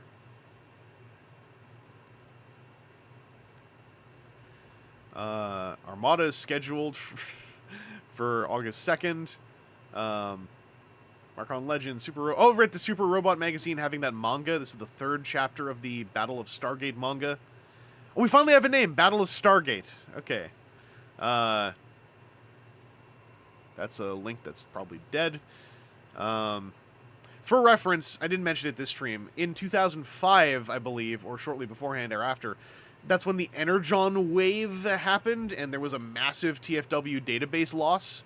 So everything from the site's launch up until that point was eliminated in a data loss. So any news items that link to the boards before 05, usually those links are gone. And yeah, that was Armada episode 29, I believe. Was it? Oh, I'm just seeing episode 29. Never mind. I saw it in the chat. It was Armada episode 9 that they were talking about. I don't know why that's airing then. Super 7 magazine with an exclusive cover for OTFCC 03? Yeah. I vaguely recall this. And it is a magazine of Japanese toy culture. Yes. Oh, I skipped past some stuff. How did I scroll that far? Okay. I don't know. Your scroll pad just goes nuts. It's this. I've had this mouse since 2008. I'm like, the moment it dies for real, I'll get rid of it. But every time I think it's died for real, it comes back to life as though it knows what I'm about to do. BotCon has its pre-reg info up. Armada video game news is gonna have. Okay, this is where we learned it's gonna have 3 playable characters and will be out in April 04. Special thanks to AeroSurge of TransFandom for the heads up on this news. Unicron shipping date for Wal-Mart will be July 28th of 2003. Cypher sounds like me and my keyboard. All right, more on Microns. The roleplay sabers once again in the news. How many times is this? All right, the PS2 G1 game has got some news. It's going to be released in October. There will be a special DVD known as the Matrix disc for pre-orders with oh, I remember that disc, I think. That resulted in new rips of a bunch of TV commercials, if I recall correctly. Yeah. So that was actually some big news. The Junk Shop USA, I vaguely recall that eBay seller. Oh yeah, tipsters saying Unicron might be available for sale at OTFCC. I remember like seeing that and thinking like, now I got to figure out how to get Unicron home in my check luggage. Fleer Armada. Yeah, I'm trying to remember. Cards. Was OTFCC 03 when Big Bad just had the wall of them? Like that was the wall that they had was, or the backside of their booth was just. In 2013, that was them in Metroplex. That might be what you're thinking of? No, I remember Unicrons being... Because whatever happened with Unicron, I didn't get one if it was at 03. And knowing how irresponsible I am to this day, I would have had one from the show if they were there, unless there were only like Maybe 3 or not 4. Then. Maybe not then. I just remember them... There was some show in that time frame that had just a wall of Unicrons. Maybe it was later. Maybe I'm thinking BotCon in 04. It could be it. That lines up as well. We got another Orson's World update. We got a big one. Am I on questions for this one, I believe? Yes. All right. Since the creation of Armada and the Japanese counterpart Micron Densetsu, there has been a difference in name usage for certain characters. Some of the changes are understandable, like why Hotshot cannot be called Hot Rod in the US, but can be called Hot Rod in Japan. However, others are still a mystery. The following is a list of Armada names with Japanese counterparts. I'm wondering if there's a reason those names were changed. We'll just leave the list there. Aaron, you can go ahead. Okay. Hasbro cleared names for Armada well before the Takara launch. We used the US name in our emails. I did not know that Takara was using different names until we had animation translation issues. I think Takara wanted to tie the old show in with the new one and use old character names, while Hasbro sees Armada as its own show separate from G1. Also, some of the names cannot be used in the US. Hi, I have 2 questions. Who designed Armada Tidal Wave? Hasbro, Takara, or you? Second question, was Megs and Tidal Wave meant to combine from the very beginning, or was it an afterthought? One is both. Two, it was discussed early on like this. If we can find a cool way to combo these items, we will. While this question is inspired by the picture we've seen of Alternator Smokescreen, this question does not pertain specifically to the forthcoming toy lines. Rather, it's a general question. Okay, here goes. If we see a Transformers prototype with a vehicle that's 100% true-to-life accurate down to decals and logos, should we always expect that to be changed for production versions? Or is there any chance we'd see actual licensed vehicles? Again, this is not specifically about alternators. It pertains to any Transformers we see in pre-production stages that appears to be realistic. Checkmate. Why would we make a model realistic knowing that we would have to change it? You have to, a lot of questions. You have to express that punctuation. Yeah, hold on. I didn't read too far ahead here. Hold on. Why would we make a model realistic knowing that we'd have to change it? If you see a true-to-life 100% model, it stands to reason that we are making a true-to-life 100% toy because we have to deal with the car maker. Aaron Archer coining Transformers Prime Optimus Prime's classic phrase, "It stands to reason," for the first time in the franchise here in Orson's world. Hey, Big O, what's shakin', brother? Remy's site has a listing for a repaint of Sideways. Will there be one? And can you maybe drop us a hint or two at what his, Blur, and Demolishor's Power Links colors will be? And I was also curious. At one point, you said you didn't have enough time to rename the Power Links figures, but Nemesis Prime, assuming he is what everyone's thinking, has a new name. Will the next Power Links figures have new names? Thanks, Orson. New character equal new name. Updated character, no new name. Orson also posted the following statement. I cannot and will not answer any questions about how to get into HASBRO or what it takes to be a designer. I cannot put myself in the position of a HASBRO HR rep. Please do research about HASBRO job postings and requirements on the internet. Most designers at HASBRO are industrial designers and or very creative people in the entertainment side of art and storytelling. I do not want to give anyone bad advice that can be seen by thousands on a website. If you see me at BotCon, feel free to ask me my personal questions, or my personal opinion. Thank you, Orson. And again, historical note, this was like the seed of what then went on to be stories of like, I heard so much cool stuff about Transformers and how it's made, and I love Transformers, so I went to try to go into the toy industry, or et cetera, et cetera. Things like these Orson's World updates are how people like me got all excited about yelling on podcasts and whatnot about like, oh, it's so cool how the industry does this, this, and this, or the artistry of blah, blah, blah. A lot of this stuff, in my opinion, tracks back to Aaron Archer posting on a Transformers fan site in a lot of ways. Anyway, next question. A few of us noticed the Decepticon Supercons are consistently larger than the Autobot Supercons, especially Wheeljack. No complaints here. Makes them look a lot more imposing, which is of course perfect for the bad guys.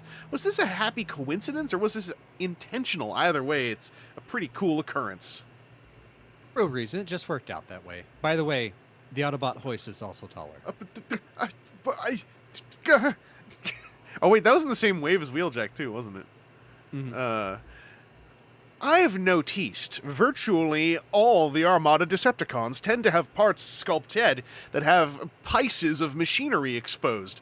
Demolisher and Thrust seem to be particularly good examples.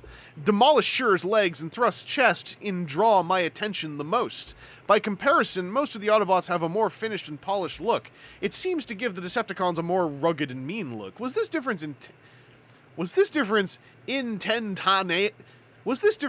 intentional, or did it just happen? Also, the asymmetrical parts remind me of the Beast Wars Transmetal 2 toys. Was this also intentional? Yes, it was very intentional. Also, the guy seems to have some peculiar typos. A lot of intentional asymmetrical...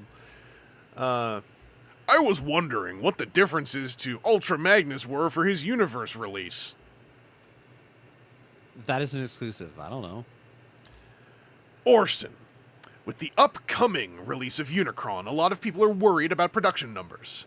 Typically, how many pieces are produced of a typical character, and how many for Unicron? Do not overpay. There will be enough for every fan. You might have to wait a little longer than you want, but we are going to produce plenty of these. It will be in no way limited. Don't pay scalper prices. It will in fact be available for the decade in various forms. I mostly hooked up and latched onto those typos because it was literally like intentanal followed by asymmetrical, and I'm like, hee. Butts. I wonder if we're getting in range of August. Oh, so whoa! Don't look at that yet. HASBRO second quarter 2003 results probably did well. Here we go. DeSanto on the Transformers movie. I forgot there was so much of this back then. Okay, anything new in here? We're working on the storyline. We're hoping to set that up. The film will make use of both computer and practical effects for the signature machines, and will be based primarily on the original 1980s lineup. We're starting to go out to studios. Been talking to several directors now, but we have a big guy next week. He declined to comment on a report on IGN Film Force that quoted Murphy saying the candidates included Michael Bay, Robert Zemeckis, and Joseph Kahn. Man, Kahn will do great. I'm glad. The movie will go back to sort of the roots of the franchise, DeSanto said. But if there's something great that ends up from a later storyline, it's the same principle as X-Men. Don't try to follow continuity, but get to the heart and soul of what made it work. As for the effects, DeSanto said, I think relying 100% on CGI would be a mistake. Well, but you know, you need CGI. You will believe that an 18-wheeler will transform. Isn't that a famous quote that always gets brought up now? You will believe an 18-wheeler will transform. Like, I know I've heard that, like, so many times. But also, the 1980s lineup isn't strictly wrong. It's just like, how could we have known, right? I think it's kind of interesting how much they're talking about, we don't want to just rely on CG. But in the end, it's like, they didn't lie, but it's like, the cars were cars, yes.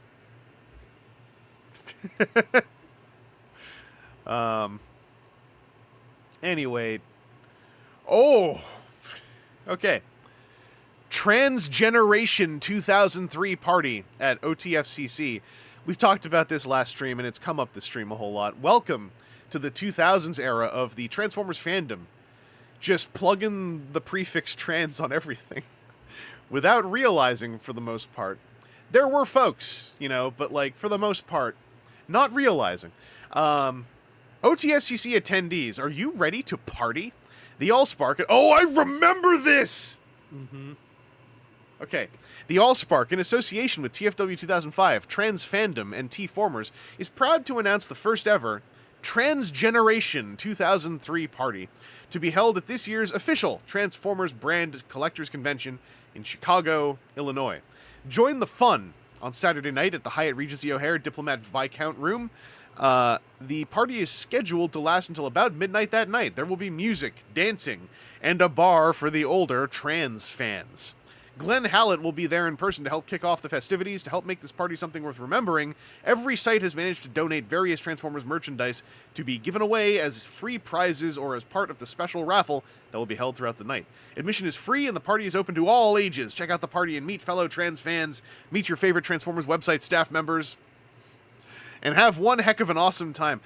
That and, like, the time when like, CybCon was like, you can also see 2005 front page news posters, GLH Boy and Aaron at this show. And I was like, dang, I forgot, like, that was a thing. Yeah.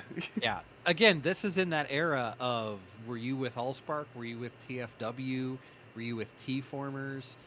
It was, you had the group that you were with, and everybody else was a dirty son of a bitch. And this was like I remember talking about this at one point in time, like, hey, everybody, the staff members there, you show up and, like, be cool with everyone. You be cool with everyone. Be cool with everyone else. Like, we were just suddenly gonna, beef and pull out pipe wrenches. So funny, coded to that, there was at some point, and I'm pretty sure this was in the 2010s, maybe the late aughts, at some point, there was a legitimate hoax attempting to be spread that there was, in fact, a giant brawl at that party. Yeah. Straight up gang war brawl, knives out, friggin' sharks versus jets style. Everyone coming at each other and, going... Did you see Jux? He killed a guy. There was some... I don't know where he got a trident. There was some point where, there was...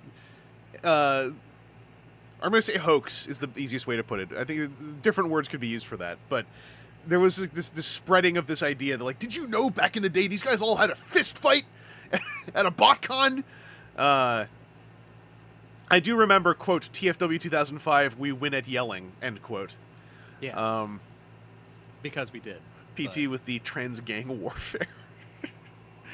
There was some funny it was post message board era as well. In the late 2000s, early 2010s, when message boards kind of have rolled back into their current state of being more kind of niche places as opposed to the primary nexuses. Where it was coming off that era, someone was trying to spread this idea they all play nice now, but they all had a bloody fist fight at one BotCon. Someone threw a kid across the room, blah, blah, blah, blah. Because I remember at the time, my reaction to that was to yes-and it and go yeah, it's right, we did. And now we all work together, and we're coming for you. Or something like that. It was silly. Also, people pointing out, they constantly said 18-wheeler, yet we were all shocked when it was a long-nosed truck. Listen, a lot of us only saw the word truck, okay? The number in front of wheeler, when I was back then, 20 years ago, I didn't register how many wheels are on trucks. I just saw truck. All right, that was a sort of poster. Another Orson's World update. Holy moly. Aaron, it's your turn to question me, I think. Orson's World has been updated. Click read more for the info, but we can't. I'm going to keep saying that every time. You had mentioned that the RID trains were expensive. If they don't have the clear plastic, where does that high cost come from? Thanks. Also, you mentioned that you are going to avoid using voices and sound chips for now. Well, that is one of the very best features to me and many trans fans. Even when the voice doesn't match, but is well done, RID Ultra Magnus, too bad. I'm sure it must be a headache for the developers. Many parts, I guess? In a previous post, you stated, new character equal new name, updated character, no new name. 1. Why not make every repaint a new character with a new name? It worked for G1, Blue Streak / Prowl, Ironhide / Ratchet, etc. Why they gotta... Clearing names... there. Clearing names, total number of animation characters and voices. Do not want to confuse the kids. New bios, most important... Time! 2. Don't you think sales of repaints would increase if it was a new character with a new name? For example, imagine if instead of Power Link's Optimus Prime, you put out a blue-white Ultra Magnus Optimus Prime repaint, or re-released a G1 colored Durgeon Ramjet as Durgeon Ramjet on an Armada thrust body, 6-shot painted Armada Demolisher, Ironhide painted Armada Red Alert, etc. I agree mostly, but I have larger concerns to deal with, see above. Sales have not shown any dip. 3. I haven't seen any reason for the repaints in Armada yet, but the reasons for repaints in RID was pretty weak story-wise. They change colors when close to Ultra Magnus. Don't you think any different characters would provide a better explanation for the repaints in the story than whatever, something to do with Unicron, caused all the Transformers to change colors one day in Armada? Another weak concept. This is because in Japan, repaints are not sold as part of the main line anymore, so Takara is not keen to include them in the show. They will be there, but I'm not sure it is much better than RID. But again, I have not seen the translated show yet. So this is before the episodes where that stuff all happened had gone to air, if I recall correctly. Also, I like this is a 3-part question, but really it's just 3 different attempts to word differently. You should give them new names. Yeah. Unicron's out in Hong Kong. A 2-disc Transformers the Movie DVD in 2004? Oh, this is funny to see, because this is the one that eventually became the 20th anniversary version, right? With the fan site commentary? Yes. With the fan commentary where, hey, listen, I just heard this on the street, but my understanding is the fan site commentary that's on that DVD is take 2. Because on take 1 they were all having too much fun, and so take 2 they had to settle down because they were MST3King a little bit, and is what I understand, and I heard that allegedly they had to do a slightly more toned down commentary, and that there is no proof there's a take 1. Release the MST3K cut.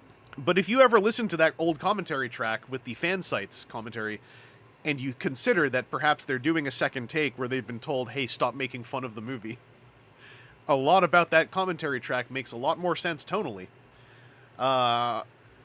Archermonster, you're still going. You just missed. We just did another Orson's World. I can't have been going that long. Oh. Okay, well, let's see where we get at the end of the... I just thought I'd make it out of the summer, but I'm stuck... They announced the live-action movie, and now Tom DeSanto's talking everywhere, and everyone's asking you about the live-action movie, and it's all getting long. There's a new survey up. I don't know what it's for. Coming up with our own ideas for alternators. Michael Bay is out of the running for Transformers director.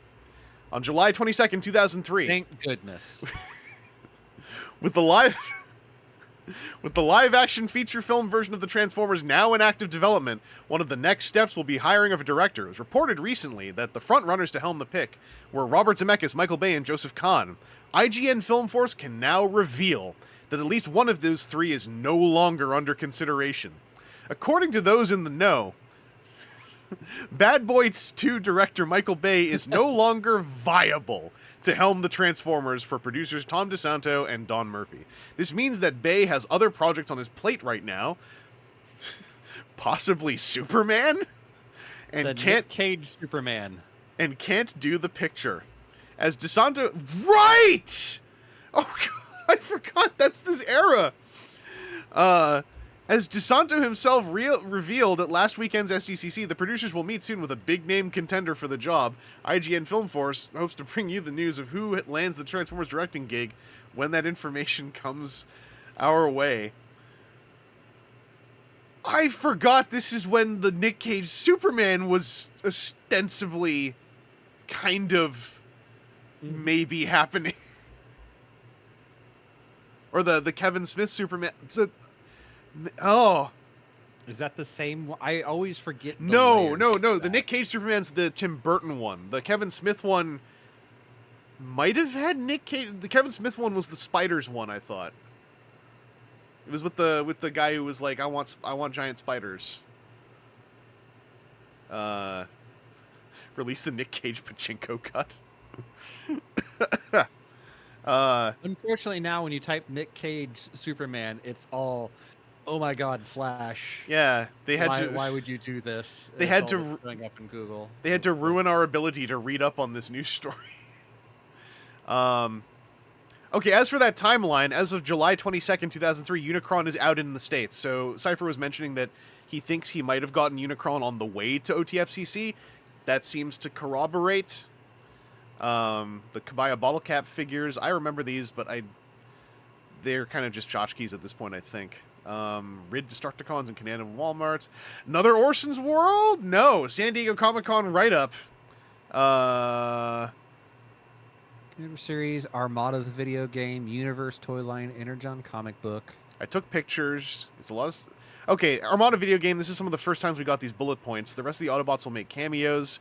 You can use a minicon to call out Jetfire to commit an airstrike. I don't think that happened. Unless I forget. There will be 60 minicons in the game. Decepticons are in the game. The game looks sharp. You're thinking Armada will be long over by the time of its release. I asked the representative if they're also making an Energon game. He said this game will act as a bridge between the Armada series and the new Energon series. Then that didn't happen. I'm pretty sure. Okay. Well, it's in a design doc somewhere, and then they went, nah, it's too hard, and ripped that page out of the design doc. Transformers Energon, the comic book. I talked to Pat Lee about it.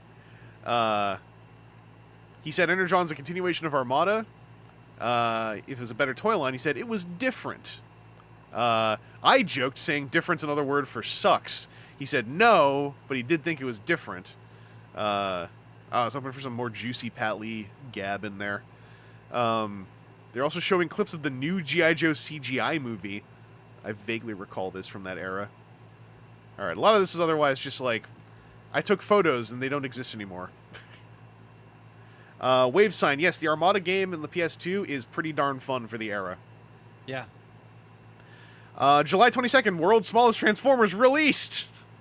After they got delayed till October, if I recall the last news item. Some of the figures have die-cast metal pieces. New scans we can't see. Now we're going to get into lots of, like, skippable World's Smallest Transformers photos threads. Micron booster set info. Here we go. We got another Orson's World update. Aaron, do you want to... Oh, wait. Do you want to do the questions or the answers? I'll leave it up to you because it's getting late and I don't want to make you read long stuff. Orson's World has been updated. Click read more for the info. Here we go. I picked up Armada Wheeljack today, and on the whole, I like him a lot. Very nice design visually, love the size and weight he has to him, and I love the fact that he's a Transformer that has very clearly designed with a backstory in mind. My question, though, centers around his knees. The way the knees fold out from the back of the car, Wheeljack could have had fully functioning knee joints if the legs just rotated out like on most Transformers whose legs work his way. But instead, the joint is specifically molded to be angular and have a lip so the knee joints aren't viable. His Minicon has something similar going on, where a lip molded on its arms prevented them from moving forward in robot mode.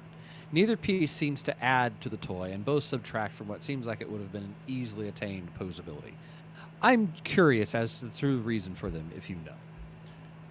He does have knees? Personally, I liked the tank alt modes for Megatron. For quite a while, G2 Megatron was my favorite toy. And with the exception of how his head sticks out, I love Armada Meg's tank mode. But I wonder, were there any other alternate modes considered for Armada Megatron? And if so, what were they? Not really. For Armada. Hey, I have a question about faction leaders. It seems that over the years, the leaders keep getting bigger and bigger, causing their prices to be high. Like we have Armada Super Optimus Prime for $40. Megatron is $25. Well, it seems the Megatron Galvatron toys have stayed around $20, $25. But our Optimus Primal prices have gone up from $20 to $40. Yeah, talk about my voice going summer out. child. Now, to simply get to the point, why are the leaders, in particular Optimus Prime, so expensive? Can we expect Optimus Prime and Megatron / Scorponok / Galvatron for future lines, since we know those for Energon, to be near the same price and cheaper than $40? It really hurts to see that the leaders are so expensive. And please, Orson, don't give the answer of electronics is the main reason price is so high. I'd rather have a nice toy than one packed with electronic sounds. Leaders get the most airtime, thus are the best known. That makes them desired by the kids. We want the leaders to be the largest and most fun toys, thus they are on the top end of our product prices. Couple things here. May I please headcanon that the leader class price point was a long-running spite retaliation caused by this question? Yes. Two, it was mentioned by Volkaisis, oh wow, we had a the toys are too big phase, wow. Yes. Also, I'm sobbing at this guy going like, can you believe Optimus Prime costs $40 now?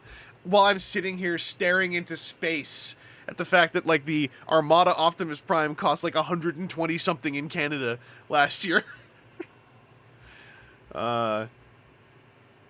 Alright, statue images, Micron, booster chase names. Armada toys came out. Hard Hero Shockwave Bust. Reissues. SG Collect review of the E-Hobby Hauler. Micron Legend info on Ultra Magnus and Unicron.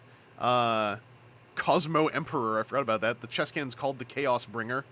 Missile's called the Planet Strike.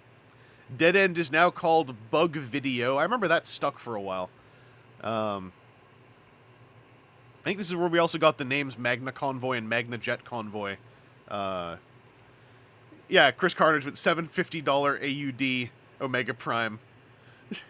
But $40, though. New toy galleries. That's 2 whole $20 bills. I know. And then taxes. I can't pay it with one bill without getting change like some kind of poor person. Reissue 6 Train came out. The Dutch Transformers G2 DVD. I forgot about this. That the Generation 2 series got any kind of DVD release. I wonder if that's how we ever got decent rips of the Cybercube stuff. It's kind of wild. Armada Tidalway's been listed on Amazon.com. KBToys.com update. Oh, here we go. Big Friday roundup from... no! It's a read more. This is OTFCC Friday. There are reports of damaged boxes and incorrect in-package items. That's putting it hell of lightly. Hell of lightly. Some reports of... we'll be updating with... It's this all read... All this coverage is gone forever! Early images of the HASBRO. No! I just have to. I have to try. Yeah, it doesn't work. 20th... Yeah, this is when we got the 20th anniversary Prime at the panel. Oh, hang on. I'm going to try something.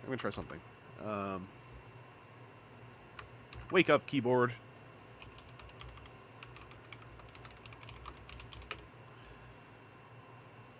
Are there any?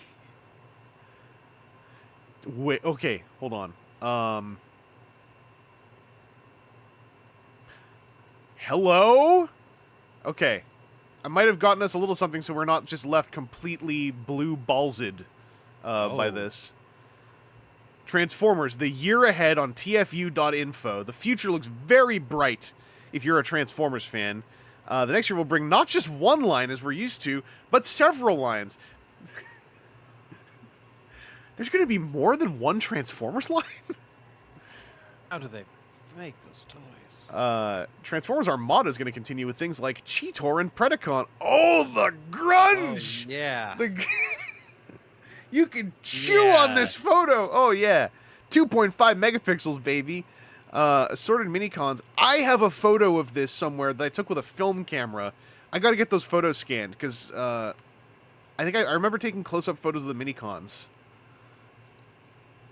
More assorted minicons. Just the friggin' the crunchy megapixels with the glare on the cabinet. This is the Power Links reveal for a bunch of these. Yeah, Power Links recolors. Sam Ollie, my eyes. Whoa! Motion sickness warning. This is analog horror. This Power Links hotshot. More Power Link stuff. I love this one. Okay. It was scrolling the page back up when I clicked back, so I was clicking the same photos a couple times. There's Nemesis Prime, buried in there. Found footage. There's the wall of thrusts. And look, his Unicron. Look out! I love this. They put a lamp above him, but it just means his head's all hella blown out.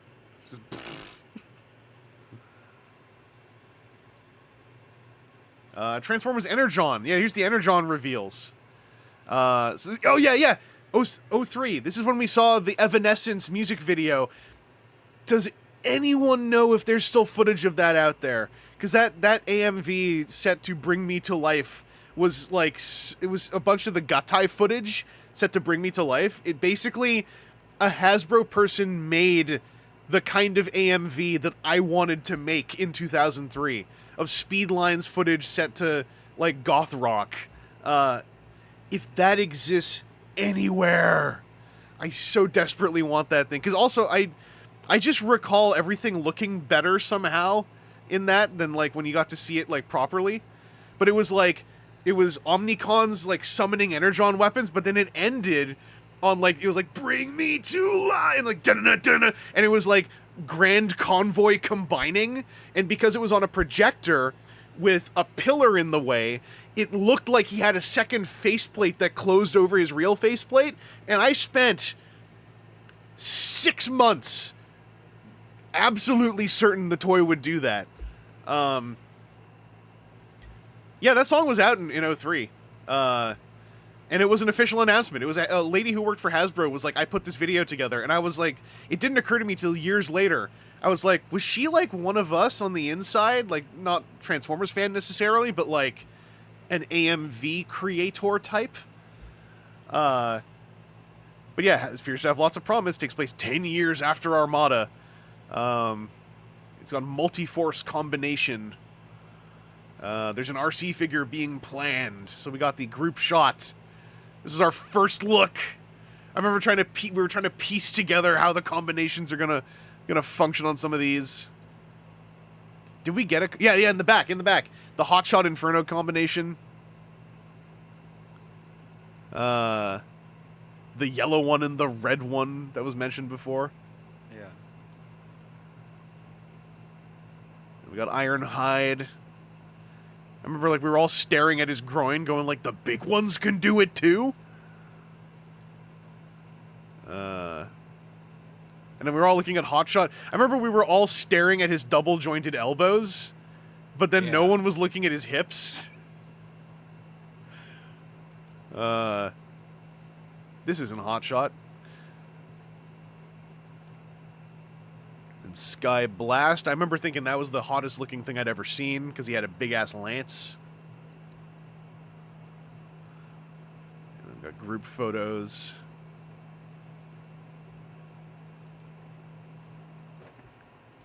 And then Alternators, aimed at more adult collectors based on real cars, 1/24 scale, 10 cars planned. Sideswipe based on a Dodge Viper was shown in images. I vaguely recall this. So this is our first look at look at him. This blew minds.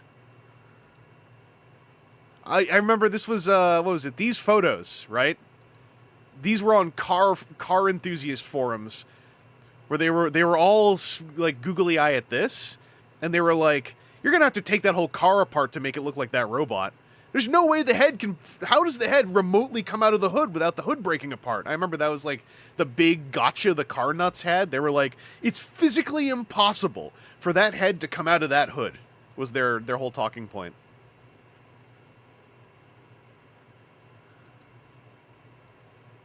Yeah, I was googly eyes at this for such a long time. Then we had Universe. A lot of the front page had already been going over this, so it's a bit less exciting. But hey, look, it's Splendid Convoy and Friend, right? Is there any lore for other guy, or are we just kind of like get off our Splendid Convoy? I don't think there is any lore for that Ultra Magnus or nothing significant. Yeah, because Splendid... Because that Ultra Magnus didn't have much. It's just like black. Changes. It was black instead of this, like some of the blues or silvers or something. Yeah, whereas Splendid was a primary color and thus got to be in that manga because it's all like the color camps. I forgot this Sideways was from Universe. No, this is under Power Links Battles.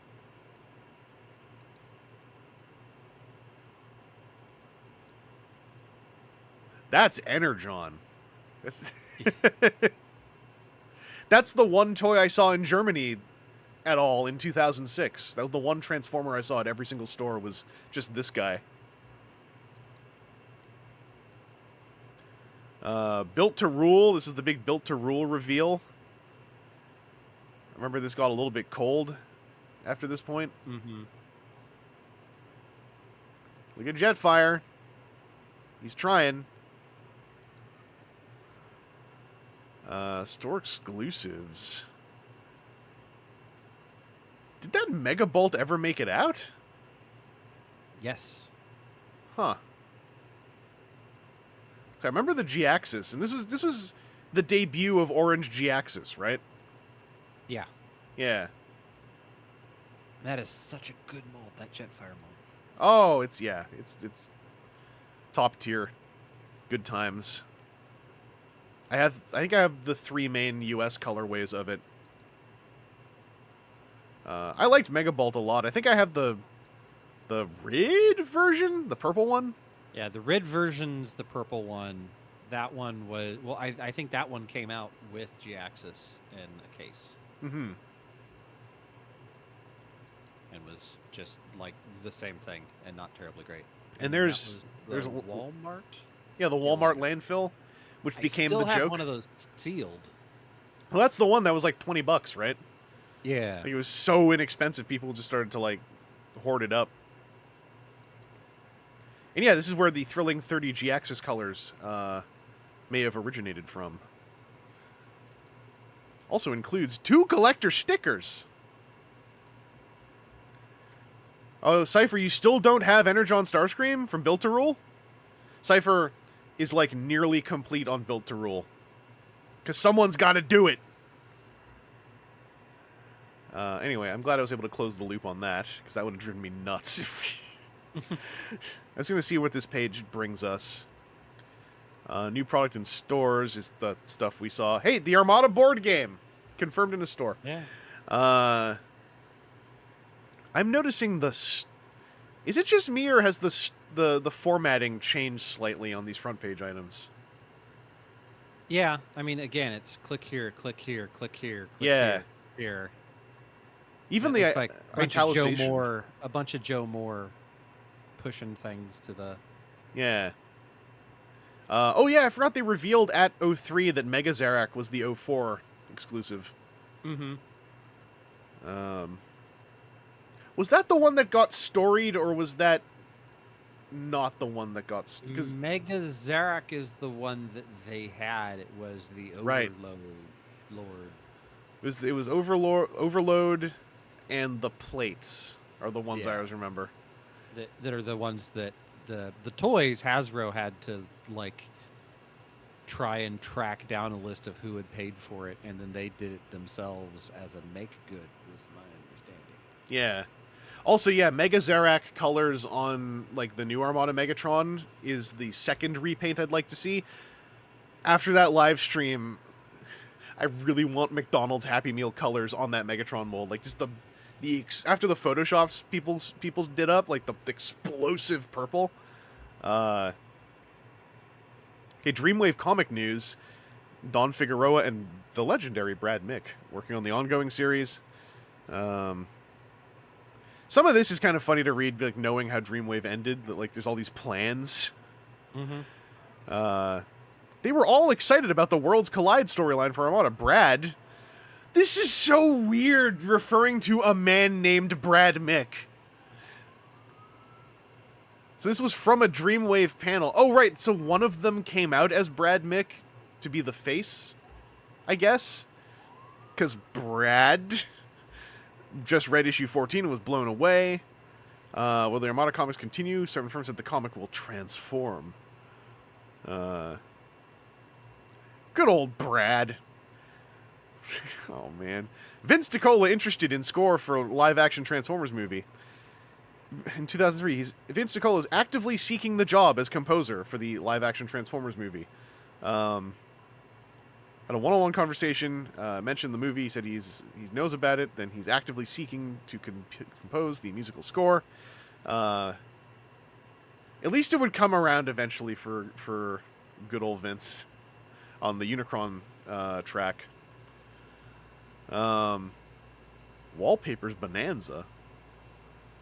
Let's get to August. Come on. We're so close. We're so close. Okay. Micron Legend. Light at the end of the tunnel.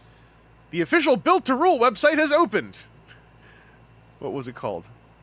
HASBRO.com/BTR. Okay, that's less exciting. Yeah.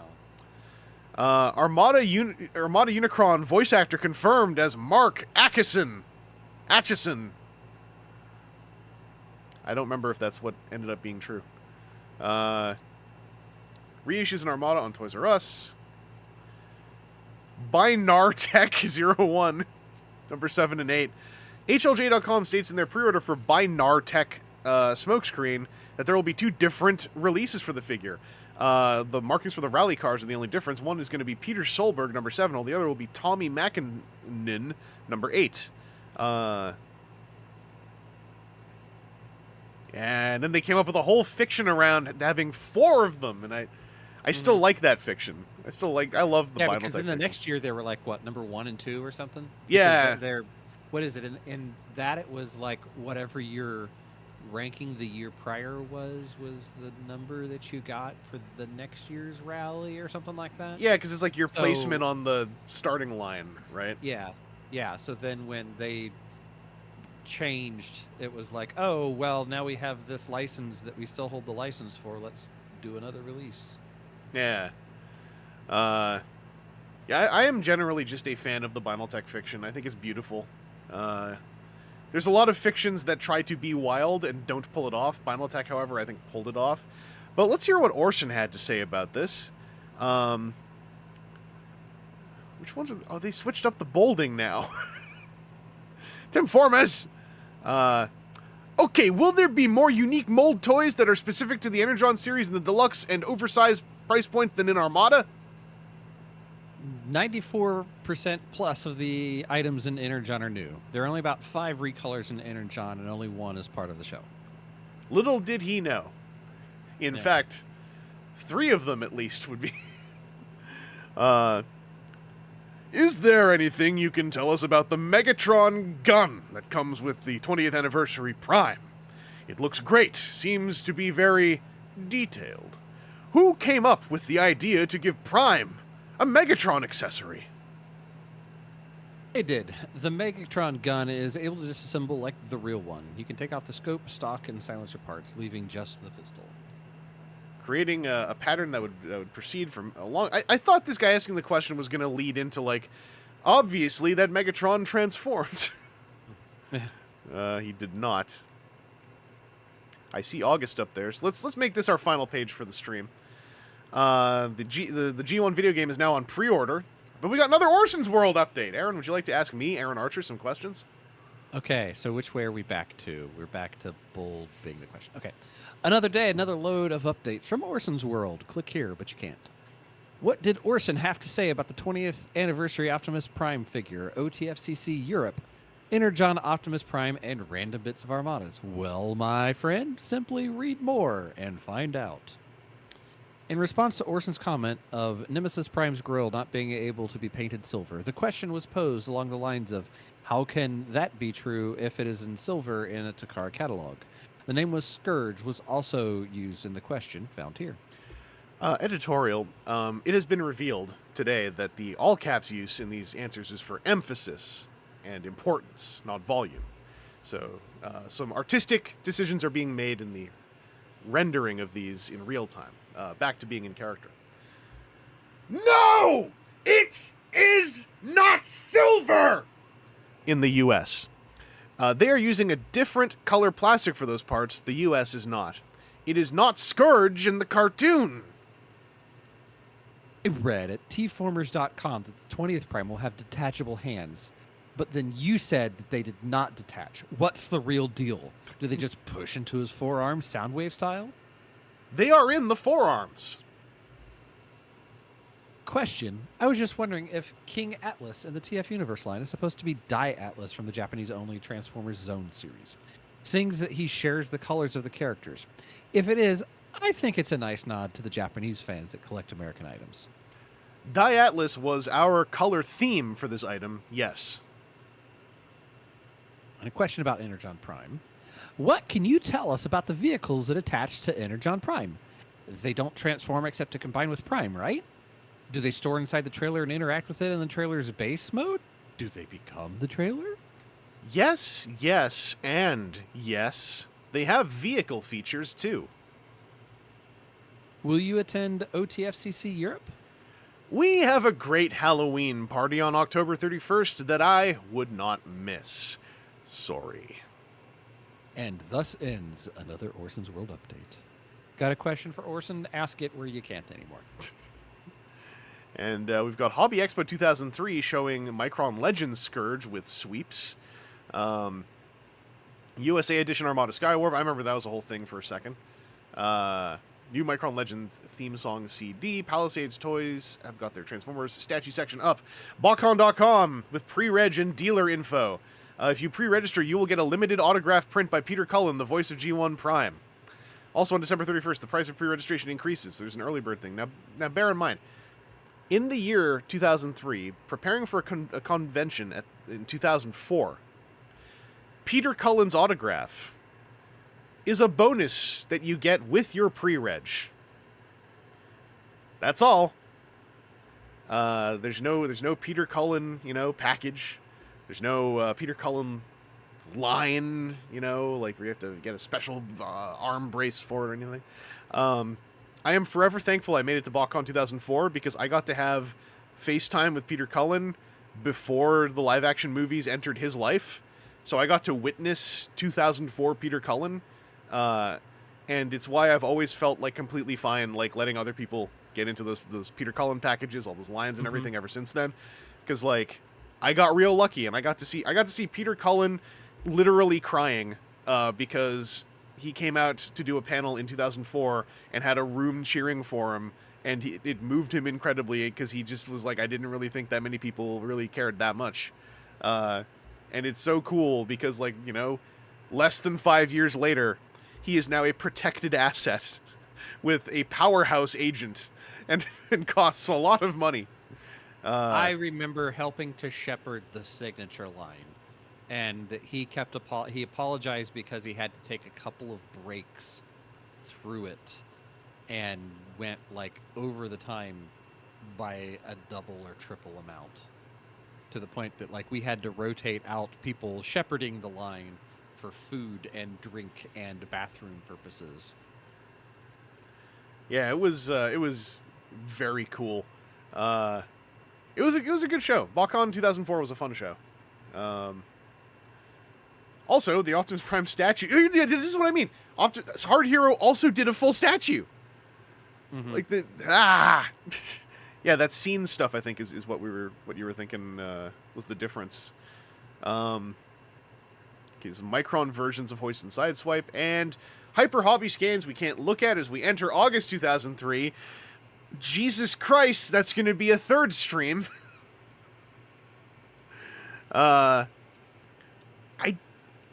I thought this would go faster.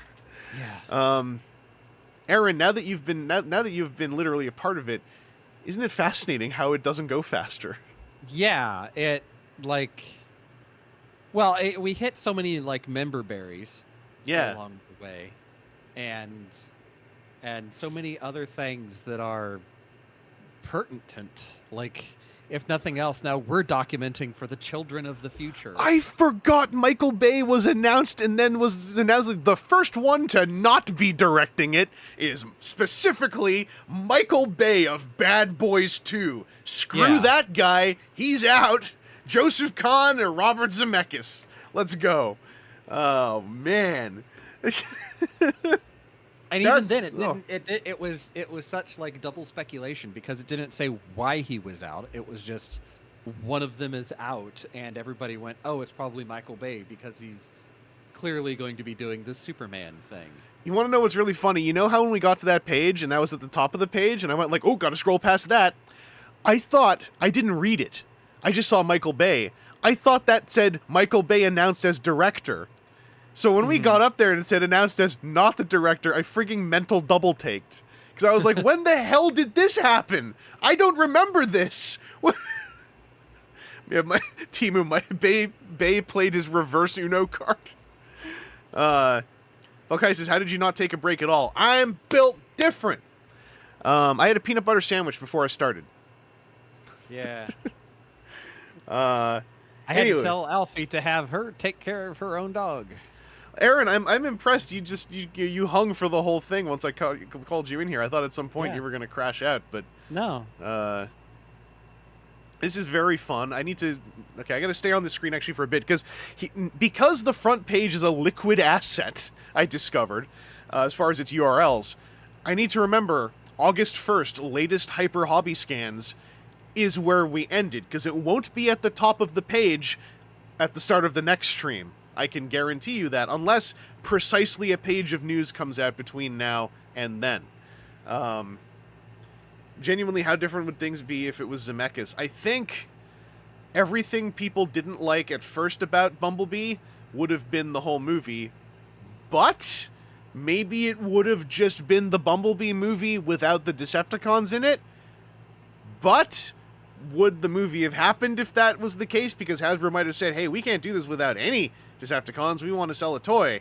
Even though Hasbro was not in as much of a leveraging position at that time, it would have been a very weird and different thing, and we would have a just completely tonally different franchise right now. Yeah. Not just franchise, Yeah. I mean fandom, too, would be different. Because More Than Meets the Eye and Transformers Prime, two of the biggest jump-on points post-movie, were both heavily informed either by the movie, in the case of Prime, or just by the general volume and tone of the fandom, in my opinion, in the case of, like, More Than Meets the Eye in 2011. Like, we want to have...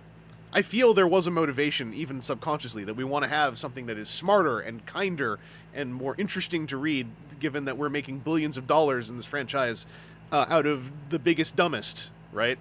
It's so kooky. Who's Joseph Kahn? I keep forgetting he was a name involved in this.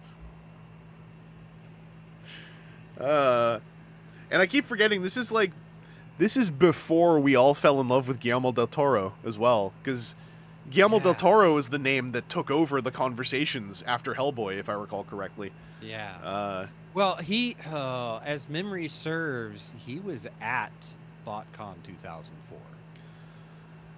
No, he was for Not sure like- at He was there, just like as a person at a convention. Did he say he was there? No, but he was. I want to know how it's known. 'Cause I saw him? I don't remember this bullet point. No, the pictures Gogdog took, that was post 08. That was famous Guillermo. that was a later one. Yeah. So he No, was at a later there- one, but There was a chunk of Hollywood people that came in at one point in time as I was doing badge check things as a volunteer, and I am 95% sure that Guillermo was there with like 2 or 3 other names. I need to cut in for a sec here. Sideswipe Prime said Joseph Kahn did the Power Rangers edgy short film. Is that the same guy? Like the super edgy, like, we have guns! And like, you know, the one that was like so edgy people were like, this is stupid. And then like it got popular though, and then the filmmaker, I felt, kind of did a very quiet 180 of like, it's ironically edgy. Yeah, Power/Rangers. I need to check that.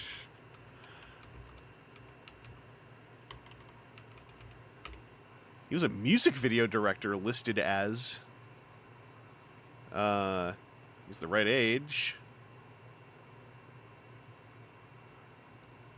Known for Torque in 2004.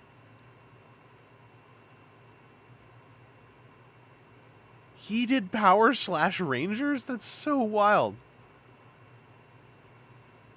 Oh, his director credits are... He does music videos. His credits list is catastrophically long. What year was Power/Rangers from? That wasn't literally 2017, was it?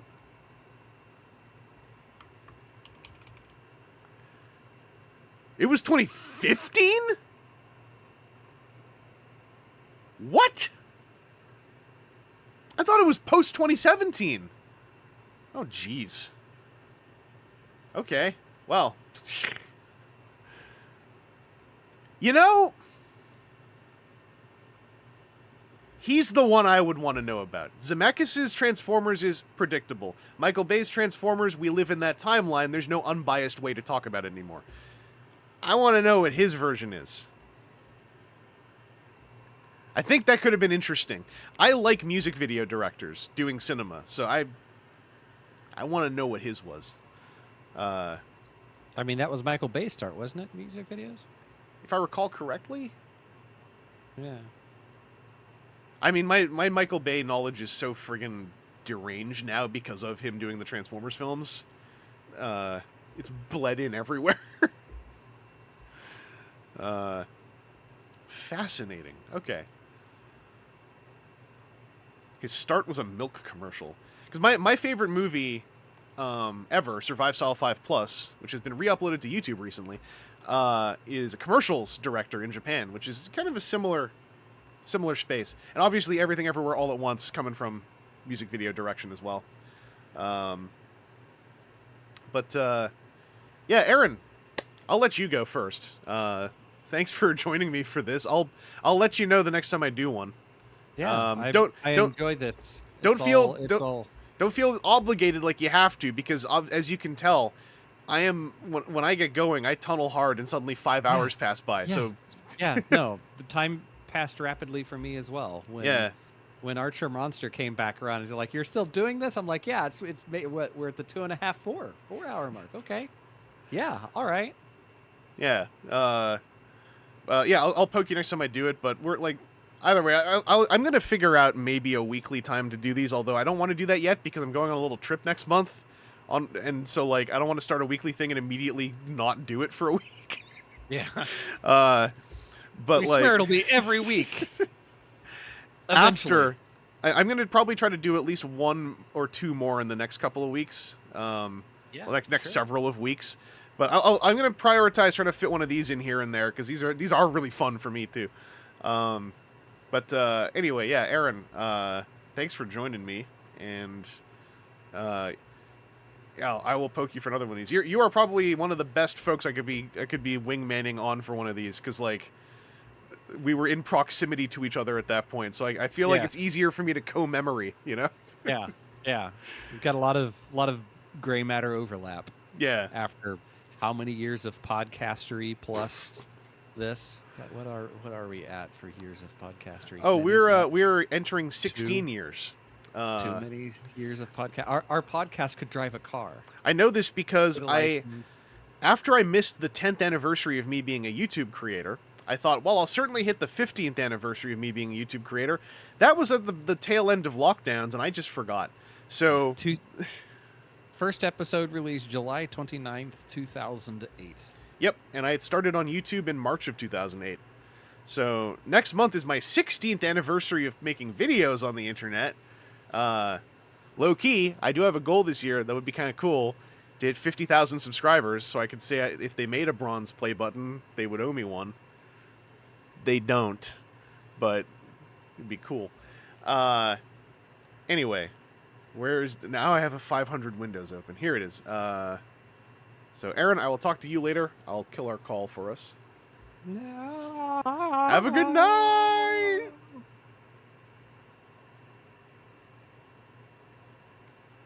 And I'm going to stop this virtual camera as well. Okay, now I'll go back to the face cam feature. And now I will set up the ending. I have come to understand a lot about how streamer-focused people often talk about having managers. A lot of that makes a lot more sense to me now that I've been trying to do more than like 1 stream a month or anything. Mission complete 2004 and 2024. We're going to be perpetually doing 20-year-old news. Forever. What were those settings I came up with? Was it -18 was the good volume? Oh yeah, no, -18, but -21 was safer. That's right. So yeah, I will say, I have dinner ready to go. I bought some fresh Laogan Ma, and I've got some noodles, and I've got some leftover stir fry, and I'm gonna heap it all together and have a big umphy mouthful. So it'll be all good. It'll only get worse when the movie actually starts production. Here's the thing, though, this series ends Like, I stopped doing this when we get to 2008 because that's when the podcast and YouTube started, and I don't want to butt together with that right now. Maybe I'll change my mind later. But we will have 2006 and 2007. I don't remember how much of that mess got onto the front page, is the thing. Yeah, I got it at -21 right now. I haven't started it yet, though. I had some other stuff I was going to say. Right, please check out the MDLX Dango video if you get a chance. I am working. I don't know how long it's going to take because it's harder than I thought to go through a long stream I did. It's reminding me of podcast editing, but I'm doing a shortened edit of the collab stream I did with TJ ranking Armada Happy Meal toys. I thought about doing a shortened edit of these streams where it would be like, well, every year we'll get a short edit. I don't know. I'm going to do something to make these accessible outside of the live tab, but I don't know what it will be yet. And then coming up next review is going to be Legacy G-Axis. Next couple Transformers reviews, not going to have dramatized bits unless something really just jumps to my mind. The reason why the dramatized bits happen is because I get inspired literally while I'm sitting there looking at things.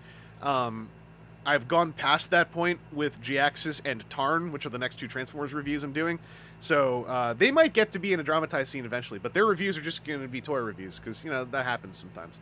Other than that, shortening the TJ stream. Shorts! MDLX Megatron had a sort of silenced with sound effects dramatized scene slipped in, hidden in the back end of the video as B-roll. Same thing with MDLX Dango. I'm going to sound design those scenes and write some goofy dialogue for them and put them up as shorts so that I can occupy the shorts space a little bit with some stuff. So that'll be in there. Inspiration EK, how many times you can make them say come. That's different. That's for Rise of the Beasts. I had thought up those ideas last year. After I did the Primal video where he's like, it takes two to come, when I finished recording that line, I was like, oh, when Optimus Prime rolls in, he's got to say nobody comes alone. I have a third one already in my head, too, for a Studio Series toy, but that's going to kind of, like, close that little trilogy of skits. I'm trying to figure out how hard I can push the language, because I was sort of vamping some lines, and I'm realizing that, like, the natural extension, because we've hit cum max, right? We've hit the limits of cum. So next is edging, but it's got to still be in the spirit, right, of those skits. It can't just be her, I edge max so hard. But I can't just have a third thing where a guy walks in saying, come! Because, like, Optimus Prime already said the line. We've hit, as I said, the cum ceiling. So it's going to be something. I have a whole headcanon concept for this character, but as far as his contributions to the dialogue, it's going to be a lot more about riding the perpetual edge. Anyway, friggin' brain rotted, but I don't mind. It's fun. Now I'm going to start that track. Picky Peeves, is this Scourge? So thanks for checking out the stream, everybody. I hope that you all had a fun time. Sounds like you did, according to the people saying that was a fun stream, Chris. So appreciated. Riding the perpetual edge like some kind of goon. I mean, there's already kind of a goon squad of freezers, right? We'll be back with some stuff. If I can find Concept Megatron, I shouldn't buy him, but I really want one, and I didn't pre-order one. If I can find him, that might be a stream, but I might also talk myself out of trying to find a $70, $80 toy right now. Either way, yeah. Thanks for checking stuff out. VOD's always available. Hey, tell your friends that live stream VODs are in a different tab. If you have clips you want to make, go ahead and make them. If you want to just comment certain timestamps in the comments section, that actually really helps me when I try to make the timestamps that turn into chapter markings. So, like, go wild on those things. It's me asking you to do things for me for free, but if it seems fun for you, then, like, please do it because I could really use the help. Anyway, have a good night. and I'll talk to you later.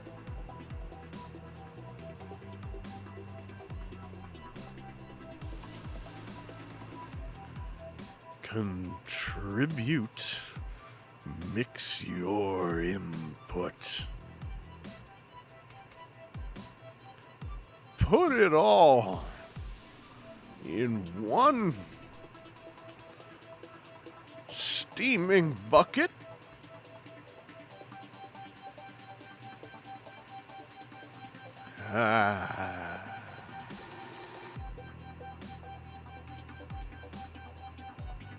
There is no 20th century for me.